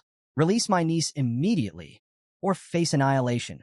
The barbarians froze, startled by the overwhelming force of the Baskerville and Morg's troops who were now hunting them down with ruthless efficiency. Perched on a tree branch above the chaos, Vikir surveyed the scene. His sharp eyes scanned the battlefield, narrowing in thought. Something felt off. The Balak hunters, renowned for their precision and tactical ambushes, were now scattered and in complete disarray. Below, barbarian girls astride their wolves voiced their frustration, barking orders to one another as they struggled to regroup against the relentless onslaught of the Morgs and Baskerville forces. Adolf's voice thundered once more as he spotted several barbarians attempting to flee. "No one escapes. Eliminate every last one of them." Camus, still tied to a tree, watched the pandemonium unfold with a smug grin. They deserve this, she thought, satisfaction gleaming in her eyes. But her moment of amusement was cut short. A rustling sound behind her caught her attention, and she turned her head sharply, her eyes widening in surprise. "Vikir," she exclaimed, her voice far too loud for the circumstances. Emerging from the shadows behind her, Vikir placed a finger to his lips, signaling for silence. Her loud reaction prompted a sigh of exasperation. With a swift motion, Vikir cut the ropes binding her to the tree and helped her to her feet. You came to save me. Camus beamed, her happiness radiant. Vakir, slightly irritated, replied curtly, do you not understand the meaning of silence? Before they could retreat further, Commander Ian stepped out from the shadows, blocking their path. Her sharp eyes gleamed with anticipation as she regarded Vakir. I expected you to come, Ian said, her voice calm yet brimming with authority. She studied him intently, her words carrying a weight that demanded attention. Your speed, your composure, your determination to save her. Impressive. I won't ask about your past, but you've passed. Vakir frowned at her cryptic remark. Past what? Ian offered no explanation, her attention shifting to Camus. The two locked eyes, their gazes sharp and unyielding.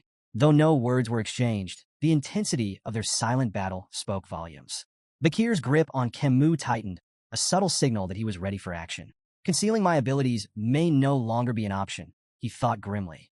As he studied Ian more closely, a flicker of recognition stirred in his memory. Could she be related to the one who scarred Hugo's nose?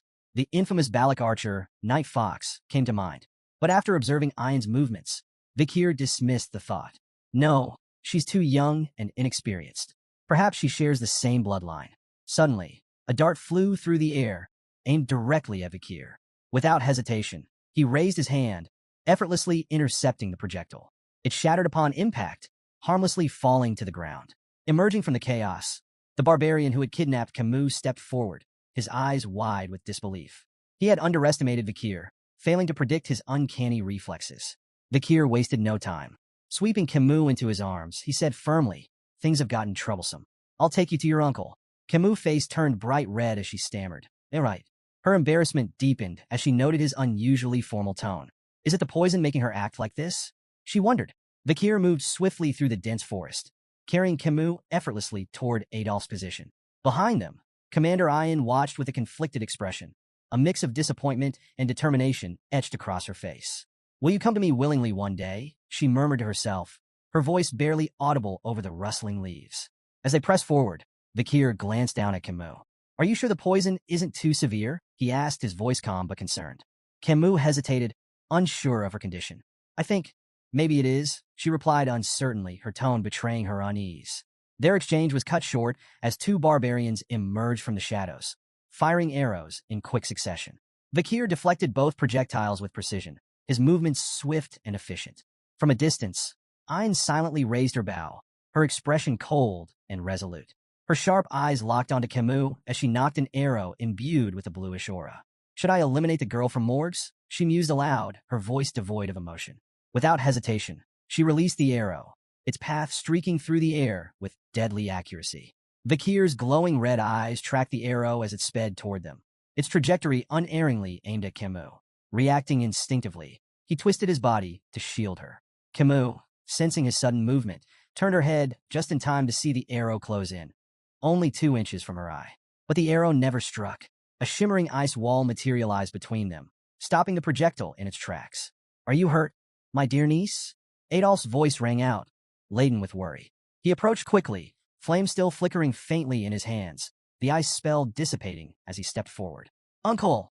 Camus cried, relief washing over her. Adolph wasted no time, reaching out to cast Cure Poison. It's a severe numbing poison, he explained. I've slowed its effects, but we'll need to visit Divine Quo Vadis for complete treatment once we return. But before the spell could fully take effect, Camus pushed his hands away. Let go for a moment, she demanded, surprising Adolph. He stepped back, confused, only to watch in shock as Camus ran toward Vakir, throwing her arms around him in a tight embrace. Thank you for saving me again, she said, her voice earnest and filled with gratitude. Adolph stood frozen, his eyes wide in disbelief. Tears welled up as he shouted, Camus, I did my best too. Camus turned to him, her expression indignant. And yet, you show up now? She snapped. I'm telling Mother about this. Before Adolph could muster a response, a rope shot through the air, wrapping tightly around Vakir's neck. Commander Ian stepped forward, holding the rope firmly. Come with me willingly, she demanded, pulling with all her strength. It'll be easier for both of us. I don't have much time. Despite her efforts, Vakir remained unyielding, his feet firmly planted. Ian's frustration grew as she struggled to comprehend how he could resist so effortlessly. Camus gasped, her recognition immediate. It's you again, she exclaimed, her disbelief evident. Vakir remained calm, his focus unwavering. Gripping the rope with one hand, he broke it effortlessly, snapping it like a twig. Ayan flinched at his strength, but held her ground. Her words, however, lingered in Vikir's mind. No, Tom, what does she mean by that? He wondered, sensing a deeper urgency behind her actions. A sudden, overwhelming wave of killing intent swept through the forest, suffocating the air. Birds burst from the treetops in panicked flight, their cries fading as an oppressive sense of dread settled over the area. Ayan's face turned deathly pale as her eyes darted upward, horror etched across her features. Her trembling voice cut through the eerie silence. "It's noticed us," she whispered, each word quivering with fear. Vikir frowned, confused, until a sharp, buzzing sensation radiated from his hand. He glanced down to see the red lines etched into his skin, glowing ominously. Beelzebub, the hidden blade coursing through his arteries, was issuing an intense and unmistakable warning. "She's coming," Ayan murmured, her voice barely audible, yet heavy with dread.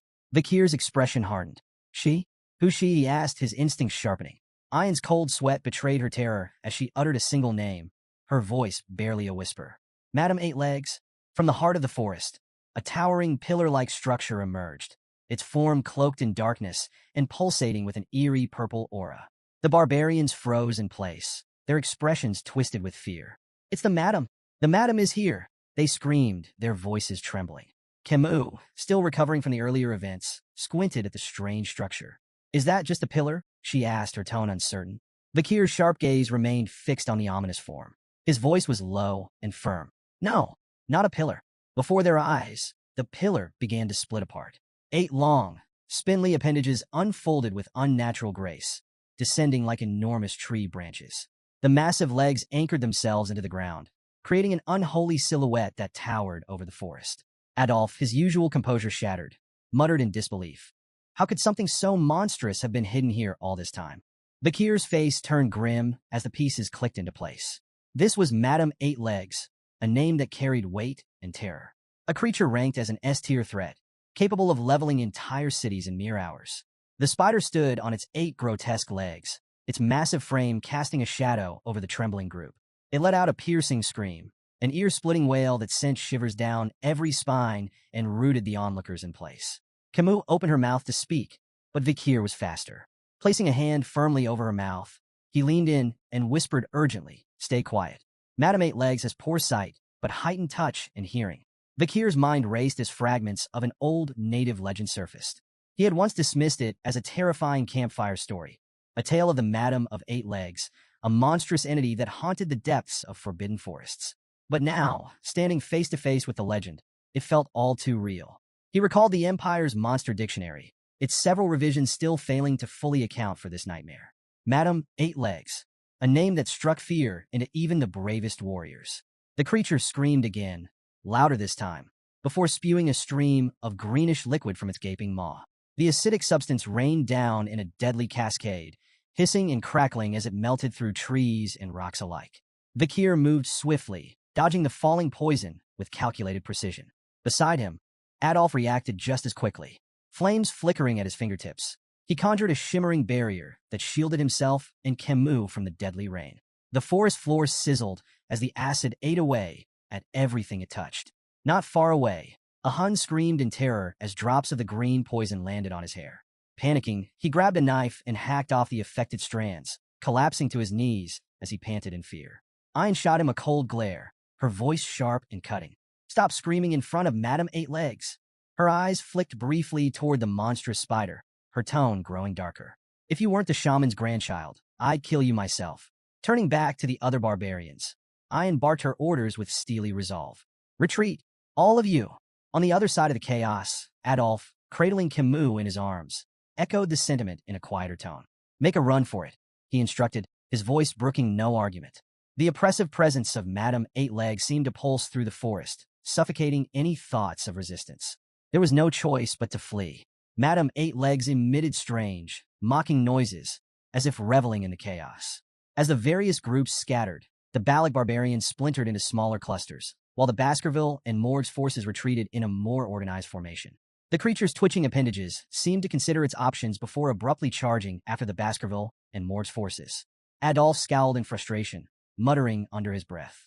"Why is it chasing us?"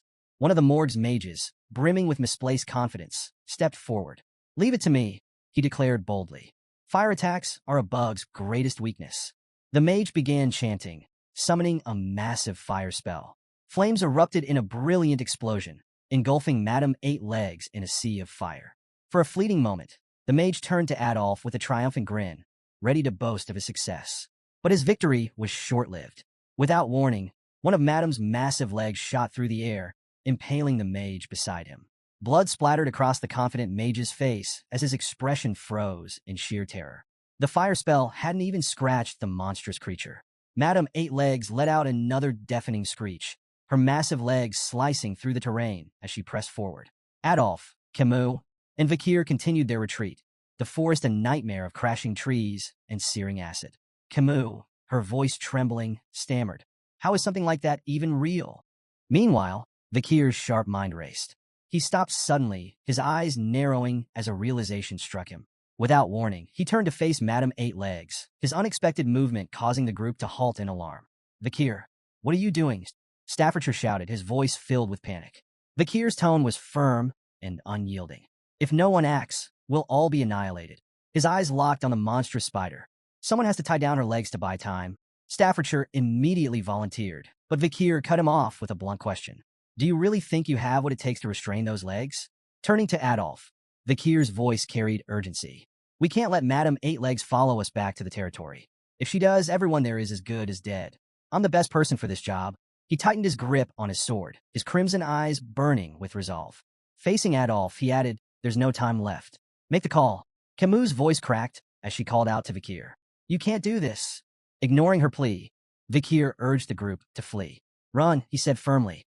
"Leave this to me." Adolf hesitated, clearly torn. Finally, his expression hardened.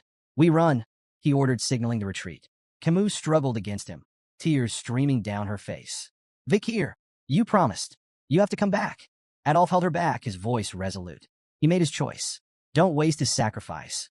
As the group retreated, Vakir remained rooted in place, the weight of his decision pressing heavily on his shoulders. His grip on his sword tightened, but he paused, letting out a slow, resigned sigh. He didn't have a personal stake in the survival of Baskerville territory, nor did he believe the Allied forces were capable of stopping Madame Eight Legs' growing power. Yet, amidst the chaos, he saw an opportunity. "If I can feign my death here," Vakir thought, "I'll finally slip out from under Hugo's watchful eye." This deception could buy him the time he needed, time to master the elusive 10th technique. The unrefined skill lingered in his mind like an itch he couldn't scratch, a secret weapon waiting to be perfected. With mastery of the 10th technique, Vakir could refine his control over his power, burying it so deeply that even Hugo would fail to sense it. Then, when the moment was right, he would return to the clan, not as a hound, but as something far more dangerous. A crimson aura radiated from Vakir's hand as Beelzebub emerged, the weapon's menacing energy reflecting his steely resolve. He knew this battle might truly be his last. If he failed to wield every ounce of strength, skill, and cunning at his disposal, Madame Eight Legs would crush him. His crimson eyes burned with intensity as he committed to unleashing everything. The vast mana reserves gifted by the River Styx, the ethereal energy reserved for the highest-ranking Baskerville techniques, and the raw, unrelenting power of Beelzebub. The demonic sword pulsed in his grip, its blade cloaked in a violent red aura. With calculated precision, Vakir dashed toward Madame Eight Legs, his movements swift and deliberate. The monstrous spider loomed above him, her massive form radiating malice. Vakir leaped high into the air, the red glow surrounding him intensifying with each passing second. For a brief moment, he hovered above the creature, locking eyes with Madame Eight Legs. She let out a piercing, otherworldly scream, her legs twitching in agitation. Channeling the Baskerville 5th technique, Vakir descended with blinding speed, his blade aimed at the creature's head. The air around him vibrated with the sheer force of his attack. Madame Eight Legs struggled violently, but her limbs seemed inexplicably rooted to the ground. Vakir's attack slammed into her head with devastating force, driving it deep into the earth. From afar, a radiant red light burst into the sky, illuminating the entire forest like a second dawn. Adolf, clutching Camus tightly, and the Baskerville triplets fled the scene with tears streaming down their faces. The deafening explosion of energy rattled the trees, and Camus, watching the clash unfold, felt a surge of raw emotion. A single tear slipped down her cheek as she screamed, "Vakir!" In the aftermath, silence blanketed the forest. Only the ominous red glow remained, marking the site of the monumental battle. Bakir's vision blurred and shifted. He was no longer in the forest. Instead, he found himself kneeling before a guillotine. The cold steel blade loomed above him as his eyes locked on Hugo La Baskerville. Hugo stood motionless under the moonlight, his face expressionless. Slowly, he raised his hand, signaling the blade to fall. Bakir's cold gaze didn't waver as the blade descended. He watched as his own head rolled to the ground, his final sight the cold, indifferent gazes of the onlookers. Hugo turned and walked away, his back framed by the pale glow of the moon. In the end, Hugo did it, Bakir thought bitterly. But before the thought could take root, his eyes snapped open. Bakir awoke to the sight of an unfamiliar ceiling, his mind clouded with confusion. He lay on a thin mattress, his body wrapped in heavy bandages, and one eye completely covered. Scars crisscrossed his flesh, and a rope was wound tightly around his neck, its rough fibers biting into his skin. Where am I? He wondered, his thoughts sluggish as he tried to make sense of his surroundings. Fragments of the battle against Madame Eight Legs surged to the forefront of his mind. The blinding explosion that had stunned the monstrous creature lingered vividly, possibly the sole reason he was still breathing. Attempting to sit up, a jolt of searing pain shot through his body, forcing him to stop. Every muscle screamed in protest, his veins felt stretched to their limits, and his bones throbbed with fractures. There wasn't a part of him untouched by the brutal encounter. The memory of Madame's final, devastating attack made the rope around his neck feel like a trivial annoyance in comparison.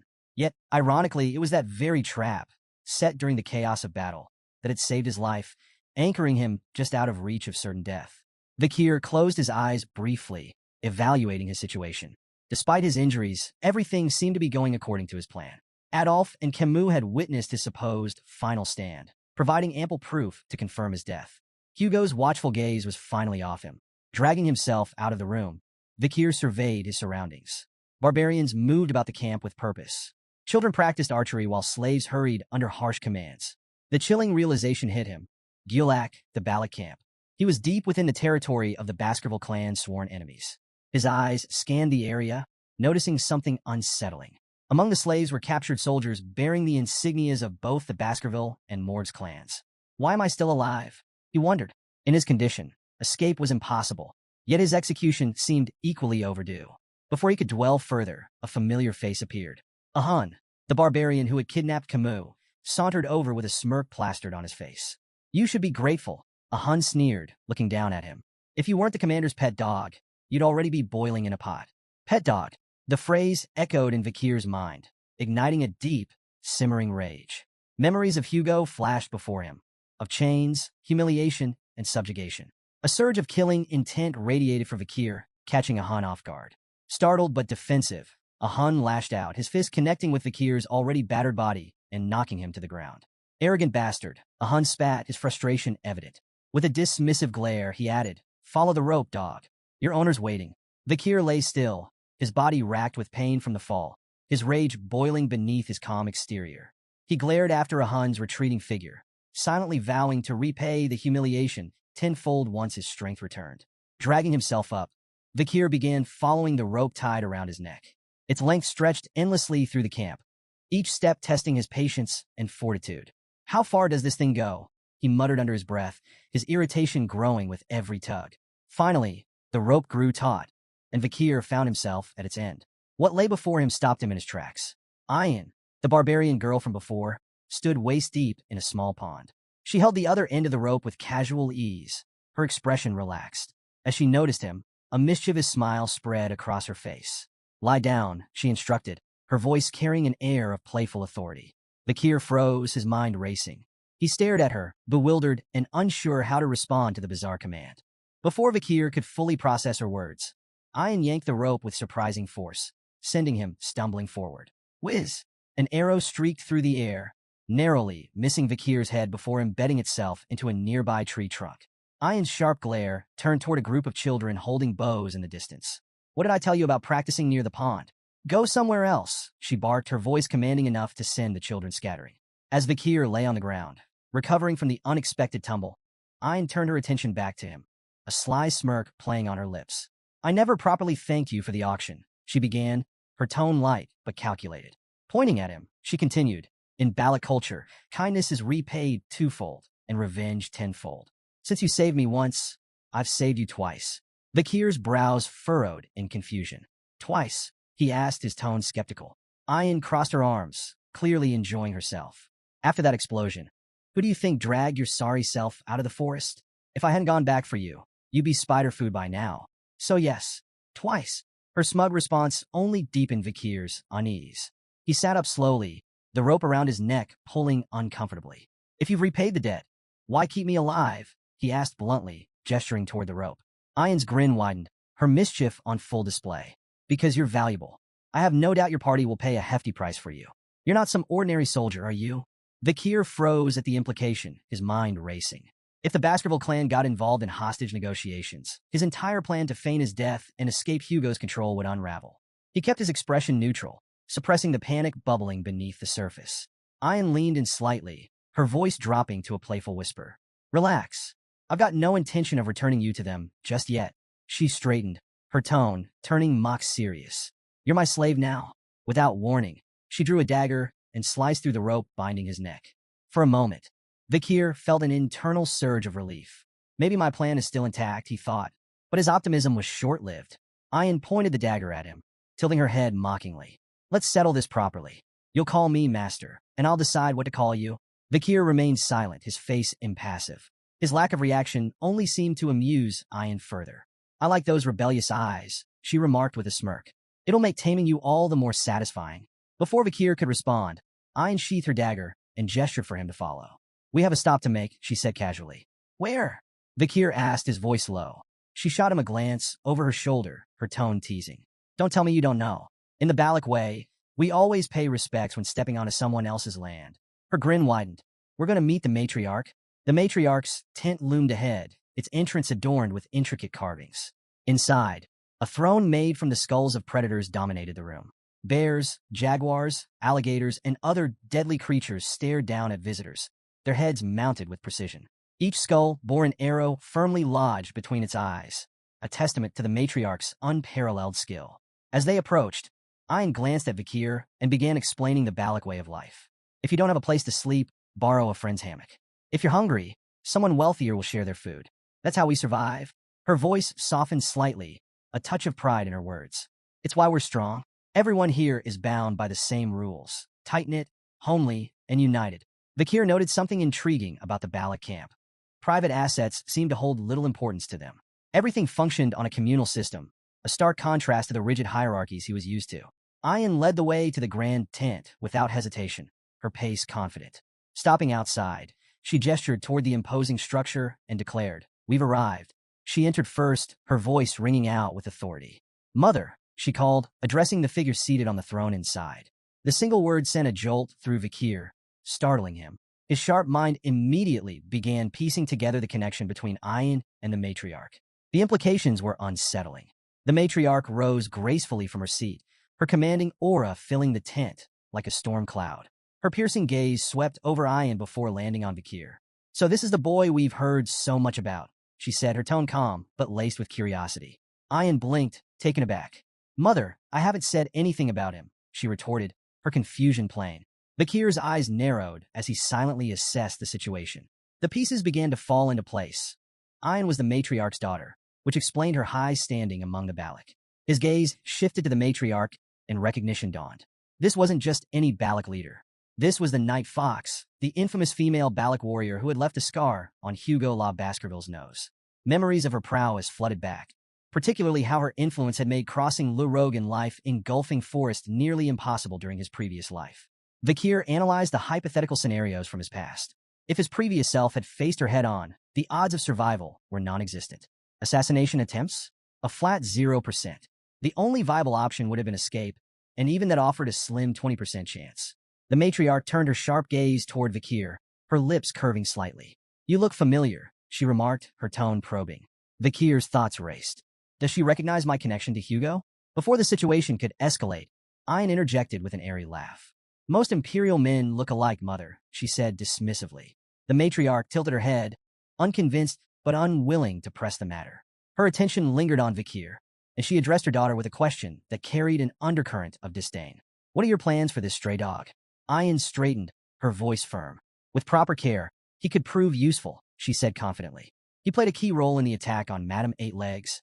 The matriarch's expression turned cold, her tone biting. You should understand your place before acting so impulsively, Ayan. There are consequences for overreaching.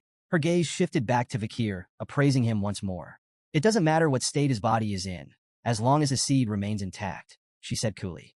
The room fell silent, tension crackling like a live wire. Ayan, clearly flustered, interrupted quickly. No, that's not why I brought him, she blurted, her usual confidence faltering. The matriarch raised a brow, amused by her daughter's sudden change in tone. Ayan cleared her throat and hastily clarified. I need a slave to assist me during hunts, she said, her voice a touch too loud, as if trying to convince herself as much as her mother. The matriarch let out a soft chuckle, stepping closer to gently pat Ayan on the head. The owner decides how to use their slave, she remarked. Ayan's cheeks tinged faintly pink as she cast a shy glance toward Vakir. Standing at the center of the tent, Vakir maintained a calm exterior, though his mind remained razor-sharp. His eyes briefly wandered to the tent structure, studying the beams and supports. Escape options, he noted inwardly, his focus momentarily drifting from the tent's exchange. As they left the matriarch's tent, Vakir broke the silence. His tone calm and curious, he asked, "What's your name?" Ayan stopped abruptly, her eyes wide with disbelief. Whirling around, she glared at him.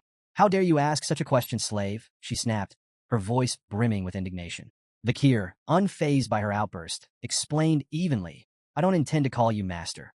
I asked for your name, so I can address you properly." His straightforwardness caught Ayan off guard. A faint blush crept up her cheeks, and after a moment of flustered silence, she huffed. "It's Ayan," she muttered reluctantly.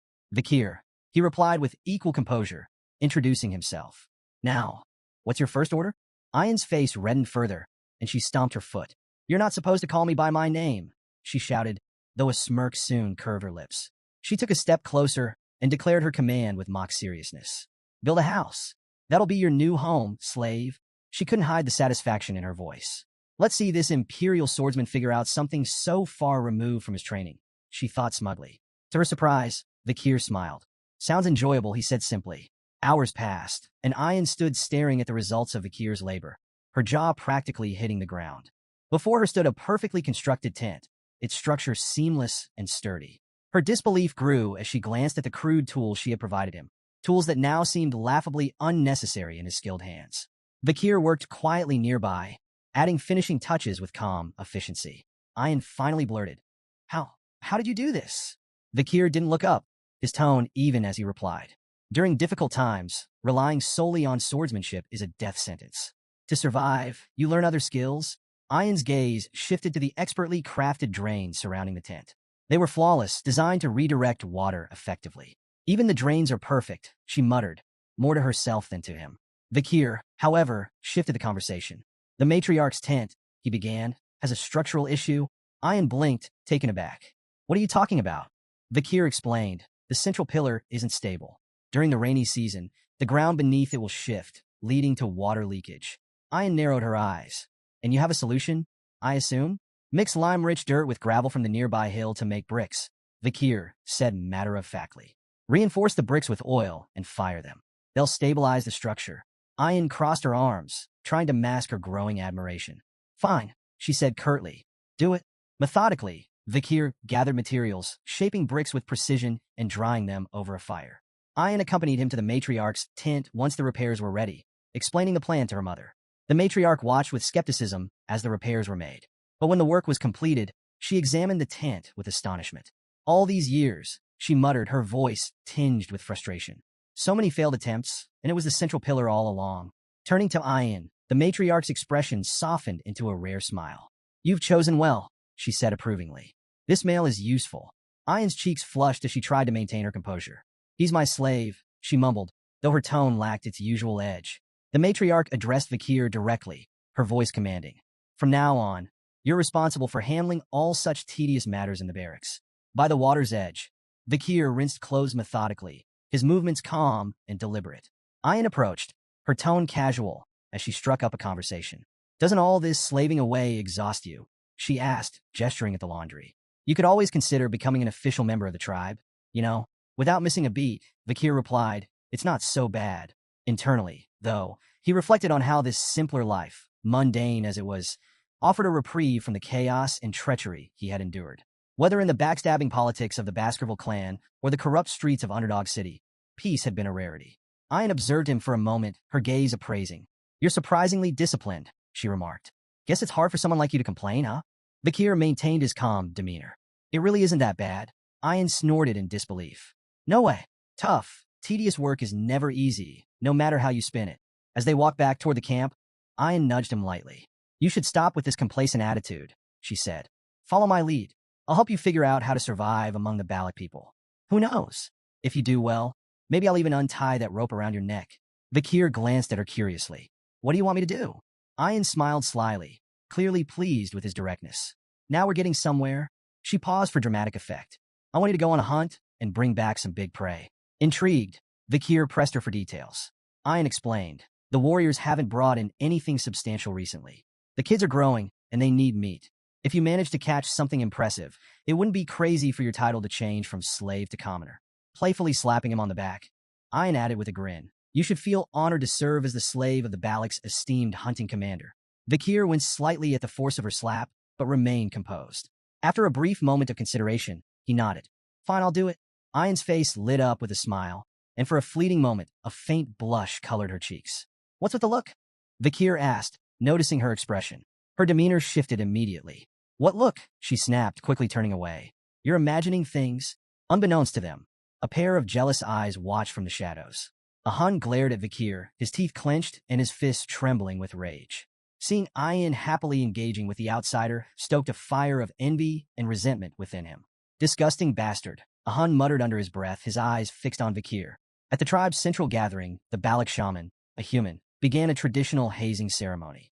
Standing before a pot of glowing charcoal, he withdrew his hands slowly, his face solemn. Gesturing for the hunters to line up, a human's voice carried across the clearing. Step forward to receive the blessing, he intoned, his words heavy with authority. Without it, your hunt will fail. Refuse, and you invite misfortune upon yourself and your kin. One by one, the hunters approached, bowing their heads as the shaman smeared the charcoal across their faces in intricate patterns. Ayan, standing beside Vakir, leaned closer to explain. The markings conceal the hunters from the god of death, she whispered. It's a gesture of guilt, our way of asking forgiveness for taking the lives of our prey. Vakir observed the ritual in silence, noting the presence of a shaman even among the fiercely independent Balak warriors. Nearby, a barbarian girl whispered skeptically to her companion. The shaman's always nagging, she muttered. The boy shrugged, replying, let it go. A human has to make himself seem important somehow. The girl frowned. His blessings don't work anyway, she added. The only time the tribe even bothers with him is for rare hunts or big ceremonies. Vakir absorbed their words quietly. Even in this remote tribe, hierarchies, doubts, and cynicism were no strangers. Just another version of what he had seen across the empire. Later, Ayan approached Vakir, her face adorned with charcoal markings that were noticeably uneven. Vakir raised an eyebrow, fighting the urge to laugh. You look ridiculous, he said flatly, though a hint of amusement crept into his voice.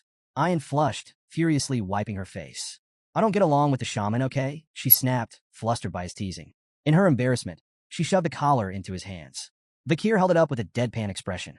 Is this a dog collar? Ignoring his tone, Ayan fastened a similar collar around her own neck.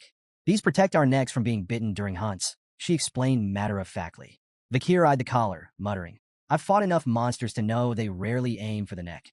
But as he watched her effortlessly adjust to the collar, he realized it was just another part of adapting to life among the Balak. Ayan and Vakir rode together on a wolf, the large beast moving swiftly through the forest. Ayan glanced back over her shoulder. Hold on to my waist if you don't want to fall off, she instructed. Vakir, stubborn as ever, refused to follow her advice. Moments later, a sharp bump sent him tumbling to the ground. Ayan pulled the wolf to a stop, watching him dust himself off with a smirk. See what happens when you don't listen, she teased. Vakir grimaced, wondering if he had the strength to climb back on the wolf. Before he could decide, an unwelcome voice cut through the air. So this is what you've been up to. They both turned to see Ahan approaching, his expression smug and brimming with disdain. Ayan, you seem awfully free these days, Ahan sneered, his tone dripping with sarcasm. Neglecting your duties to play around, are you? Ayan dismounted and folded her arms. What do you want, Ahan? He stepped closer with dramatic flair. I'm here to tell you that I'll be catching the biggest prey this time. The next hunt? I'll lead the group as captain. My success will bring honor to my family. Ayan raised an eyebrow, unimpressed. You're staking your grandfather's honor on your limited knowledge of shamanism? Bold move. Ignoring her jab, Ahan suddenly lashed out with a kick aimed at Vikir's face. The attack was abrupt, startling Ayan. Ahan, she shouted angrily. What are you doing? Ahan smirked as Vikir sidestepped the blow, his movements subtle yet precise. This guy. Ahan gestured toward Vikir dismissively. He's a burn, injured and slow. How can you rely on him? But before Ahan could continue his tirade, Ayan's expression shifted. A sly smile curled her lips as she pointed at him. You might want to check your waistband before bragging any further. Confused, Ahan glanced down. His expression twisted into shock as he realized his quiver and arrows were missing. Still seated on the ground, Vikir wiped the blood from his lip and held up Ahan's quiver, a smug smile tugging at the corners of his mouth. You should hold onto your weapons as you would your lover, he remarked dryly. Ahan's expression twisted in rage as he realized he'd been outmaneuvered. Before he could fully process the humiliation, Ayan doubled over in laughter, clearly enjoying the spectacle. Seething, Ahan lunged at Vikir. Arrogant slave bastard, he roared, throwing a punch with all his strength. But before the blow could land, Ayan intervened. With a single, swift motion, she used her bow to block the attack. Her voice turned icy as she stared him down. Whose slave do you think you're punishing without permission? She demanded. Ahan, his face flushed with anger and embarrassment, shouted back. He insulted a Balak warrior. That demands punishment. Ayan's expression didn't waver. Pathetic, she muttered, her tone dripping with disdain. Desperate to salvage his pride, Ahan's voice took on a mocking edge. What's this, Ayan? Have you fallen for the slave? Ayan placed a hand on her head, sighing in exasperation. Her irritation was palpable. Vikir is my slave, she admitted coolly. If he's done something wrong, I'll punish him. But you? You have no right to lay a hand on him. The tension in the air was palpable as Ayan turned toward Vikir, who watched the exchange silently, his expression unreadable. Without warning, Ayan's fist shot out, connecting with Vikir's face. The impact sent him sprawling, blood spraying onto the green grass. Ahan stumbled back in shock, his jaw slack as he watched the scene unfold. Ayan turned to Ahan, fixing him with a cold stare. Are you satisfied now? She asked sharply. Ahan opened his mouth to speak, but Ayan cut him off. I get it, you're frustrated. You haven't managed to capture a maiden, and it's eating you up. But touch my slave again, her voice dropped, and I'll make sure you regret it. Ahan, cowed by her words and her sheer presence, nodded reluctantly. His bravado extinguished, he turned and retreated, muttering under his breath. Later, as Ayan and Vikir rode the wolf back toward the camp, Ayan kept sneaking glances at him. Her expression was conflicted, an uncharacteristic mix of guilt and concern. After several minutes of silence, she broke the ice. Does it hurt? She asked cautiously. Vikir didn't reply. She tried again. Are you angry? Still nothing. Frustrated by his silence, Ayan finally spoke up. Look, it was necessary, she began defensively. Ahan's stubborn and petty. If I didn't deal with him like that, he'd keep looking for excuses to retaliate. When Vikir remained unresponsive, Ayan sighed heavily. Why aren't you saying anything? Finally, Vikir spoke, his voice calm, but tinged with a hint of dry humor. It hurts? Ayan froze. Then, with surprising agility, she twisted in midair, landing backward on the wolf to face him. Her hands cupped his face as her eyes filled with worry. Does it hurt a lot? Is it bad? Are you in danger? She asked anxiously, her words tumbling out in rapid succession. Vikir remained stoic. It hurts to talk, he replied plainly. But it's not the first time.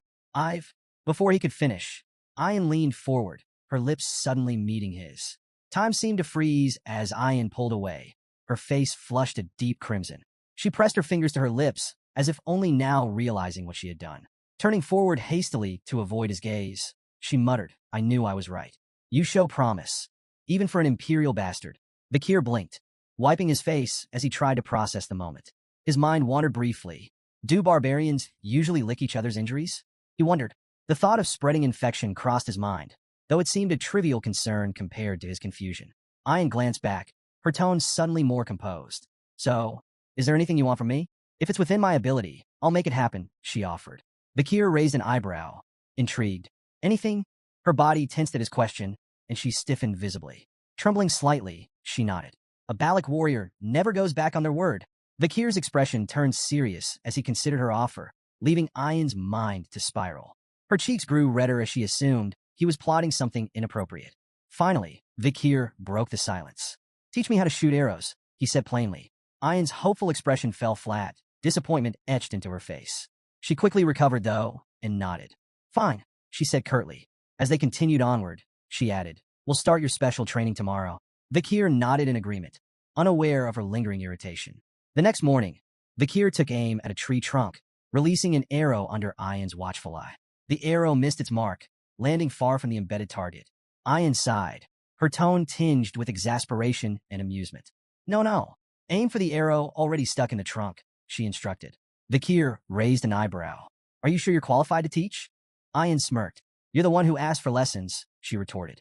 You'll learn properly, or you'll learn nothing at all. She reminded him of the importance of mastering the bow, especially since his injuries prevented him from wielding a sword effectively. If you want to capture prey and stop being a slave, you'll do this right, she emphasized. To correct his stance, Ayan pressed firmly against his back, adjusting his posture. Vakir winced, feeling the strain on his battered body. Suddenly, Vakira, Ayan's wolf, appeared behind them, startling her slightly. Without realizing it, Ayan applied more pressure to Vakir's back, eliciting a loud crack. Vakir crumpled to the ground, groaning in pain. Ayan, unfazed, turned to Vakira and asked, Did you find it? The wolf howled in response, and Ayan's lips curled into a confident smile. Good boy. Turning back to Vakir, she clapped her hands impatiently. Get up. We're moving now. They arrived at a serene stream where the river met the ocean, a tranquil location teeming with life. Ayan gestured at the unique surroundings.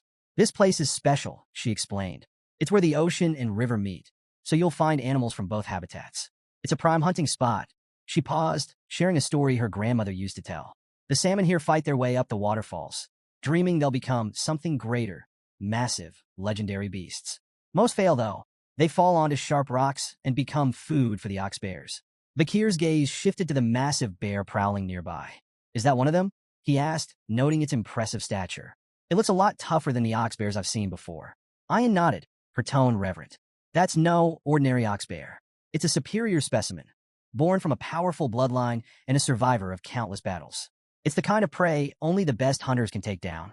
When Vakir questioned if their task was to take down the colossal ox bear, Ayan shook her head with a smirk. We're not here for the dominant female, she explained. Our target is the smaller male trying to court her. As they watched from a distance, several male bears approached the towering female, each attempting to win her favor.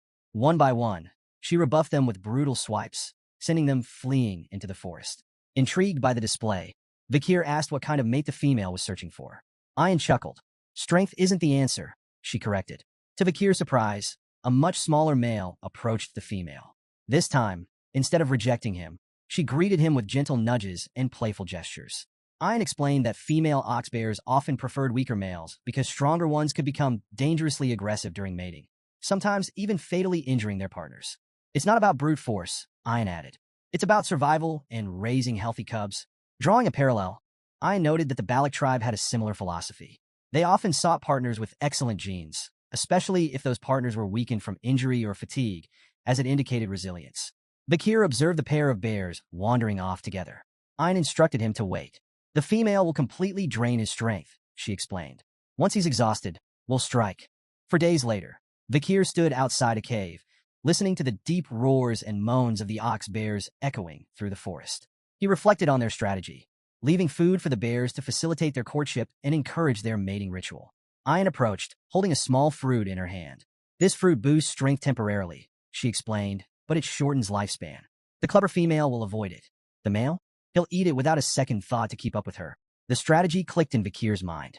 The male's desperate attempt to impress his mate would leave him depleted, making him the perfect target.